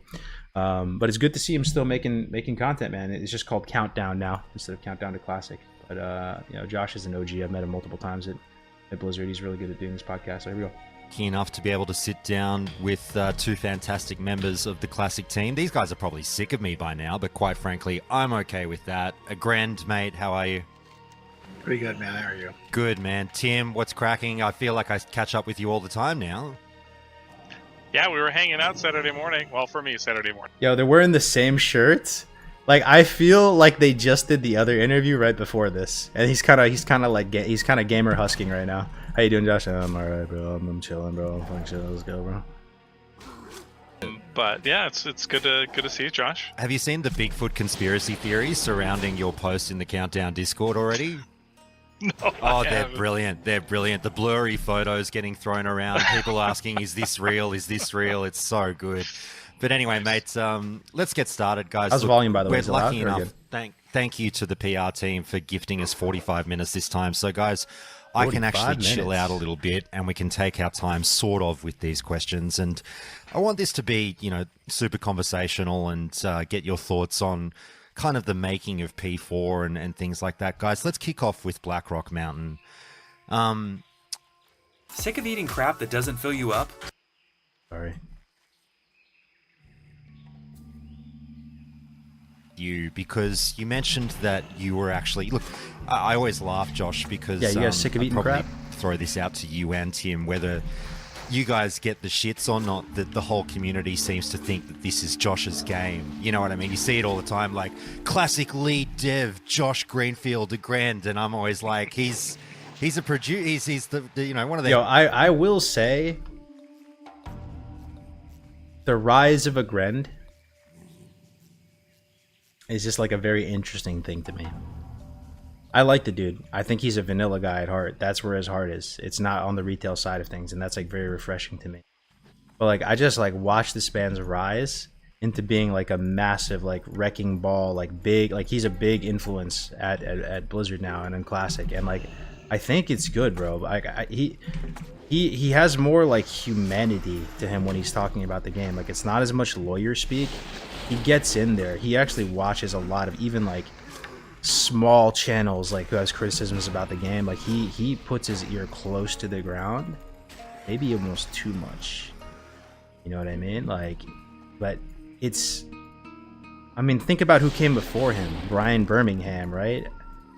Like, I don't even know. Is he literally like rank 1? Is he the rank 1 dude in the Classic team? I don't even think he's technically rank 1, but for all intents and purposes he is. Because no one even knows. I guess it's Holly or something, right? But like no one even knows. Like they don't even talk that much. They're not on the interviews or anything like that. But anyway, I don't mean to digress too much, but his game and all that stuff, but people don't care. People want to think what they think. But anyway, Josh, you did actually work pretty hard on, I think, the PvE side of Blackrock Mountain. So we'll kick off with you and just say, like, just starting off with PvE, I mean, people seem pretty happy with it. Were you? Yeah, I think so. You know, we definitely learned some lessons from previous events and stuff like that. You know, we just kind of applied that there. When looking at kind of the amount of time that you spend on it and like kind of what you get from it, it's a lot more in line with what we would have wanted from this. It's pretty lightweight. You go, you spend 15, 20, 25 minutes doing it, and then you're kind of done for the day. Not a whole lot to it, but I think the thing I'm really happy with is just kind of the flavor aspect of it. I think, like, you know, it didn't take us all that long to like make the quests, but I think we spent more time on like the cool ash storm and like the fiery meteors. I mean, he in the last interview we watched, he seemed like he wasn't he wasn't too satisfied with BlackRock, the whole BlackRock event. But he's seeming more optimistic in this one, like it was a success or it is a success, or and I think it has a really good vibe, and I'm very pleased with how that kind of turned out. It feels like a battle too, which is kind of cool. Yeah. Yeah. All right, you got the easy one. Now you're ready for the hard stuff. That's all you get for a warm up. Just a quick exercise to test the chat's awake. BlackRock eruption event, W or F? Have you guys enjoyed it? Has it been fun or has it been a disaster? Obviously, the talk of the town was what was happening inside the mountain on the PvP side of things. I've been I've been pretty scathing, to be honest with you. You guys know my feelings towards res timers, and this harkens back to the Ashen Vale days and everything. There's so many questions there about what needs to be in the game and what doesn't need to be in the game. You guys have been working on this event, obviously, as time goes on. I said to everyone on the podcast, don't freak out about what happens on day one. You know, we all know they tweak it over the first week and everything, but with where it's at now, is there more coming for Blackrock Mountain, or is this kind of it as we're sitting? Because the one thing that people do seem to be, you know, worried about are those res timers. And I sort of said, it's one thing to invite people to a PvP event and then punish them for taking part in it, seemingly, once you meet that 2-minute res timer. Tell me about the internal discussions about the Blackrock Mountain event on the PvP. Are these events like min-max efficient for ranking, for people who are ranking in SOD? That's my question, because if they're not, and like it's better to just spam BGs, I don't see it being a hit. You know, it's like almost the same thing with our world PvP events that we do on Deviant. Like, it isn't the min max way to get honor. I thought it was gonna be, but it's not. You know.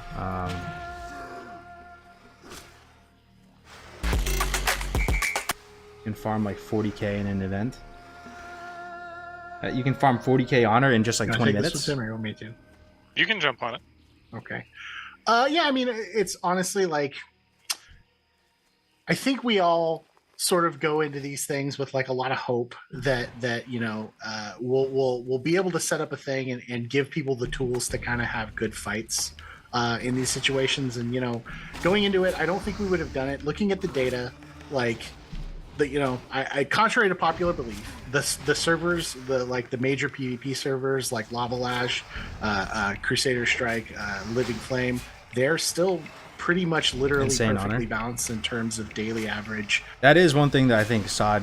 Is it the first time they've ever done that, guys? Where they have enforced faction balance? They didn't do it in SOM.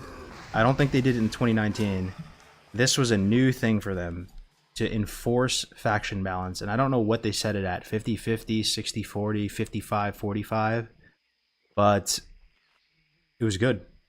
It was a good test, like, that they can pull that off. And people get upset at first, but then it just becomes normal, and then the server is just like guaranteed to have like good faction balance. It's pretty sick. And so, Thank you, Orc. I think there's always a hope that it's like, well, we've sort of, you know, in terms of numbers, everyone kind of has the tools they need to have good fights. But what ends up happening, I think, sometimes is, you know, one faction kind of makes up their mind that they're going for something different than another faction on any given time or day or layer, and then that it kind of leads to some sort of, I don't know, unfun experiences for the other side. I think it's pretty likely we're going to make some additional adjustments here, especially to like the bonus honor and stuff like that. That, you know, I think we expected it that no matter what we do, and even if we were to like say we turn that off, I think Blackrock Mountain would still kind of be a bloodbath. But you know, I think it's probably pretty safe to say that there will be at least a little bit more adjustments coming pretty soon. Is SOD PvP, is it toxic, guys? Like, there's no dispelling world buffs anymore, right? Like, you still have to get world buffs, but there's Chrono Boon in SOD. And the 14 system is the same on Era, is my understanding. Not balanced. In the best way, it is toxic. To play out, we wanted to see if, you know, on any given day, the Alliance or the Horde or whoever kind of galvanized to get together and have a fight. And it's, you know, it's on some servers it's played out that way, and on others less so. All right. So. Tim, I'll get to you in a second. I got to keep grilling the big man over here for a second. It's like, you guys know I fucking love you, but I got to do my job as well. Josh, you said something that piqued my interest.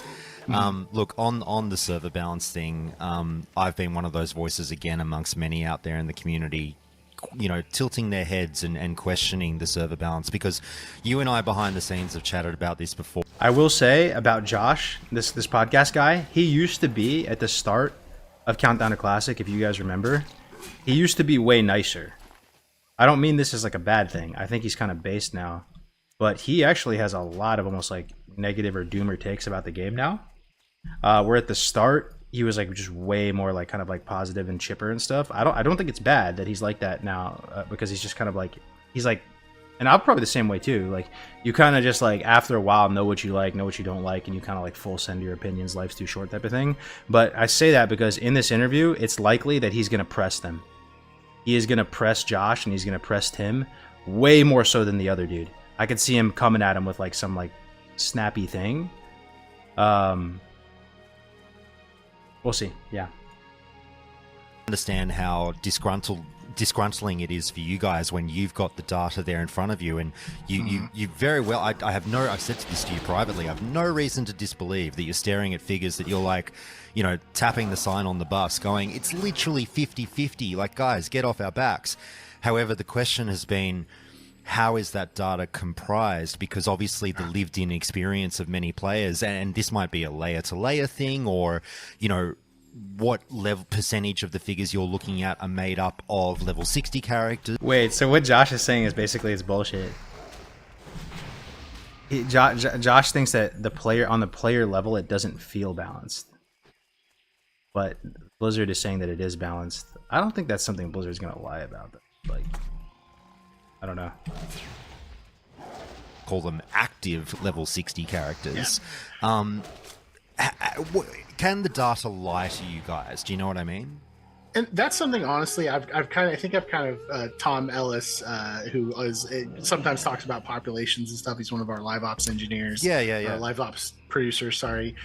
You know, I've come to him. I think he's kind of sick of me because I'm like, are we sure this is right? Like, you know, like, because you know, I look at it every day, and then I get people screaming at me that's like, this is not balanced. There's no way this is balanced. Yeah. And so it even makes me doubt it, even though like looking at literal like numbers that can't possibly really lie to me. And so, you know, the short answer is it's essentially it's basically a rolling average of logged in players, like the total number of players on each faction at a given time. Now, it doesn't take into account levels necessarily, but I don't think there's nothing. This interview pops off at minute 46. What's up, Chadley? That's literally what I was predicting, and I swear to God I've never watched this before. I just know that Josh can come with like the hard-hitting questions out of left field, and I don't know if they like. He's the type of person that they could actually ask for a list of questions ahead of time from Josh, and he'd provide it, but then just like throw a curveball at them during the actual interview. And I'm all about it. I think it's cool. Suggests like looking at like the analytics data of like the leveling curves of like what's the average player level faction to faction. I don't think we've seen anything that suggests there's a disproportionate number of levelers versus max level characters or anything like that. I think the reality is that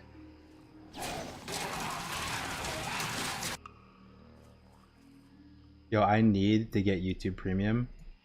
I need you guys to like end up in a position in a place. I need you guys to riot more so that I actually do it. I keep forgetting, bro. My bad. It's in the cringe world to have all the ads where and you're shit on there. outnumbered, and that's always I just kind of keep been forgetting. true on a PvP server. I'm not trying to gaslight anybody when I say this either. Like, I understand that lived experiences are dramatically different. There are times, you know, one of the servers I play on is a PvE server, and it actually does have way more alliance players. Yo, can I ask something stupid as a quick aside? What can you define gaslighting? What is gaslighting? I feel like that's such a buzzword that gets thrown around these days. Gaslighting, gatekeeping, what else? Like, and sometimes people accuse me of it or whatever, and I just don't really even know what it is. Like, what am I gaslighting? Intentionally lying? Oh, making somebody think they're crazy. Why is it called gaslighting? That makes sense to me. Making it feel like you're at fault when it's mine. Okay.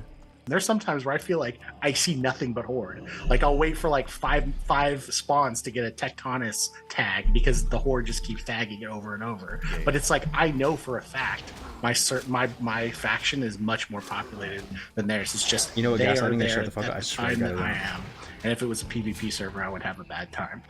And so, oh, there it is. It just it's always just kind of a perennial thing with PvP servers that while the total population is equal, where you are at that moment may not be. Yeah. And also there's also, I think, kind of a snowball effect too. Like, you know, I know a lot of Alliance players have had a hard time with World PvP because they feel like they're super outnumbered. Well, I think again, not trying to gaslight, but I do feel like there is Gaslight. a sort of psychological thing that happens where the Horde, like if you win 99 times, there's nothing that will tell you won't win the 100th time, so you'll keep going and looking for that fight. Whereas the other faction, if you've lost a bunch, you may just be like, I'm just gonna hang out in town. I'm gonna roll in a group only, or I'm not gonna, you know what I mean? So I think that there is a psychological aspect to it. It's something that I think it's something that I think will never really perfectly be able to put like a pin on making it perfect on PvP servers, because there's just so many variables that can lead to in the moment where you're at having, you know, an unfair fight. And at the end of the day, all fights on PvP servers are almost all are unfair fights. Yeah, That's despite my kinda how best PvP efforts to servers make work. them fair, I agree. And look, it is a subjective experience. I do appreciate that. I mean, you know, I saw someone on Twitter just yesterday adding Tom, and you know, they were like, hey man, Lone Wolf is completely Horde dominated, let me transfer off. And I saw that tweet. I didn't say anything because I've been on a really bad aggressive tear on Twitter recently, and I was like, are you kidding me? Like, I play on Lone Wolf. It is like, my experiences are absolutely not Horde dominated. You're on drugs. But anyway, we'll move on, because as you say, it varies from person to person. Well, a slight move on. Tim, I'll throw it over to you, mate. And just to tie off this point, Hopefully they don't just talk about Saad the entire time. Tim, you know, What are you talking you've about, been Aaron? so Sure. kind and jumping in on a bunch of Countdown to Classic recordings lately, and we love having you there and chatting with you and having your input thrown in live in the moment. It made me think about sort of some of the interactions that you, or some of the feelings that you might have had when you hear commentary about the team making the game, because so much of this BRM PvP stuff, you do get those comments about, you know, and you guys, hopefully it's water off a duck's back at this point, where you get a lot of like, does the team even PvP? All these PvP events seem to be made by people who don't have that much experience with PvP. What's going on? When you see comments like that, Yo, I do think that's kind of true though. They need some more Zoomer energy. I don't know. Wait, hold on. Maybe I need to think about this before I say it. Based on what you've seen on the classic team, like, yeah, they don't seem like PvPers. You know what I mean? Like, I think they're good people at heart. Like, I think that they're vanilla guys at heart. Like, especially these two. But like, these two guys balancing PvP. You know what I'm saying? Like, you kind of need like a consultant, bro. They need that Bobka. They need like Bobcon, that independent contractor agreement, where they pull them into a Discord and they're like, "Yo, can you look this over really quick? Make sure we're good." see them? What's the discussion? What's the feeling within the team when you see that? Can I take your order? Sorry, boys. Sorry. At least the ads are quick though. They're like little 5-second joints. A wide variety of people at various experience levels on our team. We have folks who are hardcore PvPers who have done the original Grand Marshal. See what I'm saying though, dude? They have folks that are hardcore PvPers, and then the example is that have done the rank 14 grind. Like, I love the 14 grind. I've said it a bunch. Like, I think there's people are way too hard on it, but that's not what you need though. Like, you do need like a little bit of that arena Andy, like type of like, you know, more that like, yeah, like I said, Bobka or something like that, or bring in. Anyway, Warlord climb in the original era, in 2019 era, and we have hardcore PvEers, we have casual players, and so we poll people about these things. We're actively having those discussions about, you know, whether or not we should shut the event off entirely, and then try to play it out from there as well. It's like, well, is it actually the bonus honor that's forcing people to act these ways? And we talk to the people who might be actually ganking people in Blackrock Mountain, who are on our Got team. a couple of griefers participating. on our team. Yeah. Maybe a little bit. Maybe a little bit.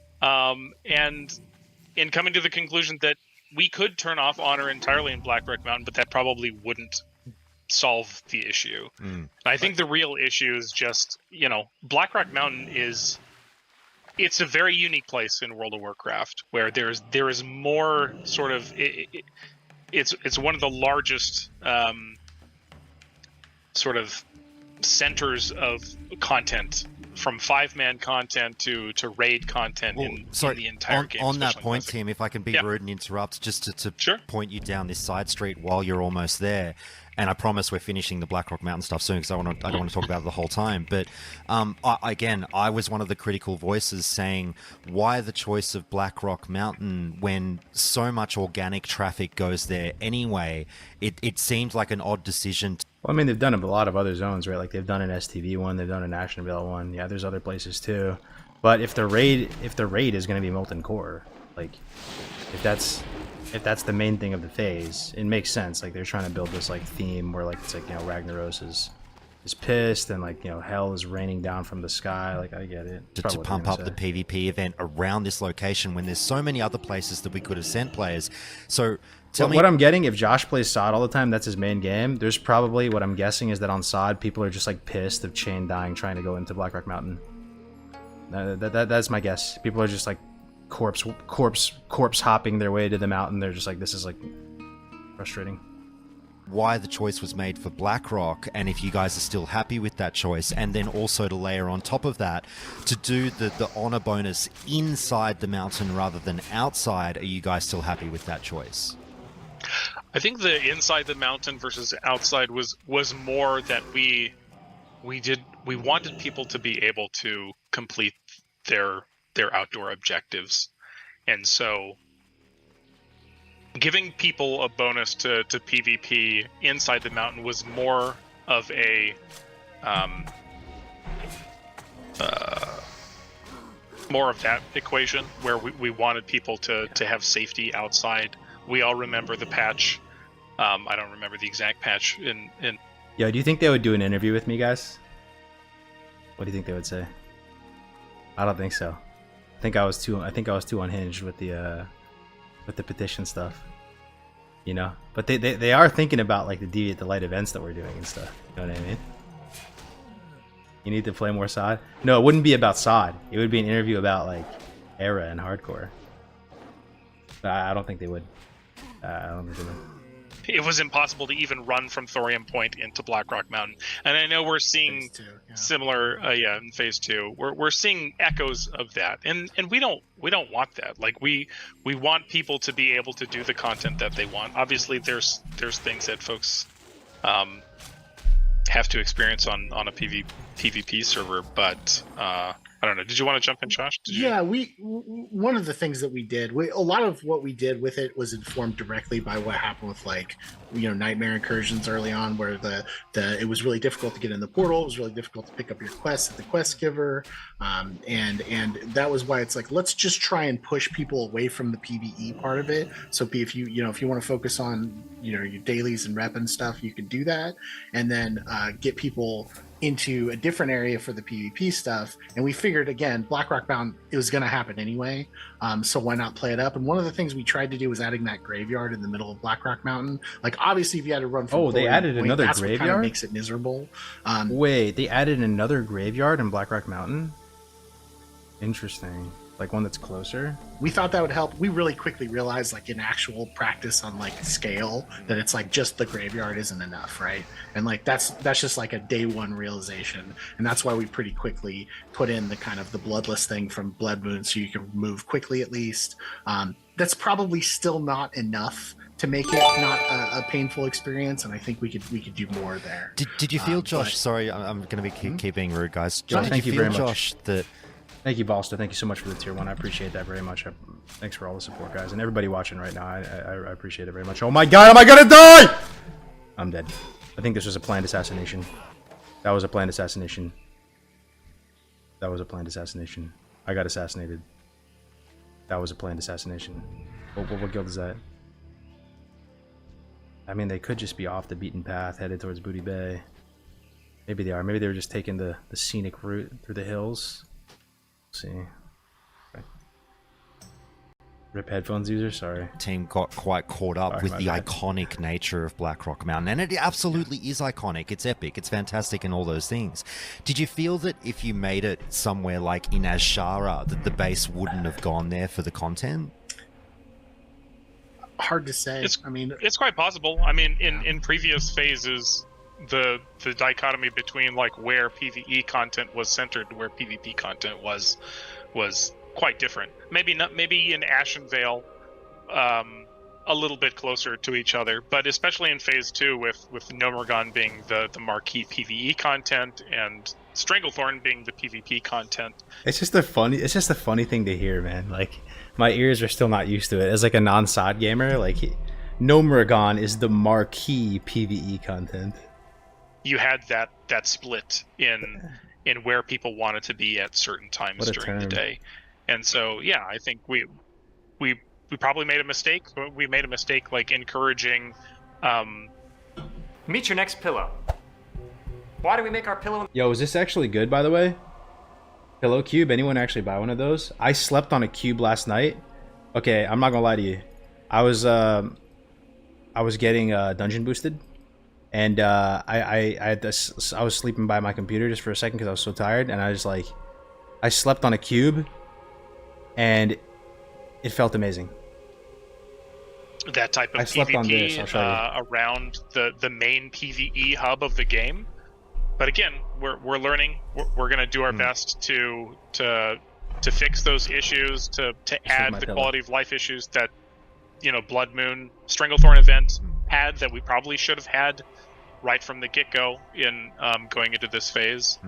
So we're working as fast as we can to remedy those mistakes. We're gonna learn from witnessing firsthand what it's like to have a PvP event right on top of the most busy PvE hub of the phase, and hopefully in future phases we can be more thoughtful about that implementation and where those places of interest are and how they overlap. Too easy, guys. We'll move on. Look, I'm not trying to obviously. 17 minutes though talking about the Blackrock Mountain. Oh, as a non-sod player, it's so uninteresting to me. You know what I mean? I admonish you guys and get mea culpas like that, squeeze them out of you like juice. But there's just there are some tough topics sort of at the top here, and I appreciate time is already waning, but we'll move on to the next one and just talk about, Tim, to keep you rolling now. This would be more your field than Josh's on MC. Sure. I'm really intrigued. We rarely get these moments where we get to sit down with devs and sort of talking about the making of raids, and appreciating that you didn't make MC, you made this version of MC. And we've also had the level up raids along the way that you obviously had a great hand in designing the encounters for. So we'll take an opportunity of the 5 to 10 minutes we get to talk about this with you, and just say, look, mate, you sat through that Countdown to Classic recording the other day with the hardcore raiders really giving some pretty vigorous input on Heat Level 3. We didn't get to talk about Heat Level 1 as much as I would have liked, but you heard everything that was said. How did you feel about how players are taking? Yo, is Heat Level 1 separate from just doing it normal, or is it if you just do MC, it's Heat Level 1? Taking in the heat levels already and their relationship with fire res and everything, and taking into account how you designed all the encounters. I mean, it's tough because I think that, especially in the Discord discussion that you're referring to, there's a certain pedigree of player, and a lot of people might not fess up to it, but people who are participating in podcasts talking about, even having verbal discussions about content are a very different type of player than probably the majority of people who are participating. They're giant nerds. Let's just call it out. Yeah. And that was one of the things that we were talking about. Is who is this content for?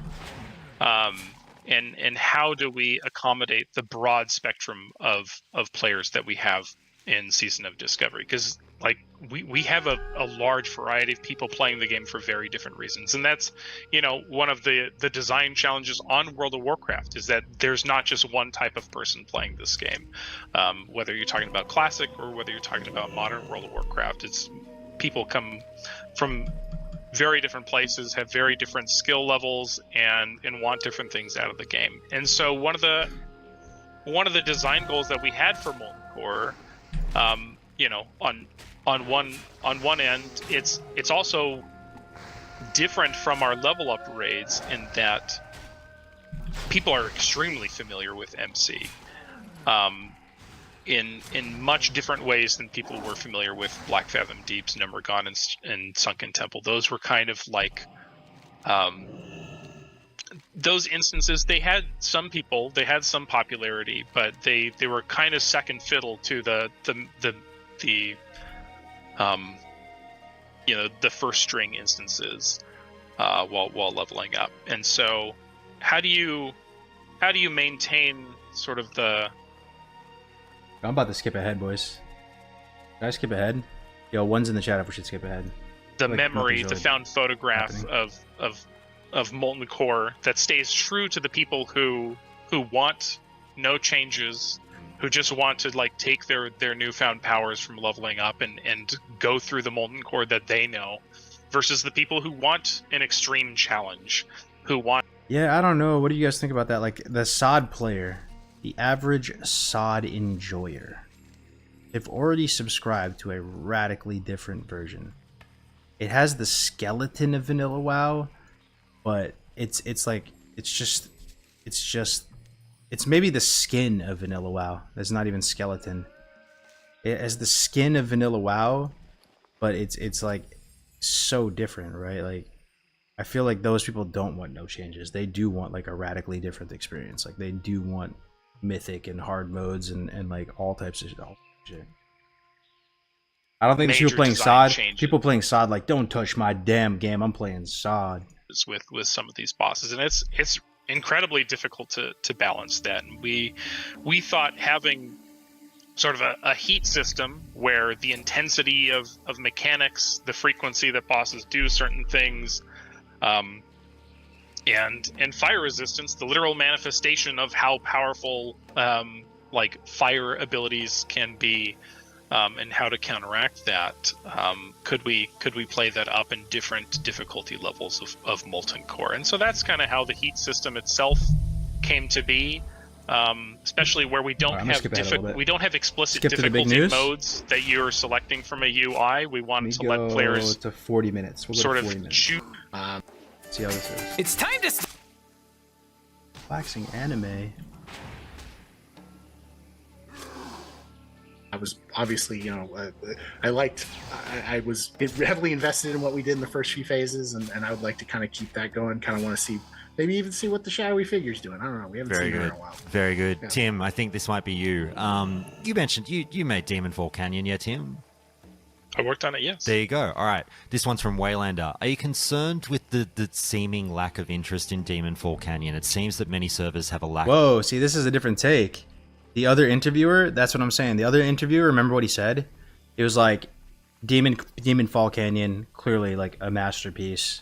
Amazing, very well received dungeon, very popular dungeon. Thoughts on this very popular dungeon? Josh is coming at it from the opposite standpoint. Like, any thoughts on this like dumpster fire of a dungeon? Mainly I don't know, because the like- gear seems to be melee focused. Casters and healers are more reluctant to run it more than one time. Is this something that will be considered for future new content? Yeah, I mean, it's funny because you can make the most amazing encounters and the most interesting dungeon itself, but if the rewards aren't set up in such a way that's enticing, then it could work to the detriment of the instance itself, like you brought up. I think that, however, there are a lot of interesting utility items that may become more valuable down the road in Demonfall Canyon, and I would argue that Demonfall Canyon isn't very popular. It might be not popular for some classes, but I think just looking at it, it might not be as popular as Upper Blackrock Spire or Scholomance or something where you get tier 0 explicitly from. But I think more people are running Demonfall Yeah, Canyon than are Dire Maul. I saw this question. More people running. Okay, more people running Demonfall Canyon than Dire Maul. I like that statement. There's more people running Demonfall Canyon, which is one dungeon, versus all wings of Dire Maul. That does mean it's popular. The gear is probably insane.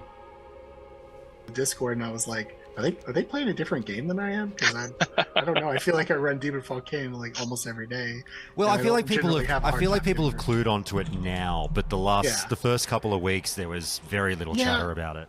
You know, I think part of it, honestly, and like Mr. GM actually made a tweet about this, and I kind of like read it, and I was like, yeah, you know, you're right. That he said something like, it's amazing to me that they didn't promote this more, and it's like one of those things that this is something we struggle with a lot in Season of Discovery of. Like, what do we keep secret and what do we try and hype, and you know what, trying to find that line. Yeah. And that's almost one of the things that we could have a whole, and we will probably have whole retros on like what's the right amount of playing it coy and what's the right amount of getting things out in front of people. Yeah. And I think it did fly under the radar because it wasn't really a front and center feature. It was something we kind of teased. And is that a good thing? Is that a bad thing? What are your guys' thoughts on Demonfall Canyon? Is it fun? Like, I know some people were saying that it looks too copy paste to them and it looks like generic and all this. I mean, I like the how it looks aesthetically, like visually it looks really cool to me, like demonic vibe, but like, is it fun? Is it good?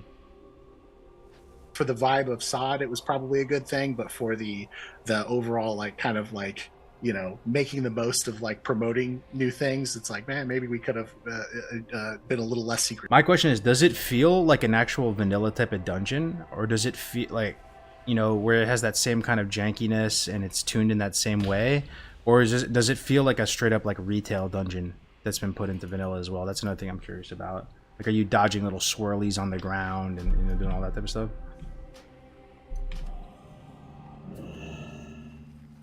You know, On There's this, something we had a lot of fun making, though. I don't know. I can imagine. If you go ahead, Josh. No, I can imagine. yeah, Sorry, agreed. finish that off for sure. Yeah, just it was originally part of one of the content designers' rune acquisitions for Priest. It was born from an idea where he just wanted to utilize that section of Ashen Vale, and we're just like, you know, you have all these cool enemies that you want to put in here, like ideas for those enemies. Why don't we just make this a dungeon? And so that idea was born. We got paper designs out in just a few days. There are 3 encounter designers.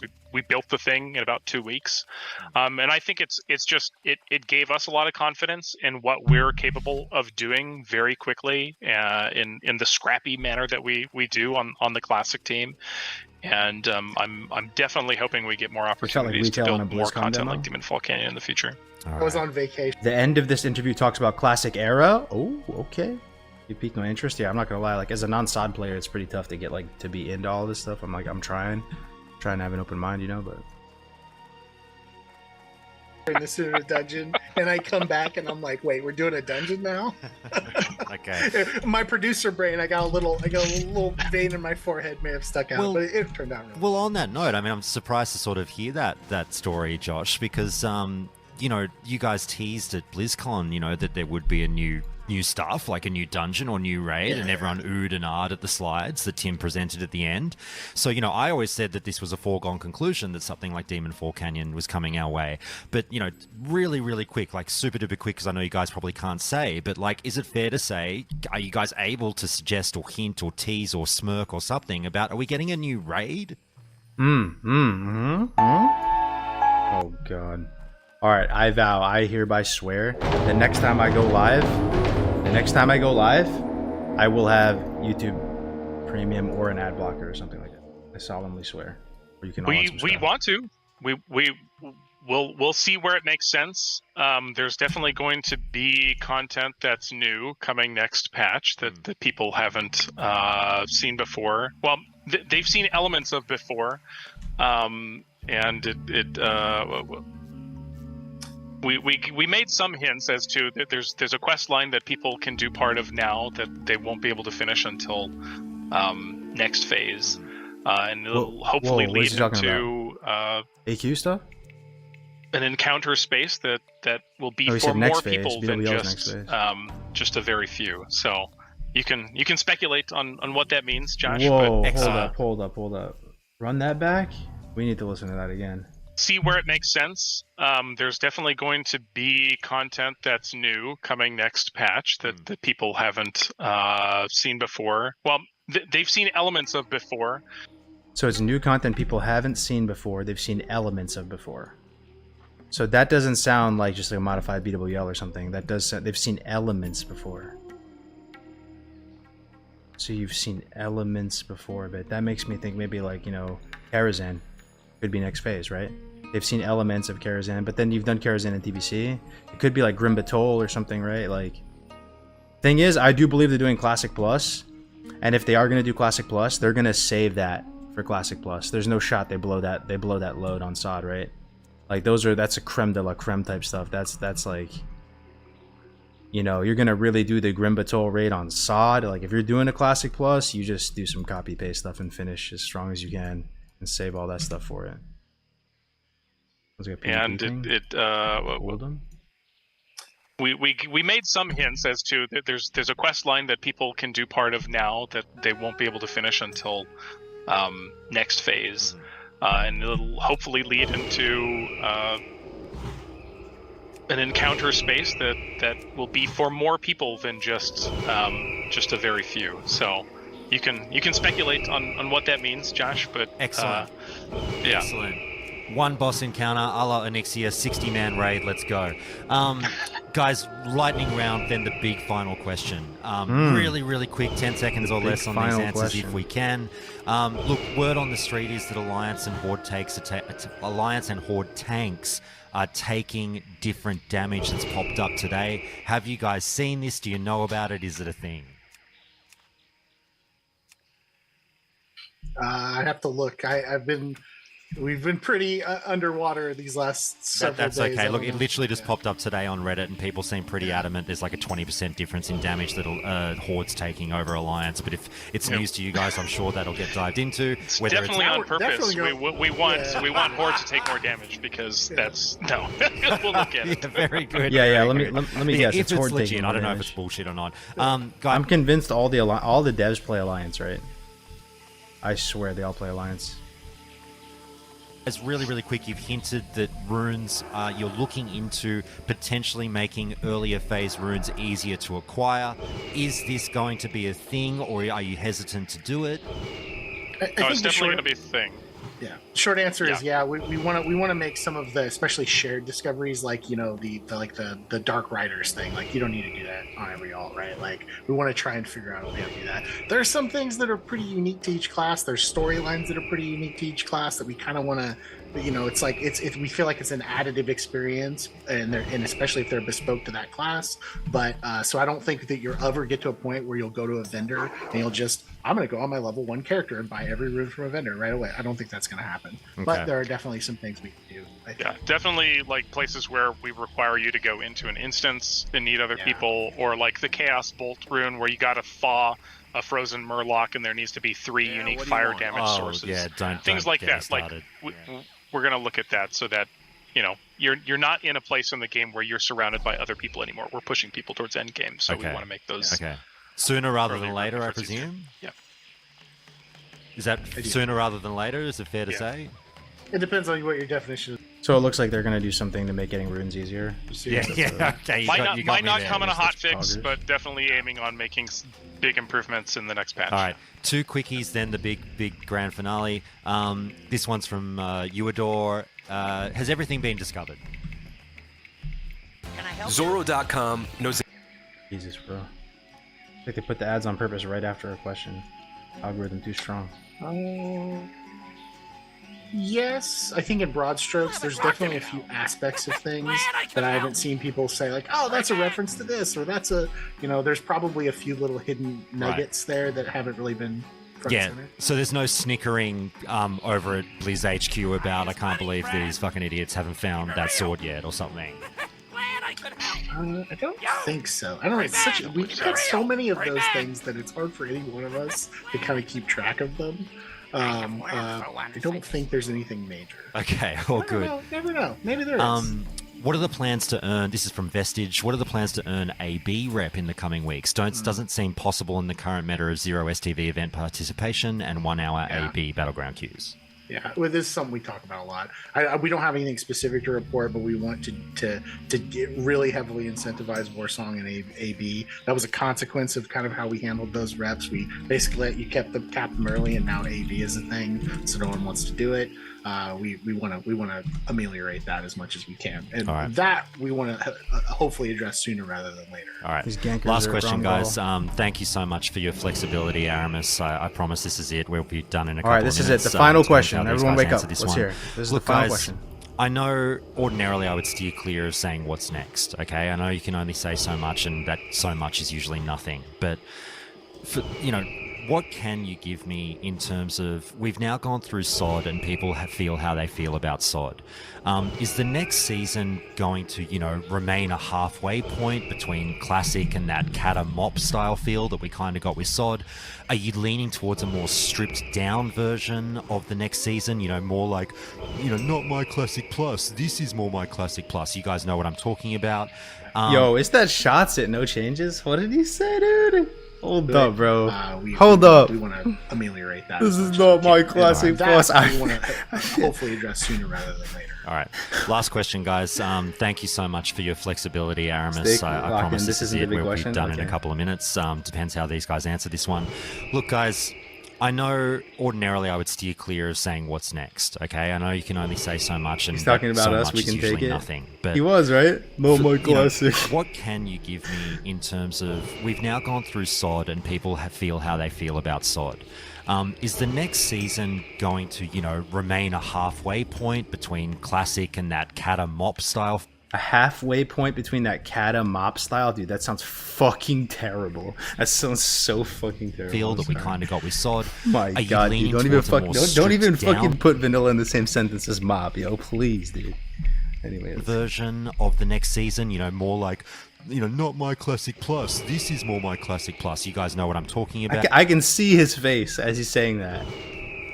I can see it. I can visualize it. And also layering on top of that, I think it's a foregone conclusion. I've been saying it for a while that we'll be getting a fresh vanilla, server from you guys at some point in the future. Ooh. Are you able to say with like, yeah, you should feel good about that, or what can you say? Okay, eye contact. We're analyzing.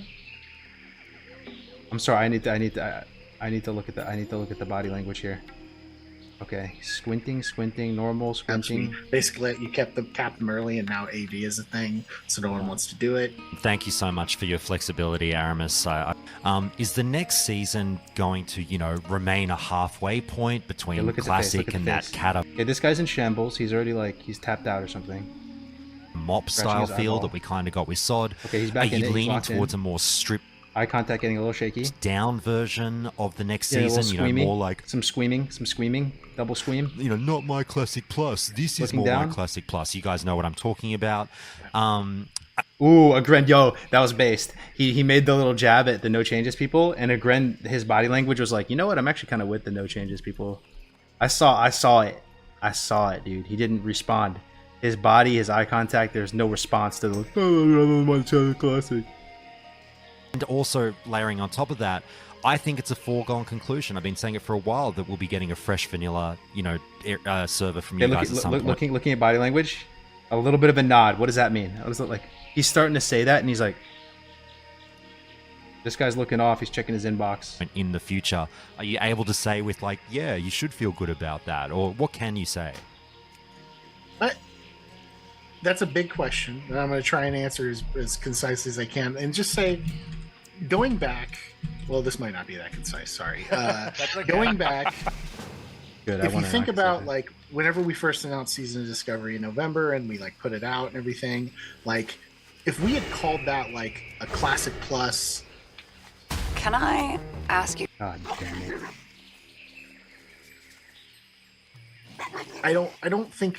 I think that would have landed different, and I think we would at this point be in a place where we're not particularly happy with that as classic plus, right? One of the things that is extremely valuable about Season of Discovery is that it lets us take chances, it lets us do things that we actually think won't really work all that well. We're not obviously deliberately trying to put out stuff that doesn't work, but we do like to see kind of what is the boundaries, what are the. I mean, dude, right off the rip, he's not even answering the question. Okay, I don't think Aerofresh is coming, bro. I mean, we'll see what he ends up saying, Chadley. But this is like he's going into the long con answer. Like, well, let me take you back. Like, yeah, not to dodge the question, but like, let me take. Like, I'm just guessing. Like, tinfoil. It's kind of tinfoil hat, but like, the body language around whatever we were analyzing before, when they were talking about, what was it? Like Classic Plus, right? They were talking about the next big thing. Oh, these guys are here. Oh shit, these guys are here. I've been looking for them. Those are the fucking griefer scums. I think I can 2v1 them. Oh, they're going in Booty Bay.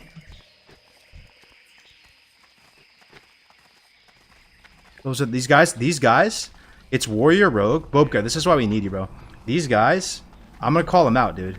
Their name is Tombs, and his buddy is Kazamakis. They're playing body type 1, helm on, cloak showing, Warrior Rogue, keyboard turning on this barrel.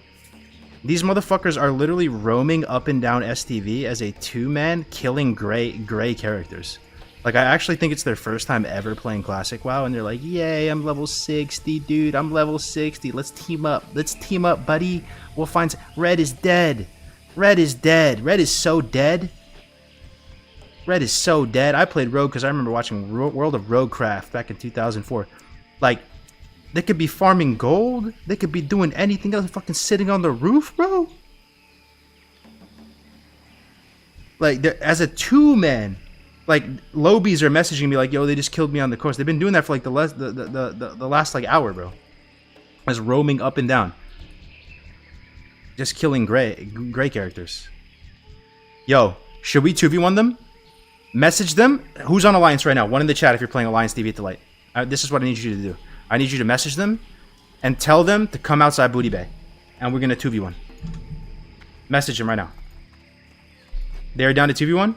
It's my friends? Okay, tell them to come outside. I should lose this, but I will do my best. I will do my best. And hopefully no one, like, you know, fucks with it. The 1v1, the 2v1. I'll do my best, bro.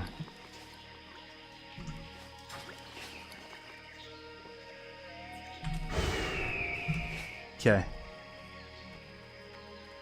Put my shaman here. As soon as they walk out that door, it's pretty much on, right? So here we go. No, we need to go further away from the guards. The guards are going to attack us here. And yes, I'm leaving you all in cliffhanger suspense from that video. Kite them up the coast, my boy. I'm just going to fight them right here, dude. Like, I'm not even kidding. These guys, as 2 level 60s. Prebis. They're like holding hands, like jerking each other off, running up and down the coast and the middle road, just killing like gray characters. Where's your PvP trinket? Good point. Yeah, PvP trinkets would be good, but it may not be super essential actually, because I'm going to be running BAP as my potion. But it is good. But yeah, I don't know if I have my net with me. Do I have net? No, I don't have net. Are they coming? I'll just wait here. We'll keep playing the video. Hopefully they come. They've been in STV tops 45 minutes. But like, I know they're your friends, but like, what are they doing? I'm actually genuinely curious. Like, is this like their first time ever playing vanilla or something? And they're just like, yo, how fun would it be if we just like teamed up Warrior Rogue and we just comb up and down the coast and kill like gray players, dude, for no reason. All right, here we go. Let's keep watching this though. Of like, can we nudge up against to see what works and what doesn't? And the what doesn't work is almost as important as the learning experience to us for what we want to do in the future is what does work. And so it's an exceptional opportunity to learn. And I know sometimes if someone encounters something they don't like, they get really frustrated and they get really mad at the existence of Season of Discovery, or if someone wanted something different from their version of, you know, like extremely. I need to refocus myself. I need to listen. I'm like not listening like properly. valuable about Season of Discovery is that it lets us take chances. It lets us do things. It lets us do things that we actually think won't really work all that well. Like, we're not obviously deliberately trying to put out stuff that doesn't work, but we do like to see kind of like, what is the boundaries? Like, what is the kind of like. I mean, this answers that though, right? You know, when people are saying, is SOD Classic Plus? What do you respond back to them now with? Based on what he's saying, it's not Classic Plus. They clearly don't view it as Classic Plus. They view it as a testing ground. It's literally their words verbatim. It's a testing ground, and it allows them to do stuff that they almost know won't work, just so they can confirm it's not going to work. I don't know if you fully believe what they're saying. I do believe what they're saying. I think that's the nature of a seasonal server, and that they're going to take some risks. You know, so people saying that this is Classic Plus, that is just like not how they're viewing it. You know what I mean? Like they don't view it as Classic Plus. But yeah.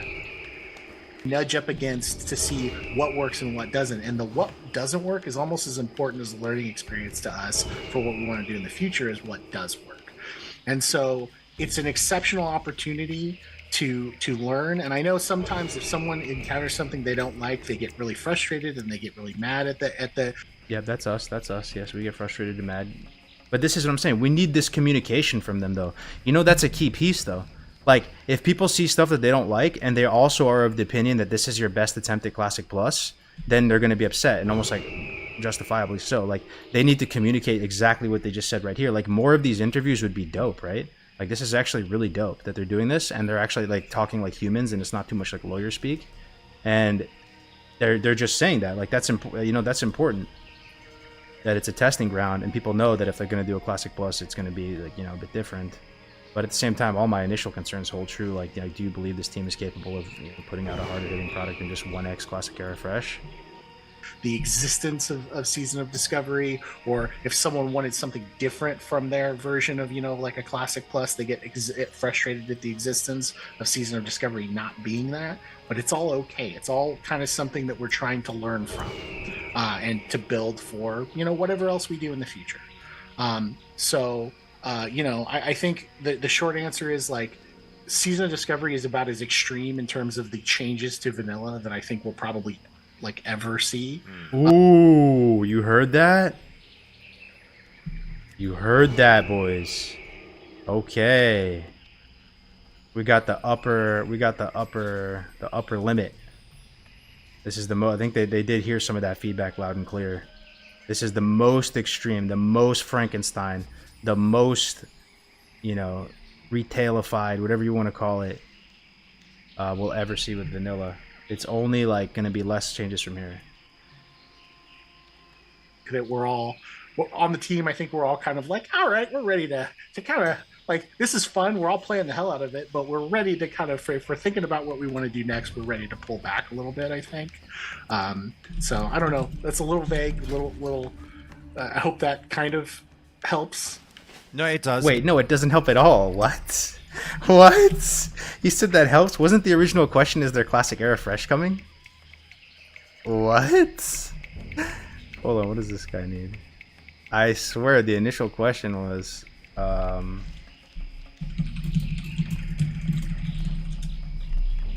just...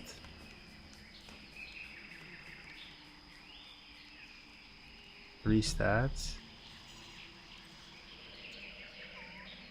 Oh, sorry.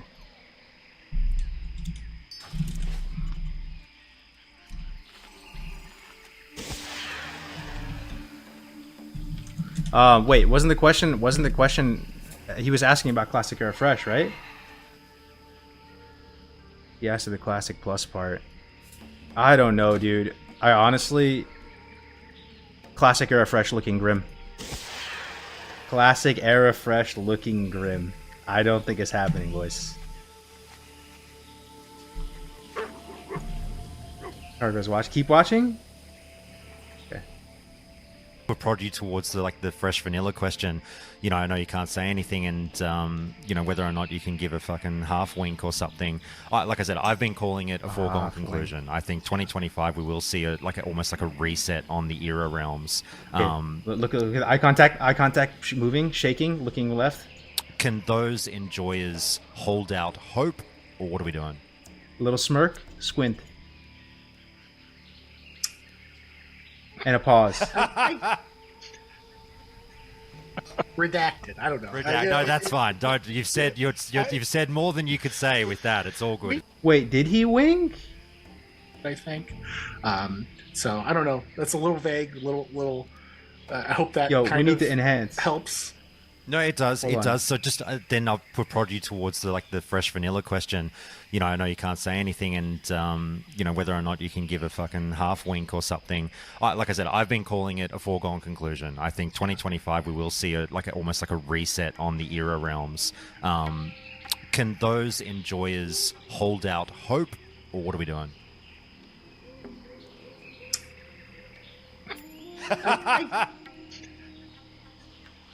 Redacted.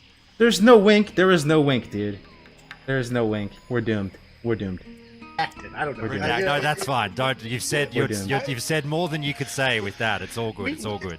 A fresh is something we've always we talk about it constantly. It's Yeah. something we would like. We talk about it constantly. They talk about fresh constantly. They talk about fresh constantly. That's cap. That is cap. That's cappuccino. That is cappuccino. There's no way they're talking about fresh constantly. do at some point. All good, all good. Look, guys, I think that I mean, Aramis, unless I can keep going, you know, I think, are we good, or should I push it the friendship even further? we should wrap it up here. Yeah, Thanks. all good, all good. Look, guys. Who is that guy? They just have like an overlord, like a Blizz overlord, just like watching them do this and just like chiming in. Thank you so much for your Oh, is it this other guy here, Aramis? time here. Please do give my bit. I'm sorry again. Like, I it's know the it new always Lugia turns into a Blaster? grilling. You guys must absolutely despise me, but Nah, dude. Okay, guys, like for real. Like, I want to be a bloomer here. I think we're doomed. I don't think we're. Oh shit! Are they here? Okay, hold on. I need to go here. Rocket on that guy. We fap. We do this.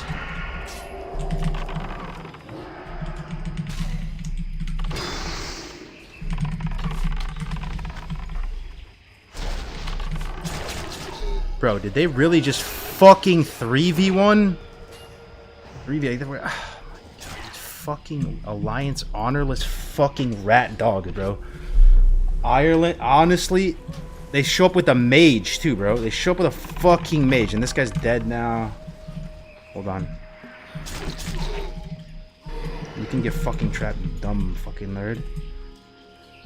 Dumb fucking nerd, bro.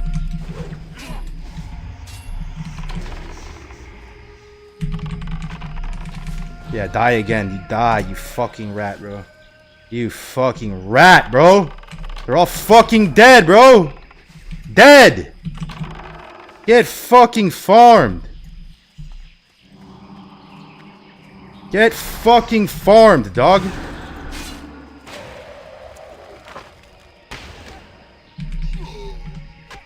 Yes, bro. Get farmed. Get farmed. Honorless dogs! Honorless dogs! Honorless dogs! Honorless dogs! Honorless dogs! Honorless dogs! Honorless dogs! Honorless dogs! Chill out with the toxicity? Bro, they can suck my dick. They literally fucking 3v1 me with a mage. They're literally RMP'd me, dude.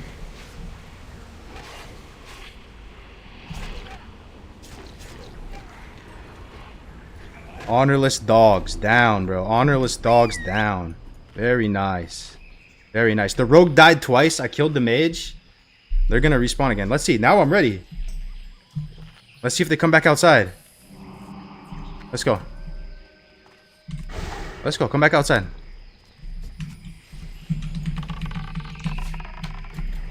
Come back outside. Let's go. Let's get it. Let's get it. Let's see if the honorless dogs want to come back outside, bro. There he is, right there. Come outside, bro.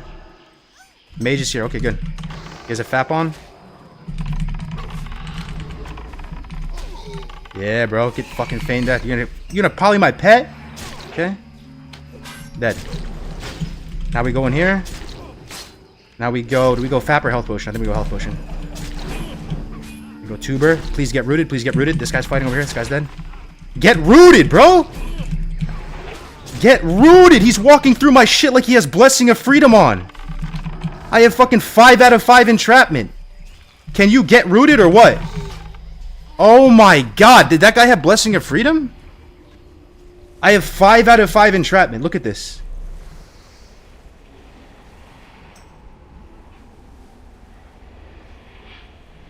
Bro, I have 5 out of 5 entrapment.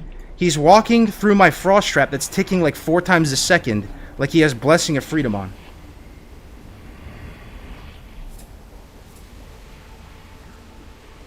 Am I tripping? Yo, thank you for the 1,000 bits. I appreciate it. Thank you. Blessing, don't give a fuck. He's cooking. Bring back the blocked screen, please. Okay, I'm still fighting though. Honorless dogs. We need an honorless dogs emote for sure. We need an honorless dogs emote. We need an honorless dogs emote. This guy, dude, I'll never forget. He's got the hidden talent. He's got the hidden warrior talent. Blessing of Freedom. Yo, is this Sod? Yo, guys. Is there freedom and is there Blessing of Freedom on warriors and Sod? Is it in this game? Okay, they're out here though. It's the warrior rogue. Okay, it's the warrior rogue. Here we go. I'm actually unironically down to just 2v1 them. Like, just warrior rogue without your mage. Like, you can just come out here and we can fight and it's gonna be fine. Just no mage, bro. Like, why is there a mage? Like, why do you have a mage out here?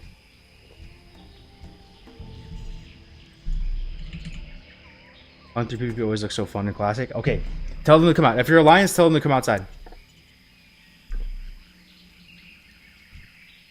Not gonna lie, it is fun. I'm a druid, Andy. I hope they won't do.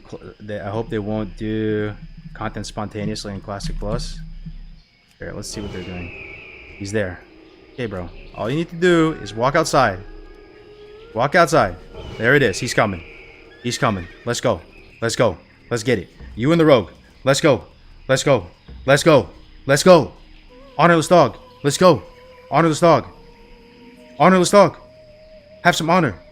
Be an honorful dog. Just walk out. Bring your rogue. Let's go. Let's get it.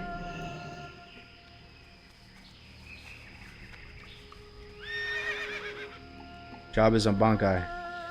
Are you need backup? No, I don't want backup. I want this and the dog water rogue to come outside and fight. Come outside. Honorless dog. Go. I'm standing right there. You have like 7 alliance. Look at this. Go, dude. Walk outside. Walk outside. Do it. Do it. W key. W key. I want the smoke. I want the 2v1. I don't even want the 1v1. I know I'll kill you like a rat in the street. I literally want the 2v1 or it's not worth it. The scalp is not worth it for me. I want the 2v1.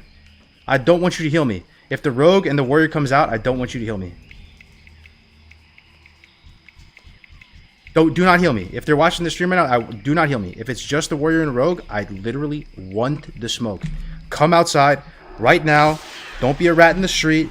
You've been killing lobies for the last hour at level 60. Combing up and down the coast. Killing lobies. Let's go. Let's go. Rats in the street, yes. But you think these guys are going to be honorless dogs? You think they're going to help out? They're coming right now. You ready for this shit? They're coming right now. Let's go. Yes. Yes. Yes. Yes. Walk closer. Yes. Good job. Yes. Yes. Walk closer. What are you doing? Walk closer, bro. Are you that scared, dog? Like, are you literally that scared? Oh, look, I'll come over here.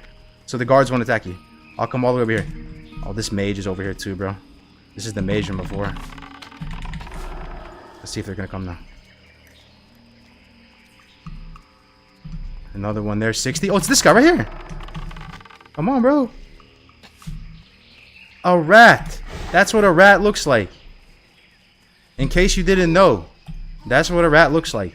You walk up and down STV for an hour straight, killing gray fucking horde, completing like their fucking Hemet Nessingwary like quest, killing Elder Stranglethorn Tigers. I'm telling you, I will 2v1 you right now. Walk outside with your tier 2 helmet, and your Brutality Blade and your Warrior with your double Dalrens and Executioner helmet and fight me like a literally 2v1 me.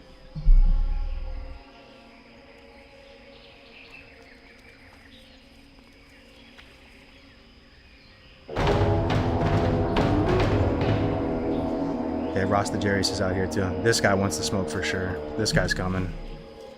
This guy's coming for sure. But I want the 2v1. Like, I'll fight you as well, Ross DeJarius. We've had a lot of fights. But I literally want the 2v1 versus Kazumaki and this guy. That's who I want. Those are the scalps. Those are the ears I want around my necklace. These are the ears I want. I want this guy's ear. I want this guy's ear. I'll wear them like a fucking voodoo necklace. Come. Come, Kazumaki. Come, Tombs. Go. You guys are holding hands, jerking each other off the whole time it has to be for the last hour, killing great characters. I'm right here, bro. I am right here. I am playing Hunter. I am in PvE gear. I am playing Hunter. Come through. Rasta's trash. He's actually pretty good. He plays Rakasa on Horde. I actually kind of have a respect for him now. He's not an honorless dog. He actually does just do 1v1s and stuff. Okay, this is the last call before I have to move on. I'm telling you, this is your chance to come embarrass the streamer. Kazumaki, Tombs. I'll let you get the stealth. Open up. I know Rasta Jarius wants to smoke. He always does. But I want these two scalps. These are the scalps I want. I need to add this to my collection, dude. Kazumaki, Tombs. Druid versus Mage and you won? This shit is hilarious. I had to hit hollow for it. Argo's gatekeeping for the lobbies right now. You guys are pussies, man. What's with the homophobic comments? I didn't make any homophobic comments. What did I say? I called them honorless dogs and rats in the street. And that I want their scalps and I want to wear their ears like a necklace around my neck. Dude, like, it's just come on, dude. What are they doing? Can you message them, guys? If you're on Alliance, just tell them to come out. Just tell them to walk out a little bit more.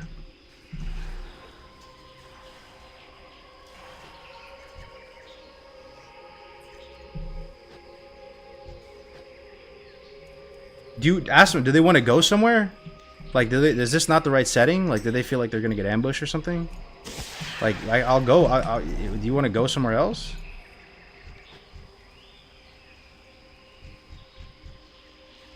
Back up more.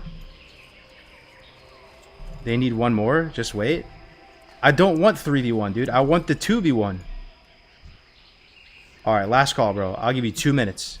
2 minutes. This is your chance, bro. Like, you can press your buttons and have a nice moment, bro. You can embarrass the streamer. 2 minute, bro. Let me see his gear.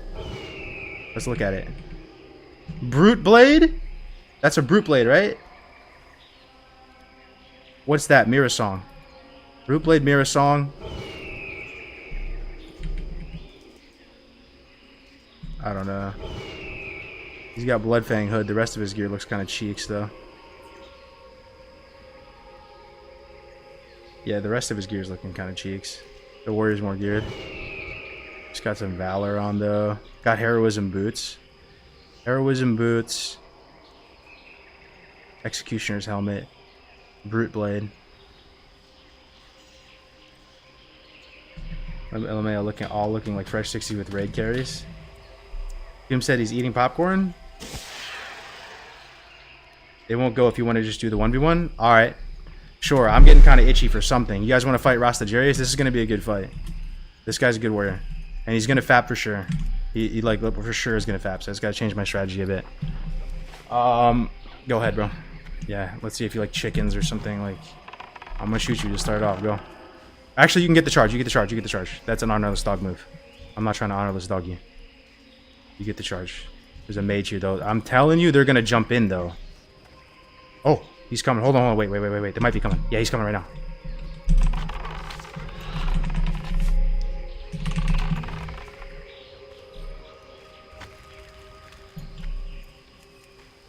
Dude, what is that fucking move, bro? Like, I almost feel bad now. I almost feel like they're like 14 or something, and they're like kind of like getting upset or something. It's like, what is this energy? Like, your boy just walked out on the mountain. You're like fucking backpedaling into the wall.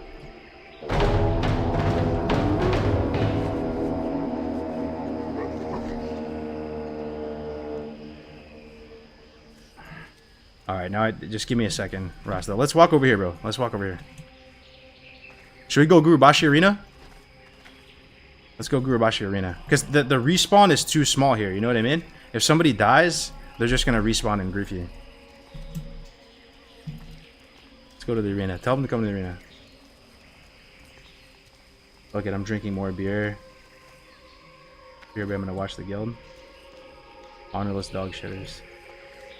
The interview asked a question at Grand and the other guys just paused for a long time and they say redacted. Yeah, we still got to look at that. My bad. But my general feeling right now, guys, is there's going to be no Classic Era Fresh. And am I the only one feeling that way, or does anybody else feel that way? The way they responded to the question, it wasn't like hype. Like there wasn't any like giggles under their like, you know, it was. They're looking away. It's a little bit dismissive body language. They like change the subject. What do they call that tactic when you're like in an argument or something, or it's like you know, you divert it away. You start talking about something a little like, you know. And Josh is saying, oh, it's just a foregone conclusion. There's going to be Classic Era at some point, right? Like, he's going into it thinking that, like, it's going to for sure happen. Deflect, yeah. I think they parried it. Deflecting. You're focused on Classic Plus, probably. Alright, this guy's got rank gear. Is he 14? I don't even know. He's got 13 gear for sure. Alright, this is an actual honorable 1v1. If I win or lose, it's going to be an honorable 1v1. Here we go. Do we go... I need to go trinket. 1 second. Let me just get my trinket on. An honorable 1v1. Please, no one interfere. This is that Shaman Rakasa. He's going to fap for sure. For sure going to fap. Make sure my pet's good. I have trinket in 15. I will let you get the charge, good sir. And he is a warrior. Let's just keep it 100 right now. Who wins this? I should win this. If I don't win this, I'm kind of dog shit. Let's be honest here. Like, but he's gonna have FAP and he's gonna get the charge on me. So it is what it is. Charge when ready, bro.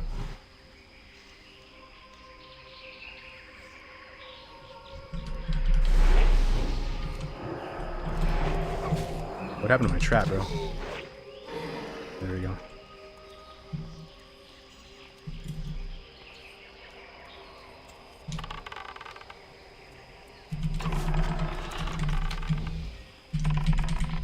His FAP should be off soon. I'm gonna do this.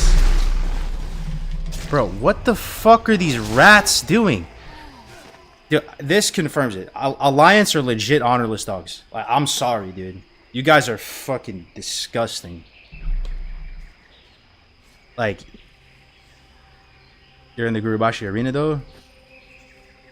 How did you not expect that? That's all I'm saying. I mean, sure, you can kill me. I'm just saying, like, this is just, like, weirdo behavior. Like, just let us play. Let us do a Makara. Isn't that cool?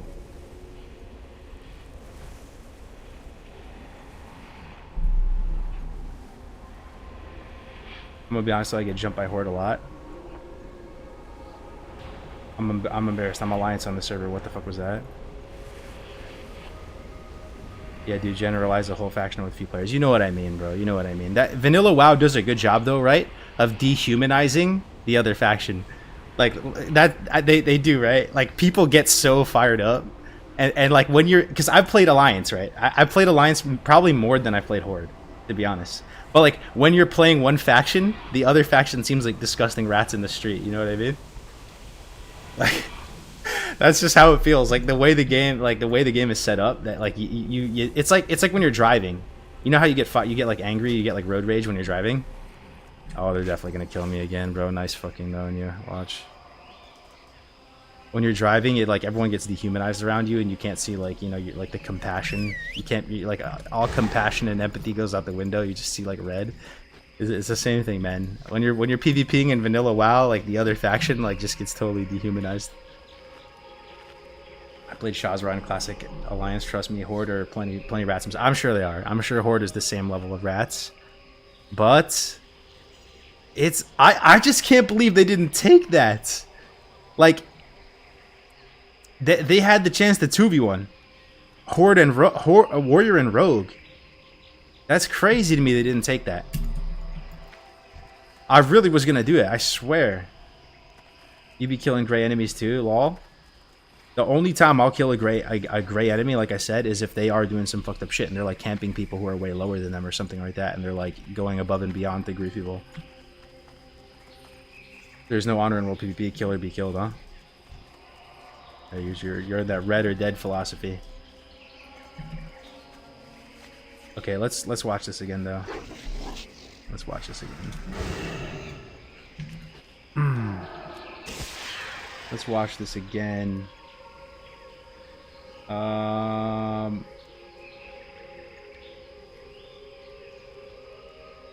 Okay, sure.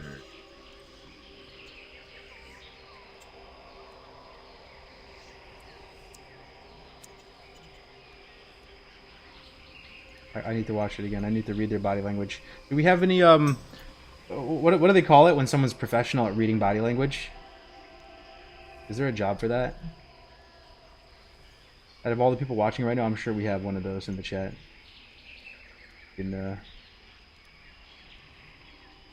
I need body language analysis.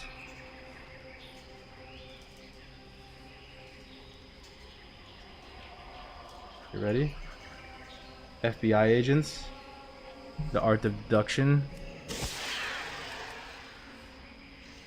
Okay.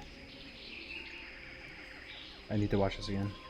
Like, we're not obviously deliberately trying to put out stuff that doesn't work, but we do like to see kind of like what is the boundaries, like what are the kind of like, can we nudge up against to see what works and what doesn't, and the what doesn't work is almost as important as the learning experience to us for what we want to do in the future is what does work. And so it's an exceptional opportunity. Okay, so like look at how they're talking right now. Like look how Agrend is talking when he's talking about like just other neutral stuff, like neutral information, talking about, you know, SOD and how they do stuff. He's a little more like animated, almost to like learn, more and relaxed in the sometimes face. if someone encounters something they don't like, they get really frustrated and they get really mad at the Just take a snapshot of this type of body language Season for a of second. Discovery, or if someone wanted something different from their version of. Yo, this other guy totally checking his inbox though. 100%. Oh, he's over here. Classic Plus, they get frustrated at the existence of Season of Discovery not being that, but it's all okay. It's all kind of something that we're trying to learn from, and to build for, you know, whatever else we do in the future. You know, I think the short answer is like Season of Discovery is about as extreme in terms of the changes to vanilla that I think we'll probably like ever see from that, and I definitely think that we're all on the team. I think we're all kind of like, all right, we're ready to kind of like, this is fun, we're all playing the hell out of it, but we're ready to kind of, for thinking about what we want to do next, we're ready to pull back a little bit, I think. So I don't know, that's a little vague, little I hope that kind of helps. No, it does. So just then I'll prod you towards the fresh vanilla question. You Fresh know, I know vanilla you can't question. say anything, and So he you know, whether or not you can reminds give a him of the fucking fresh vanilla half wink or question. Something. Like I said, I've been calling it a foregone conclusion. I think 2025 we will see almost like a reset on the era realms. Wait, so he already asked Agrend and them about the fresh vanilla servers, in addition to something else. You guys said it was like a two-part question, right? So he answered only half of the question so far, and Josh, the interviewer, had to bring it back up again, like, oh, just to like ask you again about the vanilla era question. It's a foregone conclusion in my mind. Just see if you can detect anything like body language. I feel like there's like a sinking feeling, like just the way that they're like responding to it. Can those enjoyers hold out hope, or what are we doing?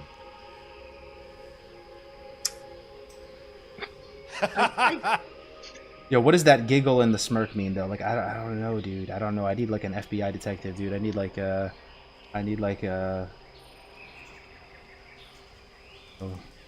that woman detective from Hannibal. I don't know. No, that's fine. Don't. You've said more than you could say with that. It's all good. It's all good. A fresh is something we've always we talk about it constantly. It's something we would like to do at some point. All good. All good. Look, guys, I think that it's something that we'd like to do at some point. What does that mean? Read between the lines. It's something we'd like to do at some point.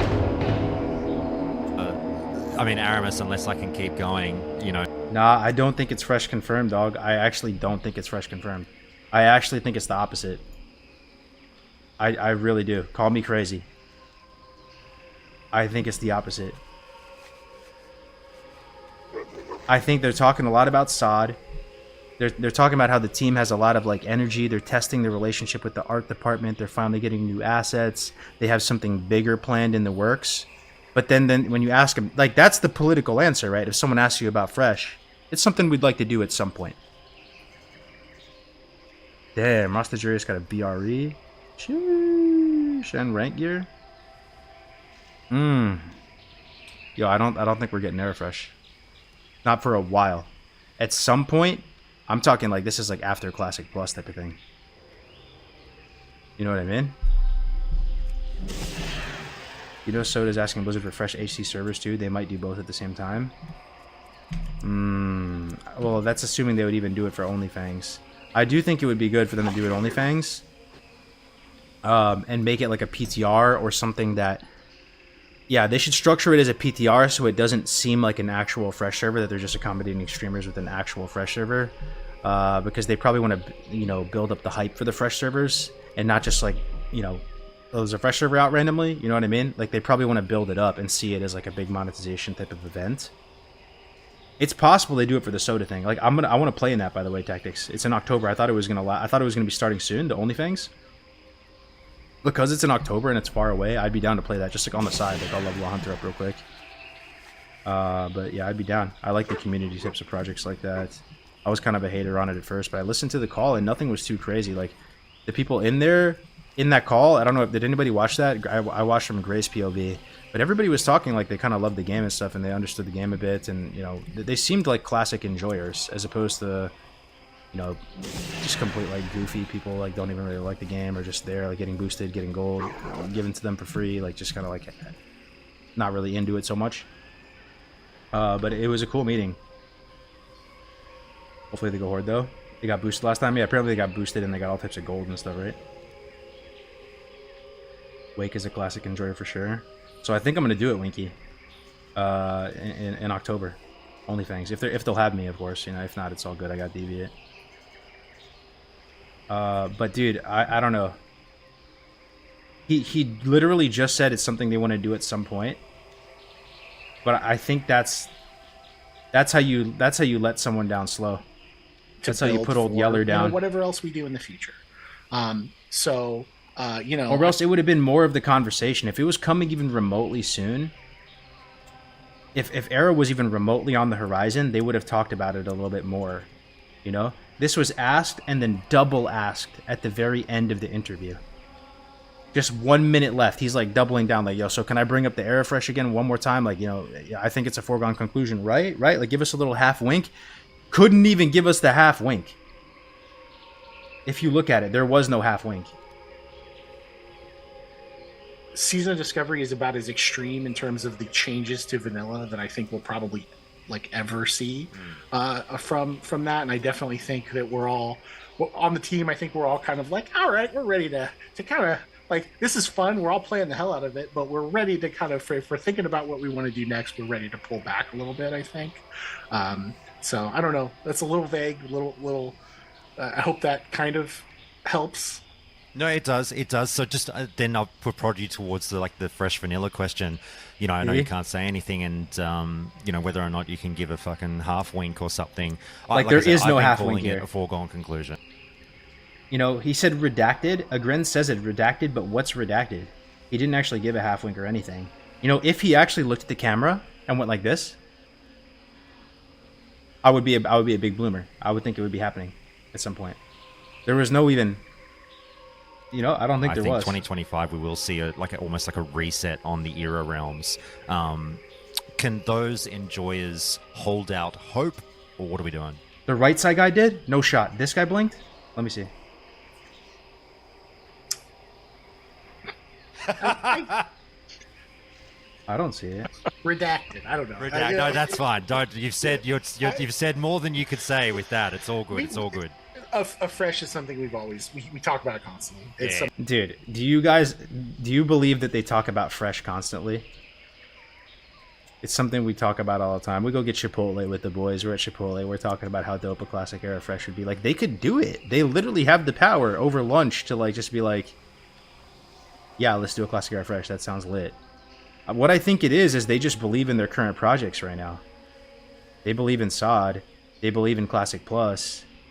It's on their radar, but like they're not like hyped up about it at all. Like there's no to them. Okay, think about it. Put yourself in their shoes as the developers.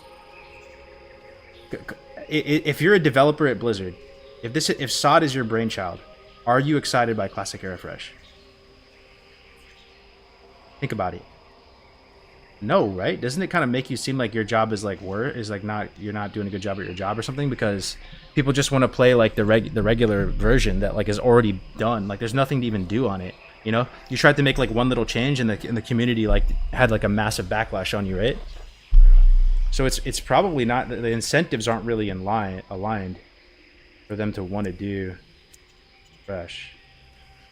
Fresh is sadly something they want to have as a backup when they fuck up. My dad works on the Classic dev team. He said Classic Fresh is not happening. Okay, well that confirms it. Thank you, Walter White. Appreciate it.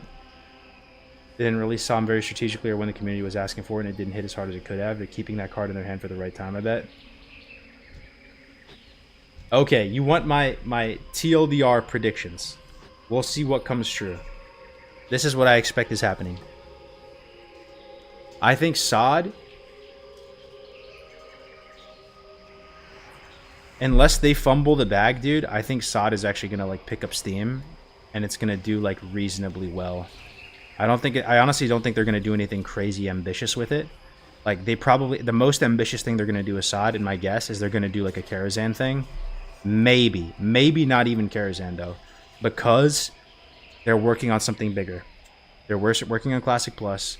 They're building the relationship with the art team. They're getting funding. The team is in the driver's seat. They're locked in. They're excited. They have energy. It's like startup vibes. They want to show the community what they're capable of with the Classic Plus. I don't think Classic Era Fresh is coming. I think Hardcore Fresh is possible because Sodapoppin and all these people actually do have like a big platform, right? Like when Soda streams is like 2K, and like this is like a massive like content Andy thing that like, you know, is good marketing for the game. So I actually think a Hardcore Fresh is more likely than Classic Era Fresh. That's honestly how I feel. I think if Sodapoppin directly messages the devs and is like, look, I have all these streamers buy in, they're all gonna play OnlyFangs. We need a Hardcore Fresh server. It's gonna be huge. Like, can you please just set up a server for us? I think that will be more of a splash on their radar than just running back in Era Fresh. But I do think Classic Plus is coming. Era Fresh won't be something until next winter. But it comes back for like 2 days, and then people think HC Fresh is gonna hit. I mean, okay, predictions on OnlyFangs. Is it gonna be a success? This is not my first rodeo, bro. I've seen how this shit happens. I think, and I've played hardcore before. I think it's gonna be a success. It will be, dude. People love that. The viewers, they love that type of content. The hardcore, one life, I'll just 1 to 60, 1x, the deaths, the memes, the do somethings, the like. I see no way it's gonna flop. And you know the smartest thing that Sodapoppin is doing? I honestly believe the smartest thing he's doing is he's actually putting it way in advance. It is so much better than it starts in October than it starts now. Trust me. Trust me. It's the same thing like with private servers. It's the same thing like with summer 2019. It's the build-up. It's like the announcement. It's the hype. People start doing runs to practice. The word starts spreading. Like, I don't know if he's like super 5-head like that. He probably is. I mean, he's been a big creator for a long time. That's the best thing they did, is making it later in the year, like months away. It creates that like desire, that drive to want to play, and you can like schedule things properly. And he's timing it for after when War Within is like kind of the dust is settling around that. Yeah, exactly. I think that's pretty smart, man. So yeah, I think OnlyFangs is going to be a big hit. There's going to be a big hardcore resurgence. Deviant Delight is still home though. I have an obligation to the people here on this server that have like invested their time, and like, you know, I want to see this server through. So if I play OnlyFangs in October, I want to try to be clear that those are not my people. Like, you guys are my people. The people playing on Deviant Delight, you know. You guys rolled here when vanilla hype was low, and all this stuff was out, like coming out. Like, OnlyFangs for me is like a fun thing to do. Like, if they'll have me even. like as a side project and being able to like, you know, participate in a community thing like that, a hardcore thing. You know, I missed hardcore launch, so I didn't really get to play in that. And a lot of my friends like Grays and Ompi and all them are playing on it, right? But yeah, Deviant Delight is home. Horde or Alliance for OnlyFangs. They haven't announced it yet. My guess is it's going to be Alliance. Most people are voting Alliance. Some people are voting Horde, but it's probably like 60-40. And yeah, I think it'd be better if it was Horde because it's uncharted waters, you know, and it's going to be a little bit more difficult with no like paladins in the mix. I think it'd be better on Horde, but my guess is they're going to go Alliance. It's going to be October. BD for life. Fuck PvP server though. Yeah. I don't know, man. That's the thing. We are the people that enjoy Era, and for them Era is the best version of the game. We are a tiny minority, right? Yes or no? Like, are there more people that love SOD than people that love Era? They're just loving it. They're having a good time playing SOD, raiding every week, eating it up, bro. All the changes. Blackrock Eruption hype. Blackrock Eruption hype. Yeah, we're old and we're literally dying. Damn, that's rough. Imagine raiding Horde on hardcore. People just follow the flow, even though SOD is shit. They have girl streamers playing. It's gonna be Ally. They ain't gonna want to play Zugs. If you're a girl, what would you play? Dude, I'm gonna get in hot water anytime you talk about gender or whatever. I'm just telling you, like, what would my wife play if she played Horde? I actually do know this. She played Undead. Undead's kind of that cute. You know, right? Like that's kind of that's like the dainty one on Horde. I mean, the orc BT2 is kind of, you know, Undead female on top. I feel like some female play Horde, to be honest, not that uncommon, at least in retail. Yeah, but there's Blood Elves in retail, bro. There's Blood Elves. So if I understand this right, by fresh, you mean you want all classic Era players to start over. Does that sum it up? No. By fresh, like, you don't have to start over. Like, what White Main is still going to be going. All these servers are still going to be going, but there's going to be a new server to roll on. You know what I mean? But, I don't know. I hope I'm wrong, but I don't think Classic Era Fresh is coming anytime soon. I think Classic Plus is coming sooner. They talk about Fresh all the time. I don't know if I believe that. Yo, is it possible that the people that want Fresh in general too, just the concept of Fresh, is that niche? It blows my mind that that's the case.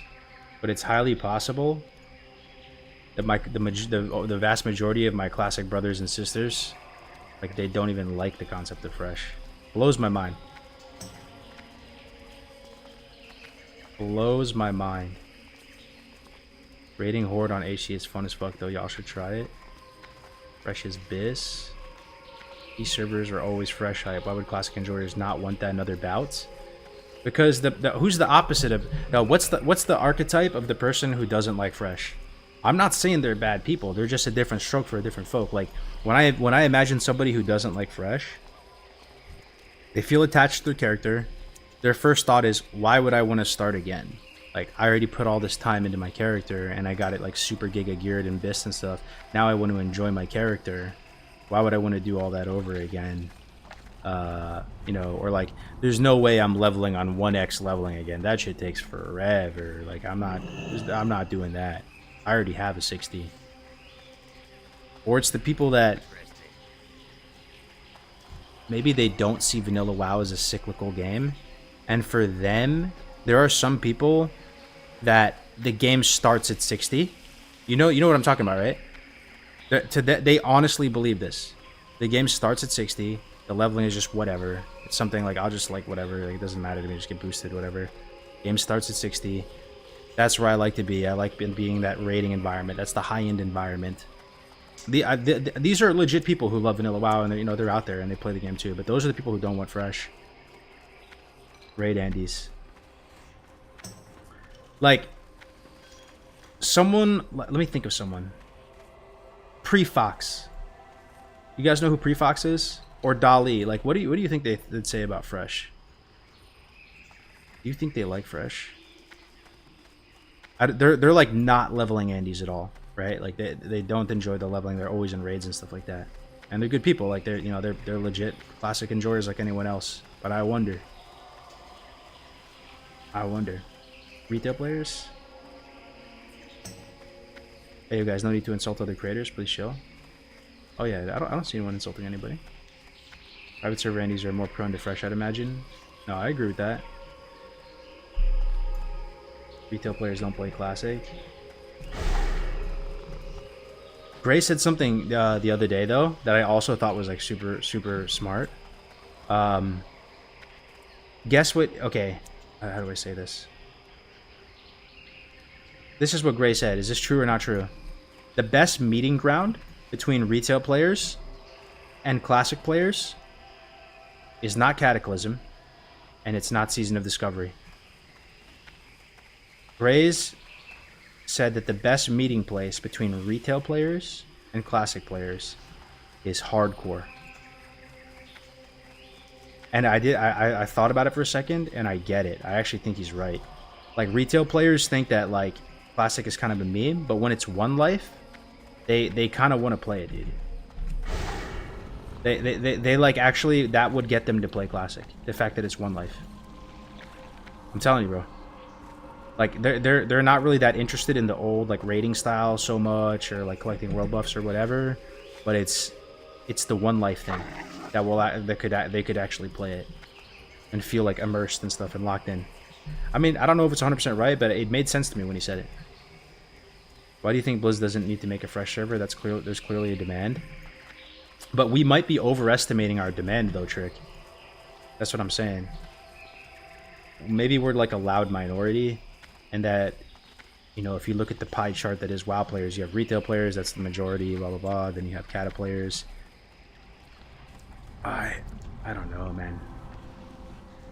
I don't even, like, we're talking about Season of Discovery and Era. Like, that's already a lot, like, in the two different communities. I forget what even the palette is like for Cata players. You know what I mean? Like, Willie's a Cata player. He seems like he's just loving Cataclysm, and it's amazing. Everything he ever wanted. I think Classic proved there is demand on a cyclical 18-month fresh cycle would fill a server no problem. No, I agree. Trust me, I agree. My goodness, these unfazed dudes are assholes. What happened, Yola? What happened? I can see it. Hardcore and ranking are the two lures I can see possibly pulling retail players into vanilla. Man, this was a really good stream, though, man. This was super interesting. I loved watching those interviews. I wish there was more stuff like that we could watch. Can we all agree, though? You know, it's a W that they're doing interviews like that with the community. It's really nice. What and do you remember when Brian Birmingham did interviews? They were okay, but I swear it felt more like it felt less authentic in a way. It felt like more lawyery type of talk. Whereas these interviews with the Grend, maybe it's because I know the dude, maybe it's because of that, but it's like they're trying, you know, they're trying to like give whatever they can, like nuggets. Yeah, and you know, the Tim guy is really cool too. That's pretty cool that they were doing those, man. Interviews like that would be great if they were given tough questions. They were given some tough questions, though, I think. Yeah. I don't know. I mean, I remember remember the interview that Crix did with for Cataclysm. That interview, I felt like, yeah, the questions were almost like neutered down a lot. Like they, you know, you weren't allowed to ask anything like super hard hitting. But why don't you play hardcore anymore? I think I'm going to, bro, in October. That's going to be my return to hardcore with OnlyFangs. And if I can get like confirmed that I can participate in that, and if I can talk to Soda and talk to all those people, I can be like a pretty good hype man for it, I think. I can help build it up and try to make it, you know, make it as big as possible. But I'm not sure. I mean, I wasn't there for OnlyFangs, the original one. And like I said, like Deviate's my home, but like it's a fun side project. It's a community project. I think it's going to be a big splash, and you know, getting to play with Omp and Grays and all the boys, Winky and everything like that is going to be fun. So yeah, you're real good at putting things together. And I've never worked with that group. I don't know what you call them. I think they're just like OTK boys, right? Soda, is Zaryu one of them, or is he just do his own thing? I don't know. But like Soda, Asmund, Esfand, I've talked to them all. Like I've talked to Esfand a good amount. Pretty sure. I mean, Asmund probably hates me, bro. Like because he used to be. I don't know if you guys remember this. Asmund used to be the biggest doomer on hardcore. He really did not like it at all. People would bring it up and he would call it cringe and like, you know, these guys are like gatekeeping the game and they have this add-on. You have to play by this certain way. But I feel like once Blizzard made it official, he came full circle on it, and like now, like, you know, he sees the value in hardcore. But I still remember the times where he was like, "Yo, everybody's streaming hardcore. They're just doing it because they have no personality, and like the game, you know, they're just, you know, they can't play anything else." And I don't know what it was, but yeah, it's OTK offline TV, all of them. Icy, yeah, that's the other one, offline TV. The worst happens with DD and it dies out from OnlyFans. Would you make White Man home or go to a private server? DD's not gonna die out, bro. Something only dies if you give up on it. It's not gonna die. I'll have my characters here and I'll go down with the ship. We're not dying, boys. It may shrink down and pop. I don't know exactly what the future holds, but stuff only dies if you give up on it. It's the same thing with like startups and companies and stuff. It literally will never die if you just like don't give up. You know, I could play on the server with 20 other people and I'd still be able to have a good time and just like chill, and we just level and just talk about real life stuff. And well, but yeah, there's a lot of people playing here. You know, I think we can actually build up the pop quite a bit.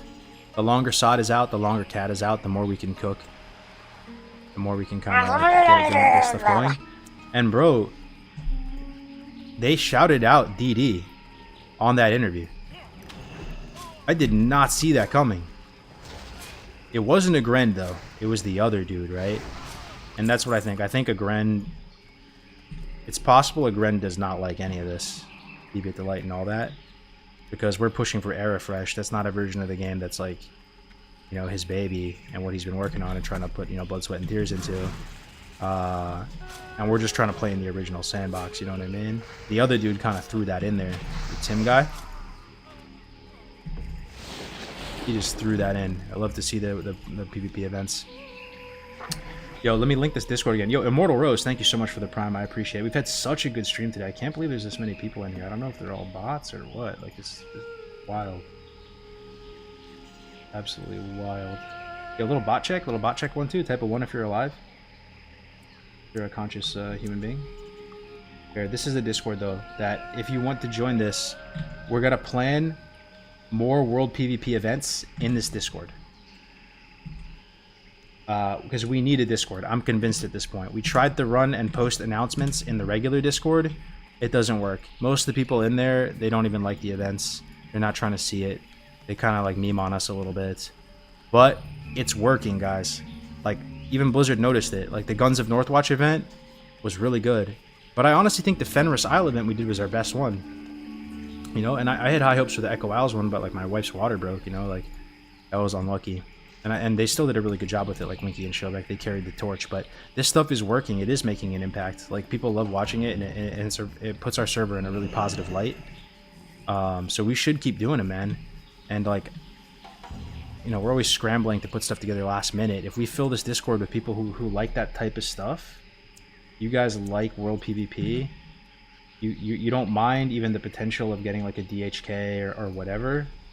If you like the RP of it, we're doing some good work. Like, people are noticing, and we could make it so much better. Like, all it takes, man, is we're gonna need one person from the chat who's really good at weak auras. Yeah, what is weak auras, by the way, guys? Is it a type of like coding language, or does it have its own thing? Like, what is the skill set needed to be really good at weak auras, where you can code your own stuff? Because I think I just don't know what that is, or else I could look for it more.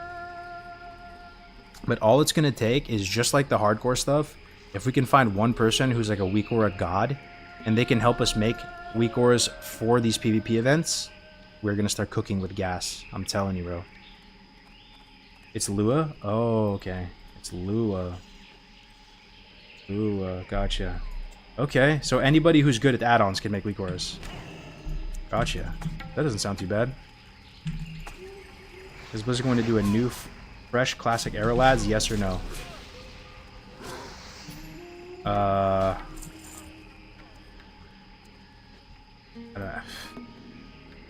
Could we do a poll based on everything we reviewed today? Let me see. Let me type poll. Let me see what happens. Oh my god, I'm doing it, guys. This is my first time. Question: will Blizzard do a classic era fresh in the next 12 months? I would say 6, but then it would be, this would be a more interesting answer. So yes, no. Start poll. We're gonna do duration. We're gonna do a fast poll. 2 minutes. 2 minutes poll. And we go. Dude, I'm a real streamer now. My god, I can do this all the time. It's actually so easy. I put it out. I don't mean to be a doomer, trust me. I want to be a bloomer. I want to blossom in the sun. But I'm telling you, boys, like, is there exciting stuff on the horizon with Classic? Yes, like they do have energy. You know, it's probably if you like SOD. If you like SOD, you're probably in really good shape right now, to be honest. If you're a SOD believer, you like the changes, you like the type of shit they're doing, like, it's more of that type of stuff to come. You know what I mean? Yeah. Yeah, it's a good time to be a SOD enjoyer.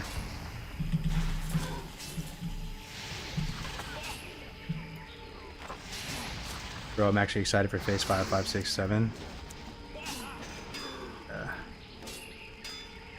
Yeah, I can see it. I can see it. I'm trying not to be delusional. I can read the room. I still think there's a good amount of, you know, vanilla enjoyers out there too, right? Still a good amount. To fill the server. And to make DVTLA a success, but SOD's kind of the stonks of SOD are up and to the right. I'm not gonna lie, dude. I'm not gonna be delusional. I feel like this phase is going pretty good, but we'll see. Maybe in a few weeks things will change. People get sick of MC or something happens. Community can turn on stuff pretty quick, but I don't see Classic Era Fresh happening for the next 12 months. So what does that mean? What does that mean? You either come play DD right now, because this is not a real fresh, but how close to real fresh is this? Let me ask you. I honestly believe it's like 85% of the way there. There's like 15% where it's a little, you know, there's been some weirdness, but like there is no more rules, there is no more phasing. This is just a progressed fresh server, you know, and it's not too old. It's a couple months old, but it's a progressed fresh server. Nobody can transfer here. 99% of characters have been leveled here. Au natural. And in some ways it's better than real fresh, because you know, there's still right now there's still no like summoning network, there's still no like mage boosting, at least in LFG. Like, people are boosting, but they're just like boosting their guildies and stuff for fun, right? Like, it's not, there's no like commercially available mage boosting. The economy's unlinked from the other era clusters, blah blah blah blah blah. It's close, man. It's close, and if there's no fresh in sight for the foreseeable future, I think it's a really, really good option, you know? And, yeah. DD is better IMO, no layers. It's as close as we're gonna get. It's probably the best SOD phase IMO. Or we've been in SOD phase. Damn. It makes you think, too. If Phase 3 wasn't... If they didn't fuck up with incursions, and Phase 3 wasn't so long... I almost don't want to admit it, bro, but maybe SOD would be like through the roof. Maybe SOD would be lit, and that upsets me. I'm not gonna lie, because like I said, that to me the most important thing is not changing the classes, not really changing the talents and specs and classes too much. So if it was through the roof, I mean, that would be confirming that people want the classes to be like super different and stuff. But it is what it is. It is what it is. God sucks ass. White Kidney is making a new fresh. He said it's time for it. Are you serious? That's bullshit, right? White Kidney, you're trolling. ZG went on DD. I know you love ZG. I'm down, bro. I'm down. We already popped the cherry on Horde side now. I'm down. Multiple guilds running ZG on DD. Yeah. I'm down. I'm down. Like, let me ask something. If DD stays alive and good population for the next 6 months, is the project a big success? Honestly, in my mind, yes. Like, I hope it stays around longer than that. But that means in total it would have been like around for like about a year or something, right? Or like, you know, you did it at that point. You maintained the population on the server and it grew, and there's multiple guilds clearing and raiding and getting through all of it. That's a W, bro. And like playing vanilla on just like a fully progressed server isn't so bad too. Like I could play on White Mane right now and have fun. So was Graze done with DD? I think Graze was ready to move on with DD, yes. His views were way up doing that rogue. But the OnlyFangs meeting happened, and they confirmed that OnlyFangs is going to take place in October. So what does that mean? That means there's some time to kill. And did you guys see Graze do the Makara with Boka yesterday? He threw a level 40 rogue hardcore with 225 fishing, cooking, all that. He threw it into the freaking blender. He threw it in the trash. And I think it's because he realizes that like OnlyFangs is going to be a little while. He's probably going to come back and play DD. Is my guess. He could just do some like hardcore test runs and just practice for OnlyFangs. I could see him doing that as well.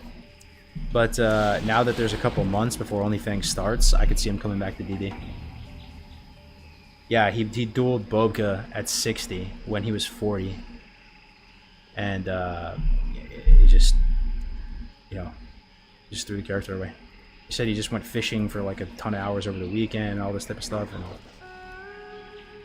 that's weird. Are you elemental, bro? I'm enhancement right now. I have a Kang's the Decapitator. I can equip at 44. My gear is pretty nutty right now. So we're enjoying the enhance right now. But if this gets boring, we can totally go Ellie. We can definitely go Ellie. Mike, I guess my thing is, like, am I stronger in PvP right now as enhance at 40, twinked out, than Ellie? I'm not sure. I am not sure. I have good gear though. Crusader on my Gut Ripper, Aegis of the Scarlet Commander. I'm pretty twinked, right? I would say normally Ellie would be way stronger, but that's the question I've been asking.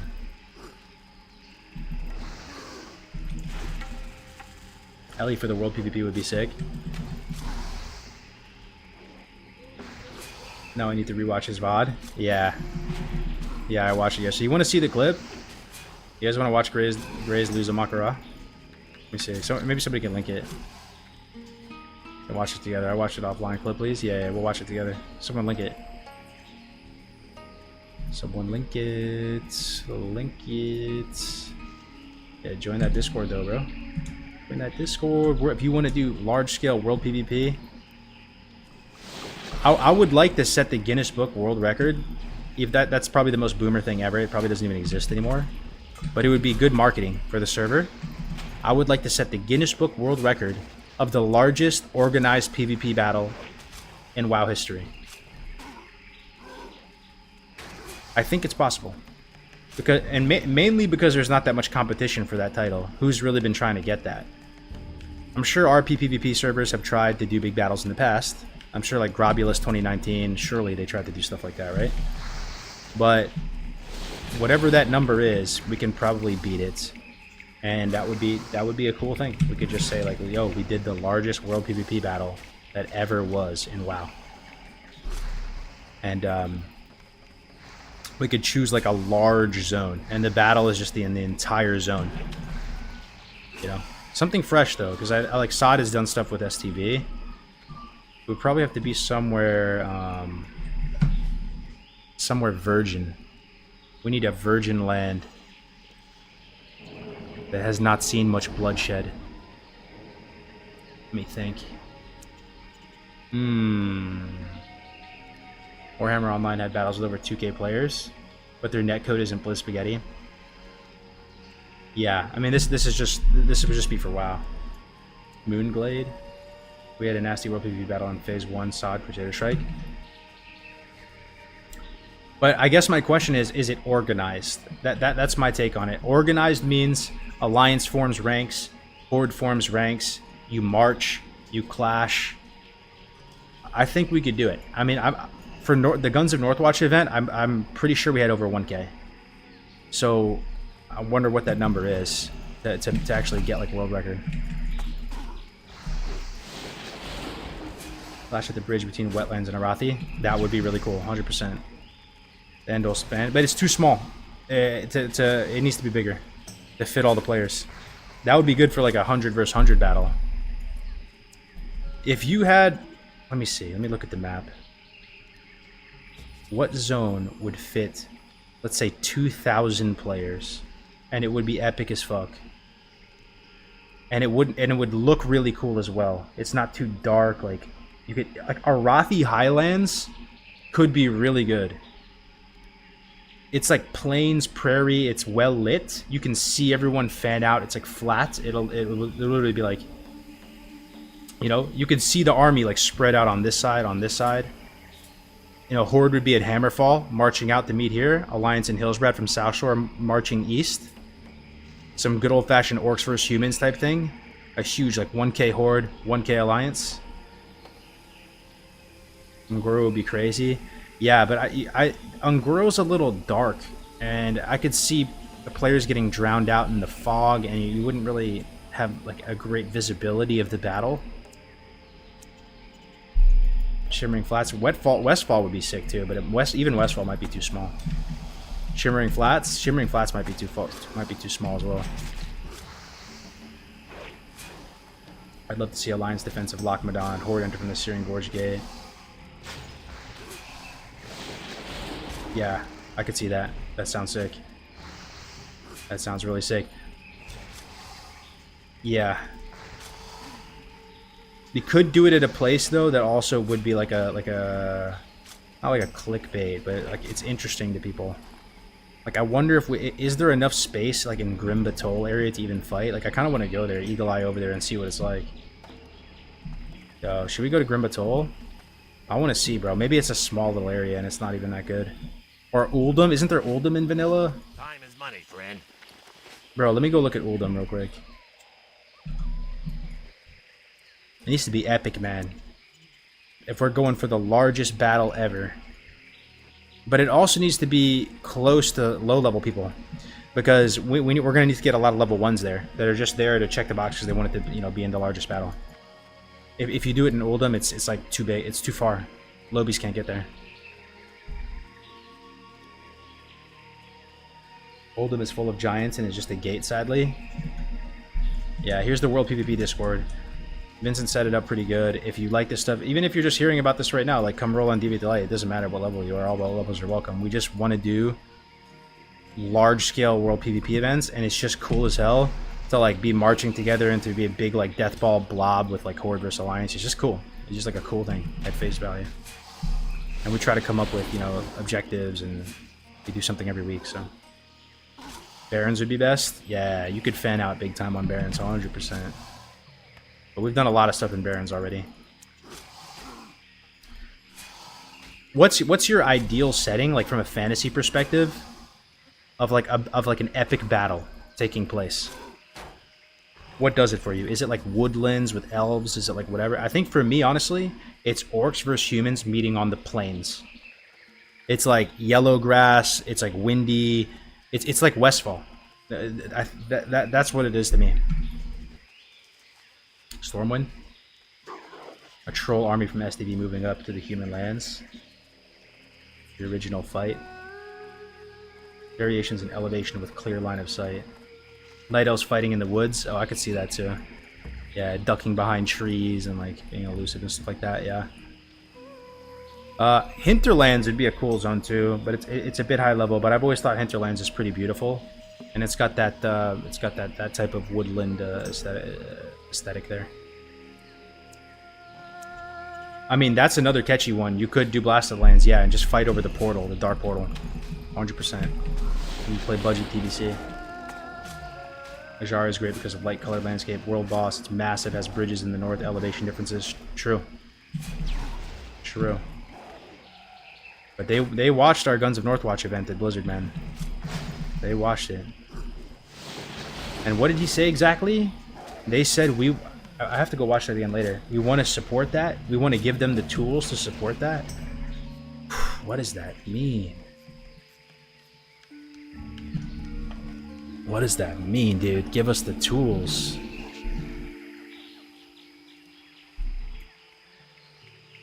I mean, think about this, guys. Would this be a W or an F? Blizzard has a PTR. Maybe they already have a PTR, but with templated characters. And we can all create templated characters level 60 and meet up somewhere and have a humongous battle with a ton of level 60s out in the open world. Yes, it's not your real character. Yes, you don't get any rank out of it, but you don't have to worry about DHKs. And it's just fun, right? Like, you're just out there in like a massive battle and you just get to create, you get to play whatever class you want. And that's it. Then you can do it again next week. Whatever. L. Damn, you guys don't like that, huh? They'd give us a PTR with previous 60s before I forget what it was. Not really feeling it. Okay, that's fair. That's fair. You can technically do that now on the PTR realms. Not invested unless it's my character to RP with. Okay, that's fair. That's fair. See, that's why I appreciate it, chat. That's why we have these conversations. You go with your characters. Okay. All right. All right. All right. They need to remove the HKs. I'm telling you though, if they remove the HKs to support our events, I'm cooked. I'm getting crucified. It has to be other people asking for it. Like, I can't make a petition and go back to no changes and then tell them to take DHKs out. It just makes no sense. But I do feel you. I do feel you that like taking DHK. I honestly don't think DHKs add anything to the game. Griefers are still gonna grief. There's tons of. It doesn't even make sense what's considered a DHK and what's not.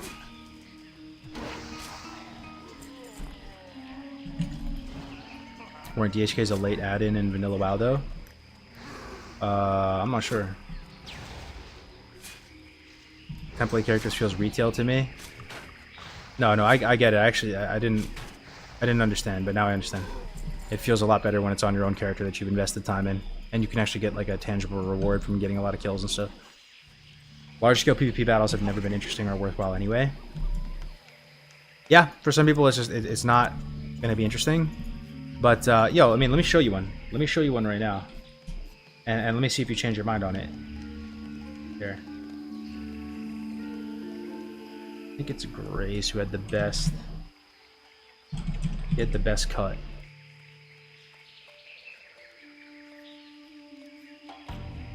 Oh, Grace is live right now? Oh, wow. Yo, here we go.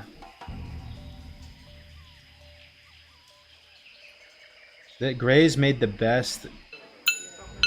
he made the best compilation for Guns of Northwatch event. And this was our first one, keep in mind. This is our first one. And it still had a massive turnout. This is probably our best one. It might have been Fenris Isle. But check this out. If you don't like World PvP, like, can you really say that after this? Watch this. Too soft on the Alliance for too long. Peace treaties, not waging war, no bloodshed. Like, how does that not look cool? Walking past them and letting them level. Today, it's all different. Old Jeffy's back, and the bloodshed continues. They've taken our land, and we'll take it back. They push us out and won't welcome us. We look for a home, where we don't have one. Our last one, just ravaged by Gul'dan and his fell. We come here for peace, for solace, and they give us nothing. Nothing at all. They're bountiful resources. They have an overabundance. They don't Because no want other gameplay life is to live. occurring? They want it all for themselves. Yeah. Look at Van Cleef. Look at the Dead Mines. They'll do to You're them kind of what right, they though. did to us. If you like doing these world PvP events, you're not actually in it for the gameplay. Does that make sense? Like, I'm not really in it for, like, the riveting gameplay or even the honorable kills. It's, like, cool. It should. I honestly think you're just here for the vibes. Like, it just looks freaking cool. Like, being around so many Alliance and Horde and just, like, marching in formations and shit, like... and fighting in like weird places. Your people chose to drink the tainted blood of Manaroth. You invaded this planet from the cosmos after destroying your own homeland. You come here bringing nothing but pain and suffering, chopping down our forests and stealing and corrupting our Stay land, safe, our so sacred birthright. We will execute you and send you back to the hellscape that you came from, you sick, So good. degenerate freak. Really fucking true for the Alliance! Bro, how can you not like this? Like, you need the right people in place, right? You need characters. You need people like Stay Safe's good at RP in his own way. Like, he puts his own personal style in it. Showbeck there too. Like, so good, man. We will not keep paying for the mistakes of our ancestors. We want to live freely and not pay for their sins any longer. We've done enough of that. So we will fight you on the battlefield. Good luck to you, Alliance. Level 1. Jeffy's back. We wage war today. Look at this, boys. Like, this is just cool. Ride with the Horde. Fight. This is a sea turtle migration of Zugs. I told everybody to take their shirts and pants off and everything, like we were just butt And I naked. want this Makura to get deleted from the game files. I want it to no longer be there on any future freshes. I want it to get turned into a pink mist. Kill it, boys! Level 1s! Like, how is that not cool? Just seeing death by 1,000 cuts. We literally had multiple raid groups of level 1 hunters fighting skull mobs, but just killing it with like thousands of arrows raining into it. I want to see a sea of arrows! The next one! There it is.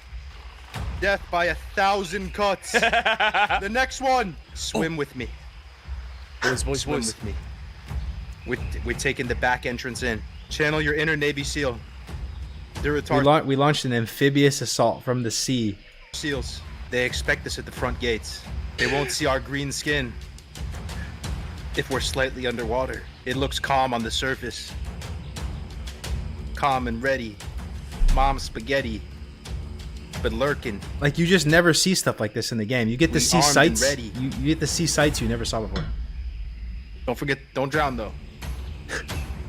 Take a little sip, little guppy sip. This is like a sea turtle migration. This is an experience, bro. This is the most unique Look at experience I have ever had. Look at This is that. gonna be crazy. I hate The to break setting it to you, is so good. Pirate ships, water, barons, alliance like stronghold. So but if you're good, playing man. level 1 right now, you're cooked. There's a lot of alliance, but I think our best shot is to pour in from behind on the secret entrance. They're all facing forward, ready for us. They got a couple of them looking this way, but it's definitely not their whole force. Look at this. Watch the Holy Nova value. One priest It's kills just a like couple. kills Guys, like 100 this is our horde. chance. I think we actually just send it right now. This is our best chance as level 1s. Are you guys ready? I'm ready. Flag up. Let's fucking go. Flag up. Go, go, go, go, go before they rotate. Before Watch they this Holy rotate, Nova. Let's go.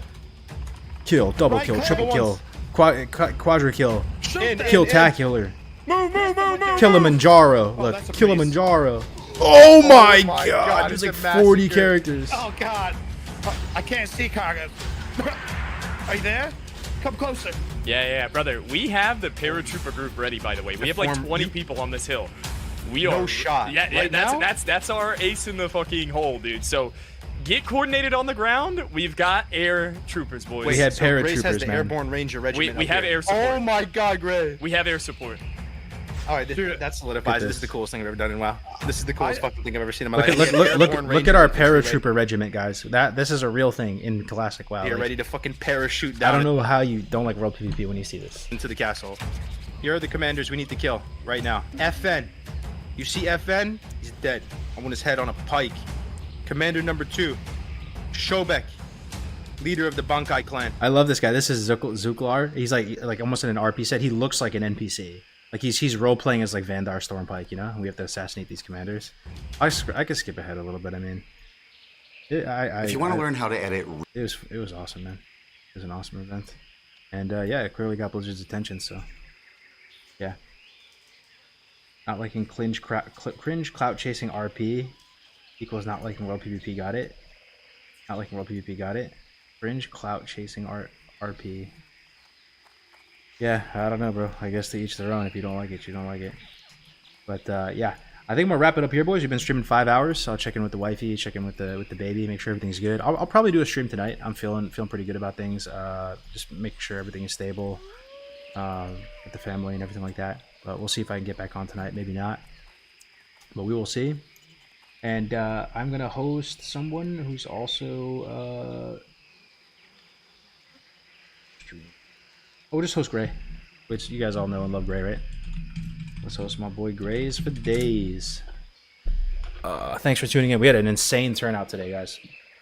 Had a crazy turnout. I don't know why so many people. Why did you guys come here, by the way? Was it the title? I'm curious. Before you guys leave, like, what made you click this stream? There was literally like 1,000 people in Twitch. Curious. Was it my purple shirt? You're cute. DD? Because everyone else was offline. Oh, okay. That was other streams. I heard you were wearing purple. Got it. Stream name. We saw sleeves. Alright, man. Say hi to Grace for me, boys. Thanks for hanging out with me today. I appreciate it.